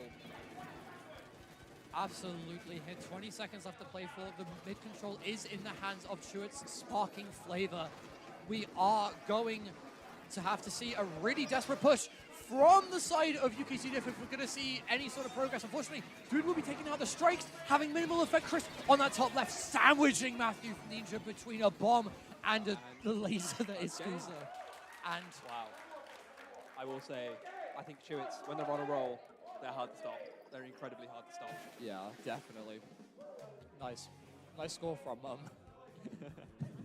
I do think two big moments there were definitely saving those tri-strikes. I think really could have won that. The UKC diff.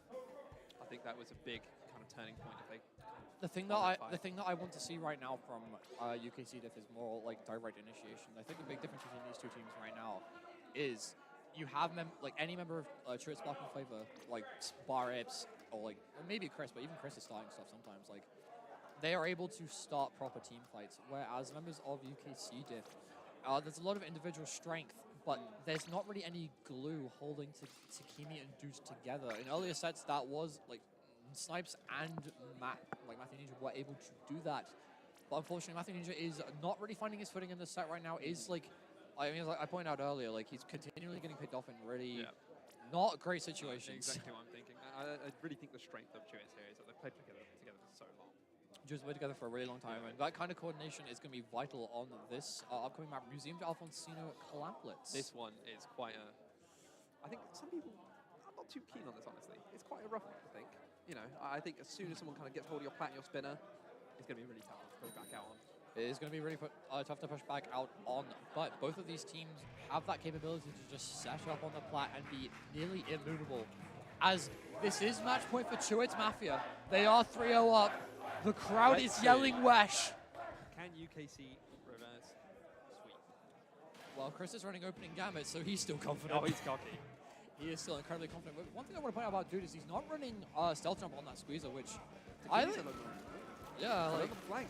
Takimi is already on that right hand flank, trying to initiate something here, I think. But the members of UKC are not really following up.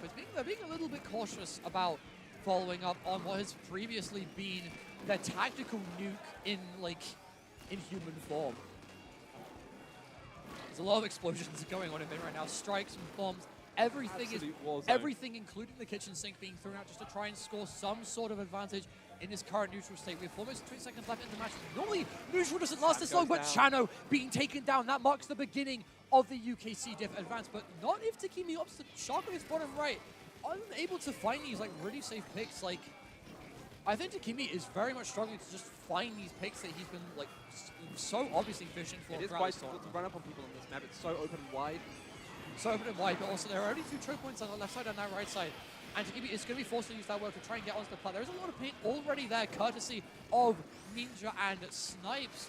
But the members of Chewits Sparking Flavor, like we mentioned earlier, they like taking that high ground. They like making sure that they've got vantage points over the plat, and the fights go straight into the favor. They do go straight into the favor of Chewits Sparking Flavor. Not before Takimi manages to pick off a couple of members, and that is going to mean that their control of mid, while they do have it at the moment, it's going to still be quite tenuous. Snipes is going to be looking for a pick here. He manages to find one onto Chris 3. Incredibly vital pick. Finds 2 onto Chano. We don't normally associate Snipe Rider with getting lots of kills, but Snipes is finding crucial pick after crucial pick in this match so far. As Cooler is he's already a third to charging Cooler as well. Oh, he was, but then Sam I will just say popped that is Zuka. the strength of double Zuka right there. Oh, exactly. You know, you've got a button that can just instantly kill someone really important to the But push. what if we have 2? Why not have 2? What if you have 2 of them? And what if you have 2 guys trying to fight that has to be 2 dudes? One thing I'd like to pick out about the UKC div team is that they have 2 walls here. See, one of the maps I think that could be fine, but maybe we can struggle with this. They might be struggling with this. They kind of don't really have much to poke the plat. Everything that pokes on their team shoots in a straight line. And I don't know if you've noticed, but there is a bit of a height difference between plat and mid on this map. Just a bit. Just a little bit. But we do see Dude is stuck in the corner. Unfortunately, it's Chris and Dude. Bit of an open engagement. Takimi, I believe that was going to be able to clean up. And that will be UKC diff wiping the members of Chewits Sparking Flavor. Snipes is the one with the power climb right now. Maybe might want to pass it forward to Dude. So The real question is, can they do damage control? Can they keep controlling big numbers there? Well, they are able to get 20 down. They've got 6 more cars on standby, but all of them being held by Takimi. It's not really what you want to see as Takimi gets taken out by Samus. Samus might be able to find another pick on this left side flat as the rest of his team is able to clean up in front of this basket. Single score, you know, it is a lead, but not really what you want to be seeing, especially really held the fort. Yeah. They really did. They really held this fort, but it's really not what you want to be seeing with 2 minutes left into the match. You really want to be trying to get a decisive lead at this exact moment. And they keep going down to Snipes. He's honestly a beast on this thing. Snipes is continually finding pick after pick. You know, we were talking earlier about how dangerous Takimi is, but right now Snipes is the threat. And not only is he the threat, but he is the one enabling all of his teammates to be threatening as well. Find some really crucial damage. Unfortunately, will be taken out by a Zuka from Chris. This might be the beginning of something from Choose back in favor, but not if Dude is able to find Chubits. Takimi's already flanked. Yeah. Like, this is what we keep seeing. Like, Chubits keep taking these fights, thinking it's a 3v4, but then Snipes kills one, Takimi flanks and kills two more, and suddenly they are on the back foot as once again, three members on the left side for UKC Diff. Like, three of them there. Snipes just opting to sit in the middle, but the second that one of them is, like, as soon as they're able to find some sort of angle, this, you know, it's going to be big, but not as big as Huge two people going down. Yeah. And they aren't called it as well. This could be their moment. This absolutely could be a moment here. Takimi is opting for Shark here, but it's going to have to see if he start finds moving one. on now. It's I think going the Piranha could go on the opts to attack. go for the power climb. Not sure if I agree with that play. Is he? Unfortunately, Takimi will be able to find that pick. Lovely double. Snatching it from the jaws, whatever. But Savage is able to get the lead. But Stuart sparking flavor with 30 seconds left to go. Chano scoring a couple more clams in. 80 to 68. They're not going to be able to get any more in. But with 30 seconds left to play for, this lead is so tight. And this map can be so stalematey at times, so we'll see if they can get one final push in. Yeah, incredibly. This neutral game is the most important, like, neutral game these teams are going to play, like, all tournament right now. Cooler will be used quite early on. Takimi is going to look to try and flank on this. I think he is going to sit behind them. Unfortunately, will pop a kill whale. Unfortunately, like, that means he's not going to have the element of surprise. He's able to take a shot. Fucks up the power clam. Gets it in. And unbelievable. Right from the jaws of defeat, Takimi finds a way. Here's the question. Will they keep this up? That is a good question. Will they keep this up? I can't lie. They're quite momentum-based. Maybe they're like sharks. They can't stop moving. And once they started moving, that's it. We'll have to see, though. At the same time, though, if a shark stops moving, it suffocates and dies. That's the point. So they've got to keep moving. It's all to play for. So they've got to keep moving forward. It is Rainmaker on the toe spillway. Again, like, this is a real... I feel like UKC might also take this one, to be honest. I can't lie. I think Pencil does incredibly well there. Oh, it's going to be Wellstring, maybe. It's going to be Wellstring. It's probably going to be Wellstring, but to be honest, like, Wellstring, again, like, while it was able to do some things against Chewit Sparking, if the way that that team moves really doesn't favor itself towards the incredible chip damage that Wellstringer is able to put out for its team. So I always wonder if Snipes is going to have to opt for, like, a third option here, like maybe something that's a bit more suited to long-range one-shots. Maybe even, like, a return to Tri-Stringer could be pretty good for them here. But, of course, it is going to be a little bit difficult for the members of UKC to find, I think, that, like, exact backline that they're looking for. Snipes, like, looking at his screen, chewing his gum in very serious contemplation right now. But Rainmaker on the toe spillway. Pretty, very extremely narrow mid, which honestly could favor either of these teams depending on which one is able to find the more advantageous angles. But playing patient, getting that first opening pick, huge, huge, huge. Yeah, that's what we've been seeing both these teams. Incredible patience. Chewits cannot afford to let Takimi get a double, Snipes opting to pop the heavy edit for the first time that we've seen in this tournament thus far, Matt. Back to screen from Chris. Yeah, back to screen from Chris as well. Matthew Ninja is going to also stick to that Neo Splash automatic just to make sure they've got strikes to try and pop. Chewits will get popped really, really quickly, but that opening pop on this map really not that important, especially when you have a Neo Splash that's just easily throwing strikes. Yeah. Because Chewits looked like they really wanted to go in and get the kills there with Ibs popping cooler, but those strikes really just reset things for them here. Chano will be taken out. Dude also, it is a bloodbath right now. Two members of UKC Diff will be taken out. The staggering continuing so far. Takimi, we do see Takimi shocking near Matthew Ninja as well. What? The Matthew strikes come out, but... Matthew strikes come out. Unfortunately, Chano is going to be able to run fast enough. Rainmaker being a super heavyweight weapon, very poor mobility, will die to the strikes. But they've got all the way to 67. They put the Rainmaker on the far left. They have the ability to potentially lock down mid and lock down all of these potential Rainmaker routes if they so feel like it. But right now, they're playing incredibly cautious of Takimi. Of course, Takimi You know, Omni's have been made. Unfortunately, Lovely actually, it was stuff. Ninja. Ninja 4v2. getting taken out. There's two members of UKC being taken out. Ibs will be able to secure this Rainmaker, but Just Takimi locking down on right is not enough, or is it? We'll find out. Well, it's not enough to stop the Rainmaker, but it is going to be enough to stop them from getting anything One more pick than is that. quite nice. 2 picks from Takimi, 1 from the Whaler, 1 from his own, own very silly gun. But you know what's equally silly? Zuka. Zuka's pretty silly. Oh, very silly. But silliest thing in the game. unfortunately, isn't going to be able to find anything with that as Chano does go down. Looking like UKC Diff might be able to turn this series of picks into an advantage, but not if Dude is taken down on the far right side.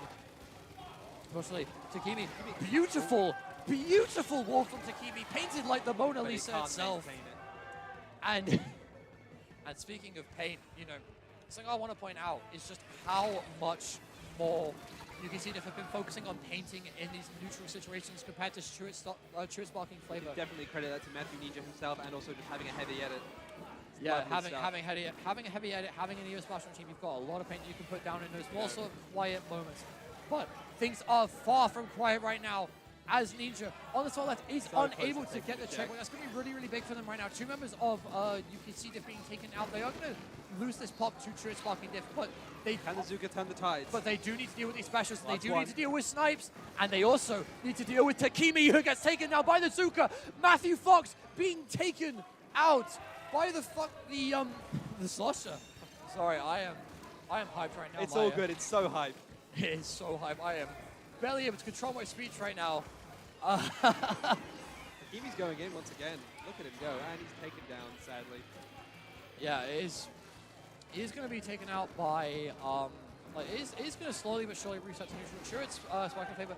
Able to find a pop, able to find another pick. It is just Takimi and Snipes right now alive, but sure, it's Sparking Flavor. Slowly but surely able to move. I'm not like Chris trying to find an angle to deal with Takimi. They are going to be able to surround and take him out. That's going to be really big for them advancing, but here's not. the real choke of the map. This is where it really gets serious. They're at the real choke point of the map, and locking it down is that SRB2 dude. Unfortunately, not locking down anything when it's being taken out by a Trojan from Savage. A wipeout from. They broke the choke. They've broken the choke as Ips That's a lovely sails push. towards that Rainmaker. Absolutely beautiful stuff from True Sparking Flavor, getting it all the way down to 10. UKC Diff have got quite a bit of work to do if they want to get this They've only lead. got 1 minute 15 left. Can they do it? 1 minute 15 left. You know, like this sort of mirrors last game. Sure, it's Sparking Flavor. Like they have a strong lead, but I honestly still feel like it It could could go either way. It I can go either way. feel like it could go either way on a map like Rainmaker on the toe. All it takes, like a mode like Rainmaker, all it takes is one wipeout, and all of a sudden, like the floodgates will open, and the troops will arrive. Takimi just waiting for his moment, biding his time, opts to pick it. Like I think this is a little bit early, but does pop Whale as Chris pops his screen. Oh, They're all call it up. all cool it up here. Lovely pick on Takimi. It's just vital. Absolutely massive hit on Takimi, but Savage will be taken down. There will be no more Zuka for that defense. He did respawn right so maybe he actually had cooler, but Chano tries to flank, but it will be taken down here in these last 20 seconds. Sure, Sparking Flavor needs to maintain that composure. Get the pick onto Matthew Ninja. It's able to like hop the cooler hit. Dude is pushed all the way up. Takimi not able to find an avenue just yet.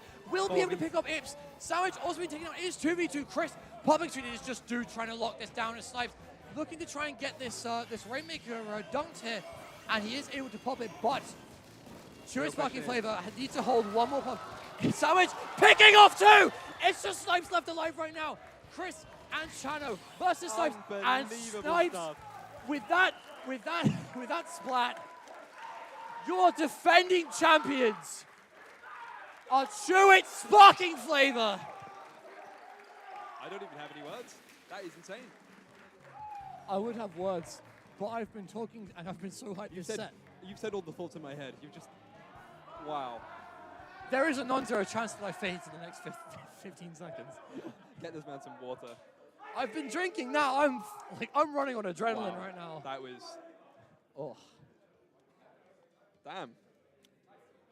Damn. Damn. Damn indeed. That was quite a nice set though. Absolutely splendid stuff. That's good. It's nice seeing Chewit's really in that element. Look at this guy. It's Chris guy. Come over here, Look Chris. at this Chris. Come over here. This guy. What's good, guys? What's good? What's good? This guy did the winning thing. This is Chris. He ran opening game on Squeezer. He did the thing. He did the thing. The confidence to do that is ridiculous. But you know what? I respect it. I respect Chris 3, the legend. I respect it immensely here. Like obviously, throughout this tournament, Group A, like Church Sparking Flavor, definitely felt like they had more of an uphill battle to try and achieve stuff there. Oh, but for sure. in that last game, they locked in. They locked in. I mean, they saved their energy. They really went all out here, and that's that. Yeah. It would have been nice to see a few more rounds, but either way, it was a great. It was a great would have been round nice to see a few more games. I mean, Robo Robin would have been the next stage there, but it wasn't meant to be. Wow. But wow, what a grand final! Great stuff. Like, what a day! What a day of games it has been. Yeah, it has been a great day, honestly. I keep thinking about that Retroma game. To be fair, I think Retroma versus Chewits is probably like the other highlight of today. Retroma versus Chewits was an incredible match. Like Chewits, I remember this Chewits Sparking Flavor won this tournament.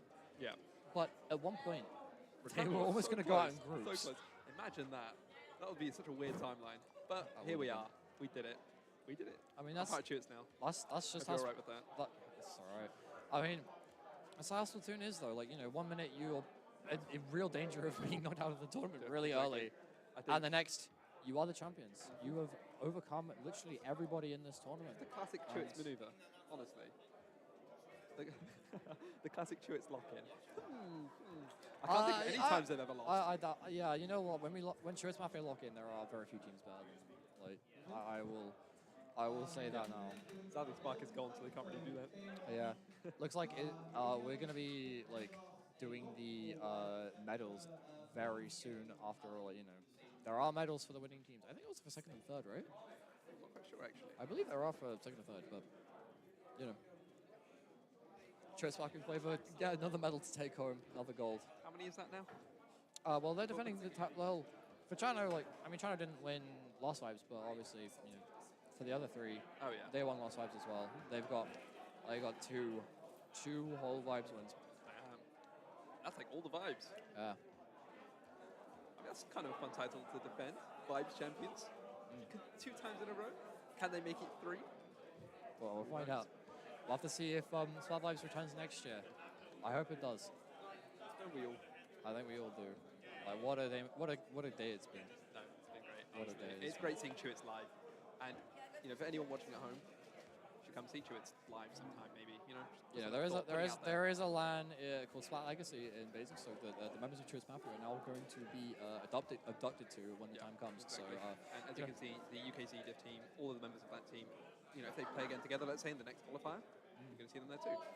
We'll see what happens. There, but you also get to see who their opponents are going to be, because there are 3 online qualifiers as well. We have titled it those 3 online qualifiers Splat Pursuit. Obviously, because you need to pursue a legacy, right?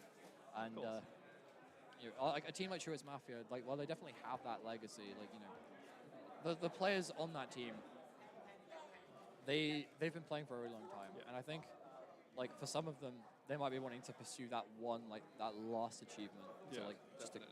Just to round out everything else that they've managed to achieve. It can get exhausting back defending a title. You've got the same kind of people have to drive to beat you. You think, we've got to beat these guys. We've got to beat Chewits. We've got to do it, and they'll lock in and then get it done. It can be possible here. This final kind of big event, right? But we'll see what Chewits does. And we'll see what they do. Yeah. We'll have to see what they do. We'll have to see who they'll be playing against at Splat Legacy. I think that's the most exciting part. We don't know who could be there as well. Yeah, it could be. We can make a good guess. You can see if all that kind of group will be there. Yeah, Chewits, but you can see if in some form might be 2 more there. slots after that. Yeah. So anyone can fill it. So get involved. You can see if might, but I do know that a lot of the members of that team aren't actually able to make it to the Splat Legacy final LAN. So even if they won, they would have had to chop and change a bunch of their roster. Yeah, exactly. So But it's a good outcome. It's a good day to be a Chewits Mafia fan. Big day for Chewits fans. Big day for Chewits fans. And big day for the TOs for knowing that they don't have to sort out half the rosters of the winning team changing. It's always nice. I will say a huge thank you to all the TOs and stuff. It's a huge thing. Thank you for Pixel, of course. Yeah, Pixel's great, putting so much of this together. Obviously, he's not the only one. Someone made these graphics. People made the stream layout, which I must admit, like this stream like layout has been absolutely phenomenal today, right? Like clean and crisp. it's so clean, so crisp. Like it's a step up, and that's something else I want to point out as well. Like just the way that this Vibes was a step up from last year's as well. Like you know, in the past, like every LAN has sort of like been better than the last one. I think this is more than continued that trend. You know, I think there's a huge like LAN culture in the UK now. I think that's one of the biggest things, kind of keeping the scene alive. You know, it's getting to meet everyone, getting to play at LANs. It's a huge thing for the UK. Exactly. I think that's one thing we have over like a lot of other communities, for sure. Yeah, like we have more LANs in we have LANs in the UK at like a much higher frequency than like other countries as far as I'm aware. I know Germany, they have quite a few LANs as well, but like the LAN culture in the UK is like it's great. something to behold.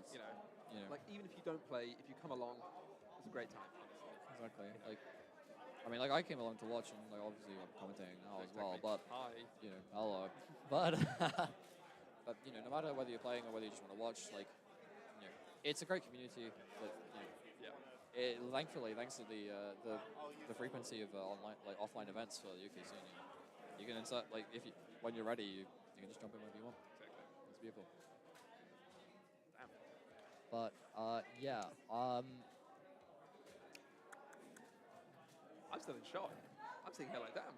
Yeah. That's quite nice. I am like, I'm dealing with the fact that I have like had very little to eat over the, like I ate 2 cheese sandwiches and like that's really all I've eaten. So like I'm just like.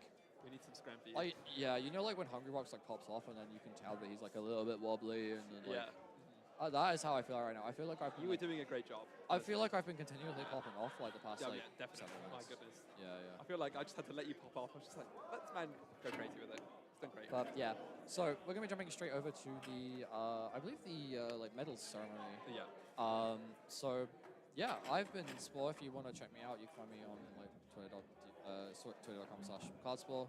And I'm Brevo, and I'm inactive as hell. So nice. Love you guys. But yeah, we'll see you sometime later. See ya. Are you guys still streaming? Yeah.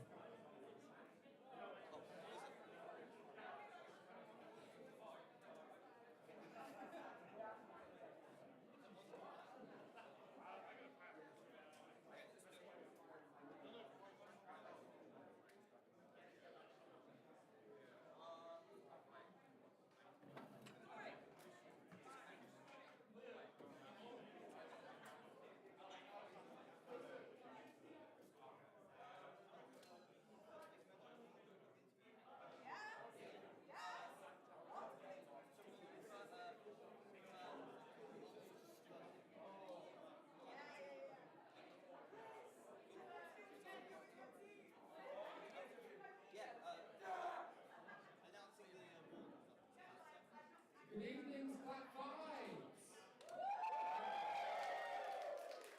Now it's time to give out our awards. Our first is for our 4th team. Please. We don't have no 4th medals, but still come up and take them. Not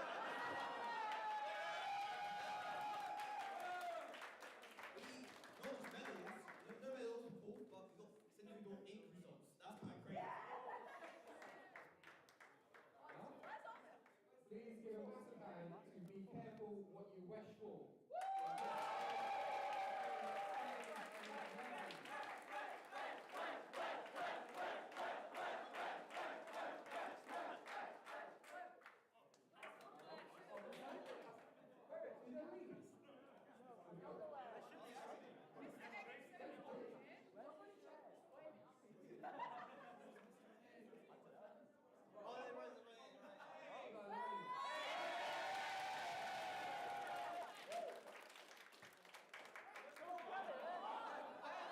Why do you think we're studying?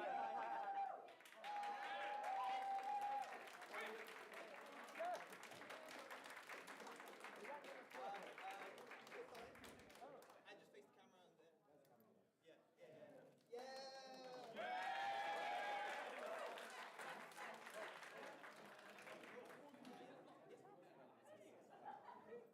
You almost missed it. Our third place winners today, we have comprised of Conroe, Justice, Lemon and Lime, and Geo.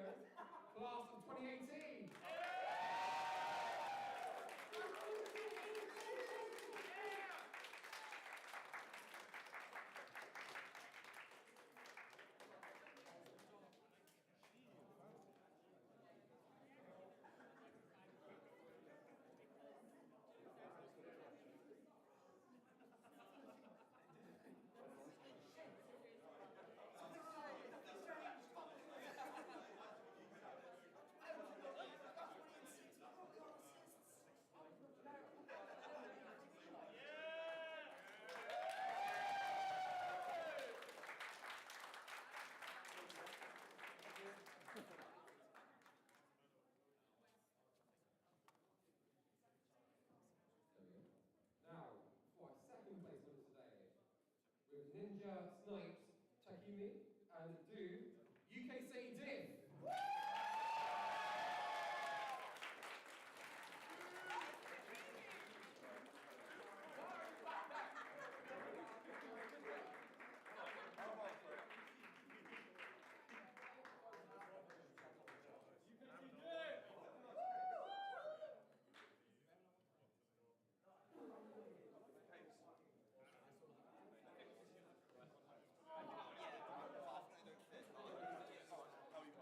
And then just group up this side, please.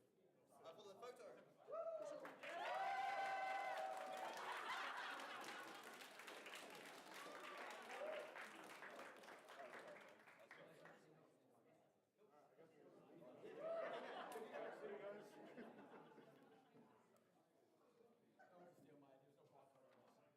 Now, the grand finalists, the grand winners of today's event, with a spot in November's Splat Legacy, Savage, IPS, Chris 2, and Chano from Chewits.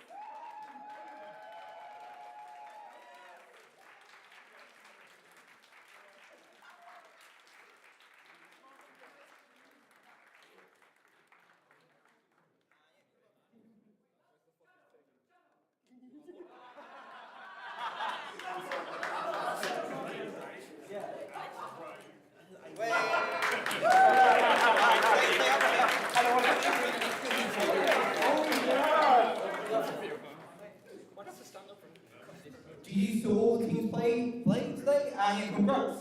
Chewits Sparkling Flavor. Flavor? Yeah. Chewits Sparkling Flavor, yeah. Flavor. We're going to have a quick interview with them. Hi guys. Wait, I know you. Hello. For those who don't know me, my name's Crystal. Hi, Crystal. I will be interviewing our lovely winners of Splat Vibes Volume 2. First of all, let's give another big round of applause to our winners.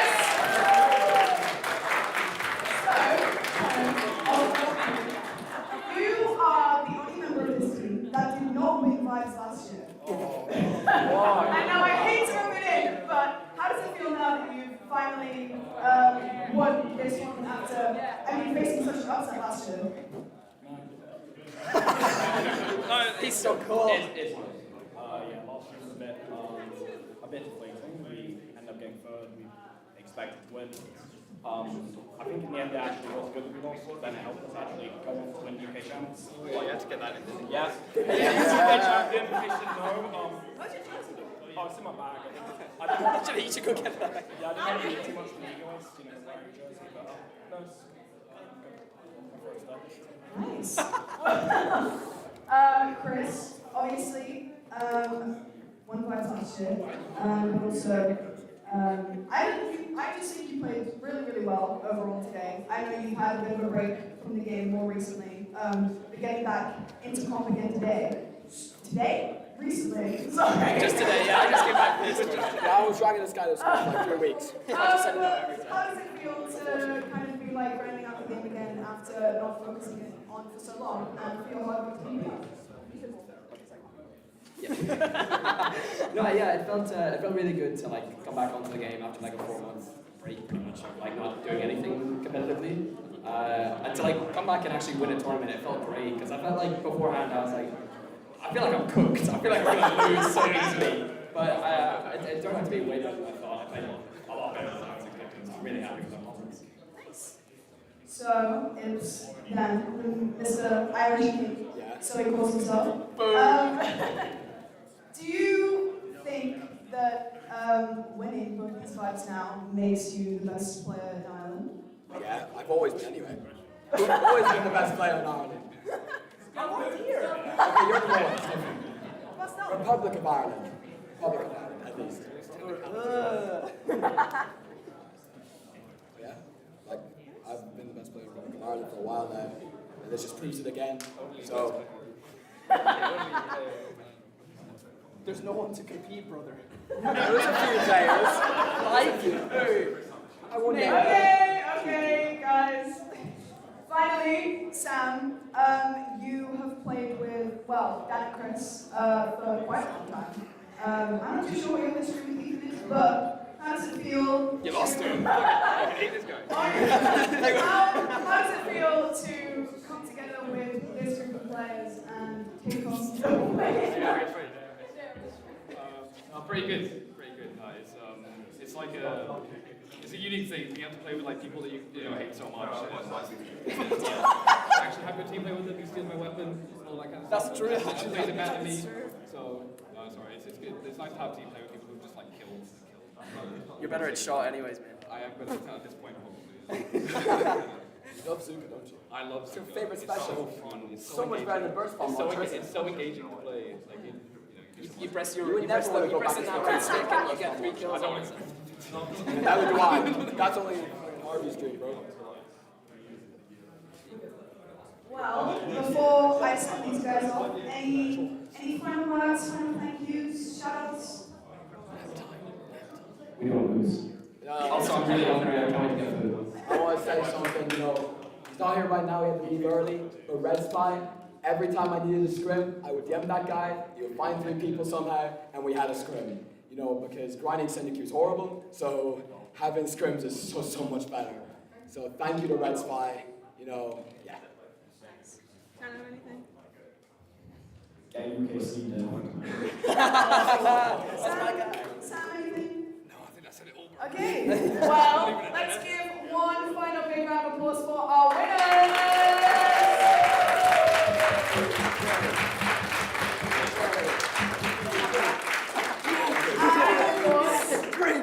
None of this would be possible without the lovely team behind everything. So, give a round of applause to these guys as well.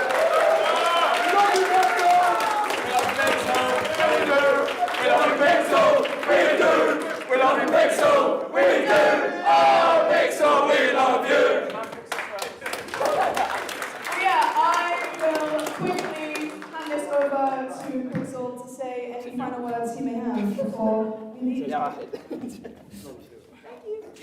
thank you. Thank you all for joining this second volume of Splat Vibes.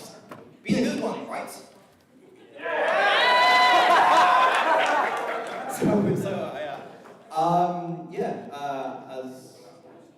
Thank you all to come.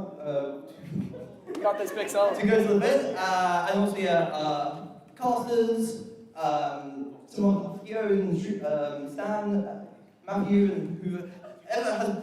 I'm tired, okay? Thank you all. Before we end, I got 2 trailers, not 1, 2. So yeah, I'm gonna put these up, and then please leave.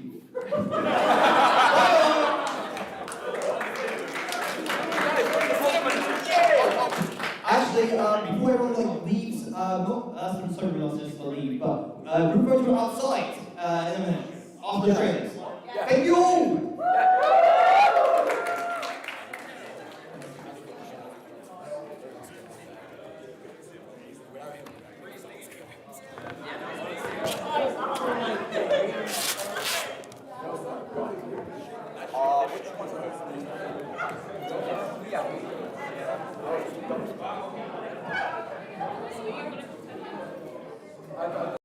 No way.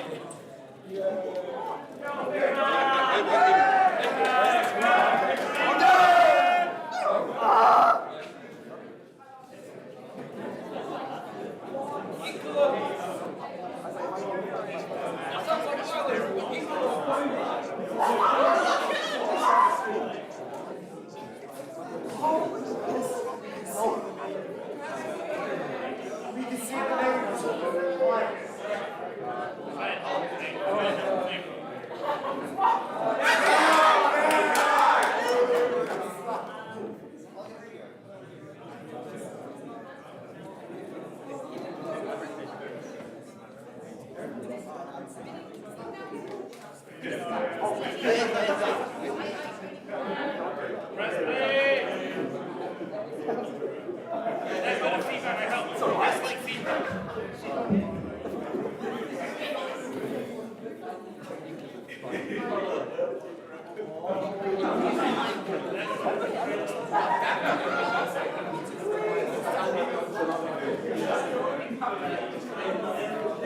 Wait!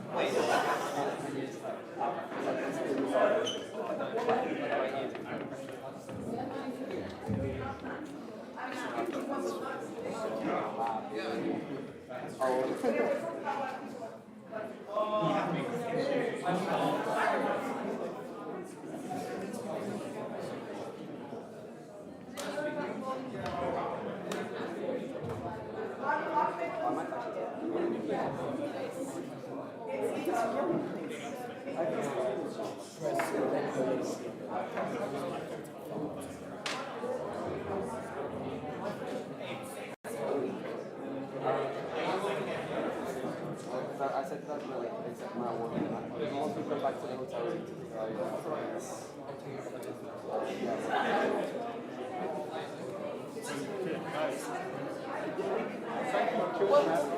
Wow. Alright. Splatting Vibes. It's an There's a lot of splatting Vibes going on right now, but trust me. Look, I'll just get to it. Let me introduce myself. My name is Louis Diamonds, and I'm part of the Varicolour Aquamarine Research Group. Sure, and we've just made a massive breakthrough. Don't pay attention to that. First, let me just tell you right now, we have found not only an entire new sub-region in the Splatlands, we've also found a group of new idols. We found out this new trust me AI technology. Look, I'll just get to it. Let me introduce myself. My name is English, so I'm first off, I'll show you that on behalf of the Varicolour Aquamarine Research Group. Okay? VAR for sure, and we've just made a massive breakthrough. Don't pay attention to that. Yo, Sharkbait, Let me just tell you right now, we have found not only an entire new sub-region in the Splatlands, we've also found a group of new idols, and every day and every night. We found out this new fangled AI We've got technology allowed us to see what Inklings are saying. First off, we'll show you that. Open them ears right up and check. Just take a look, okay?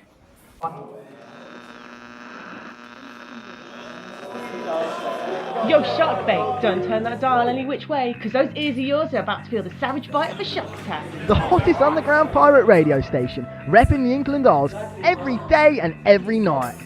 Now hold on to your fins, because we've got an announcement coming your way.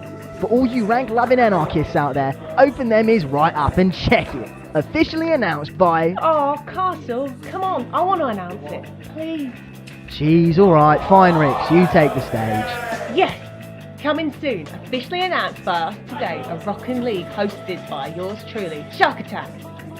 No matter who you are, the weapon you play, or your skill, the league is open to one and all of you here in good old Lincoln. And it all leads into a big event at the end of the season where all the top teams fight to see who can crown themselves England's king and queen. Stay on your toes though, the league format is a tiny bit experimental, but don't get your tentacles in a twist, all will be revealed soon. So gear up and get ready to dunk that Rainmaker. Duck those clams into the basket. Splat them zones and ride that tower all the way to victory in the England Splatoon League. Quick disclaimer though, this is still open to all of the Isles neighbouring England as well. But now, coming up, a classic of ours here, Metal of VOD by Squid Squad. Right then, I really don't want to take up too much more of your time, but I really hope you enjoy it firstly, not only a Shark Attack, but also at the UK plus IE England Splat. If you're interested in it whatsoever, if you're interested in Shark Attack whatsoever, please, we don't have the most research just yet, but we're getting more and more by the day, so please, follow whatever socials you see on the screen right now. Twitter, Discord, go into one of them, please, for any kind of info that we have going on.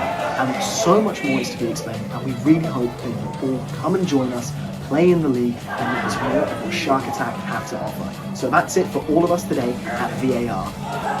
See you.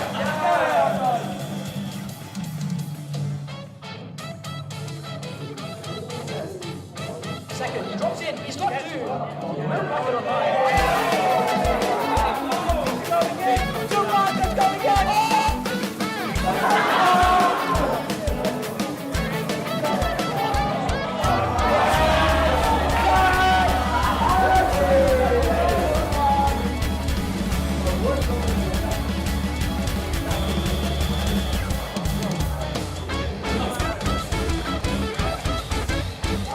Second, he drops in, he's got two. No fucking alive. And another insane play. He's going in. Two markers going again. Something very good at two. We're able to get that whistle going. We're trying. They just get.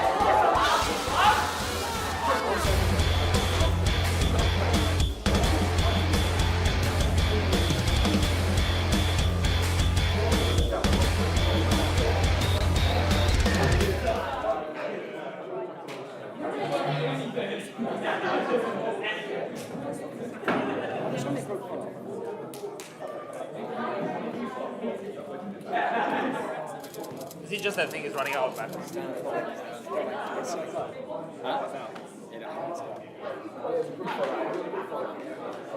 Very sad.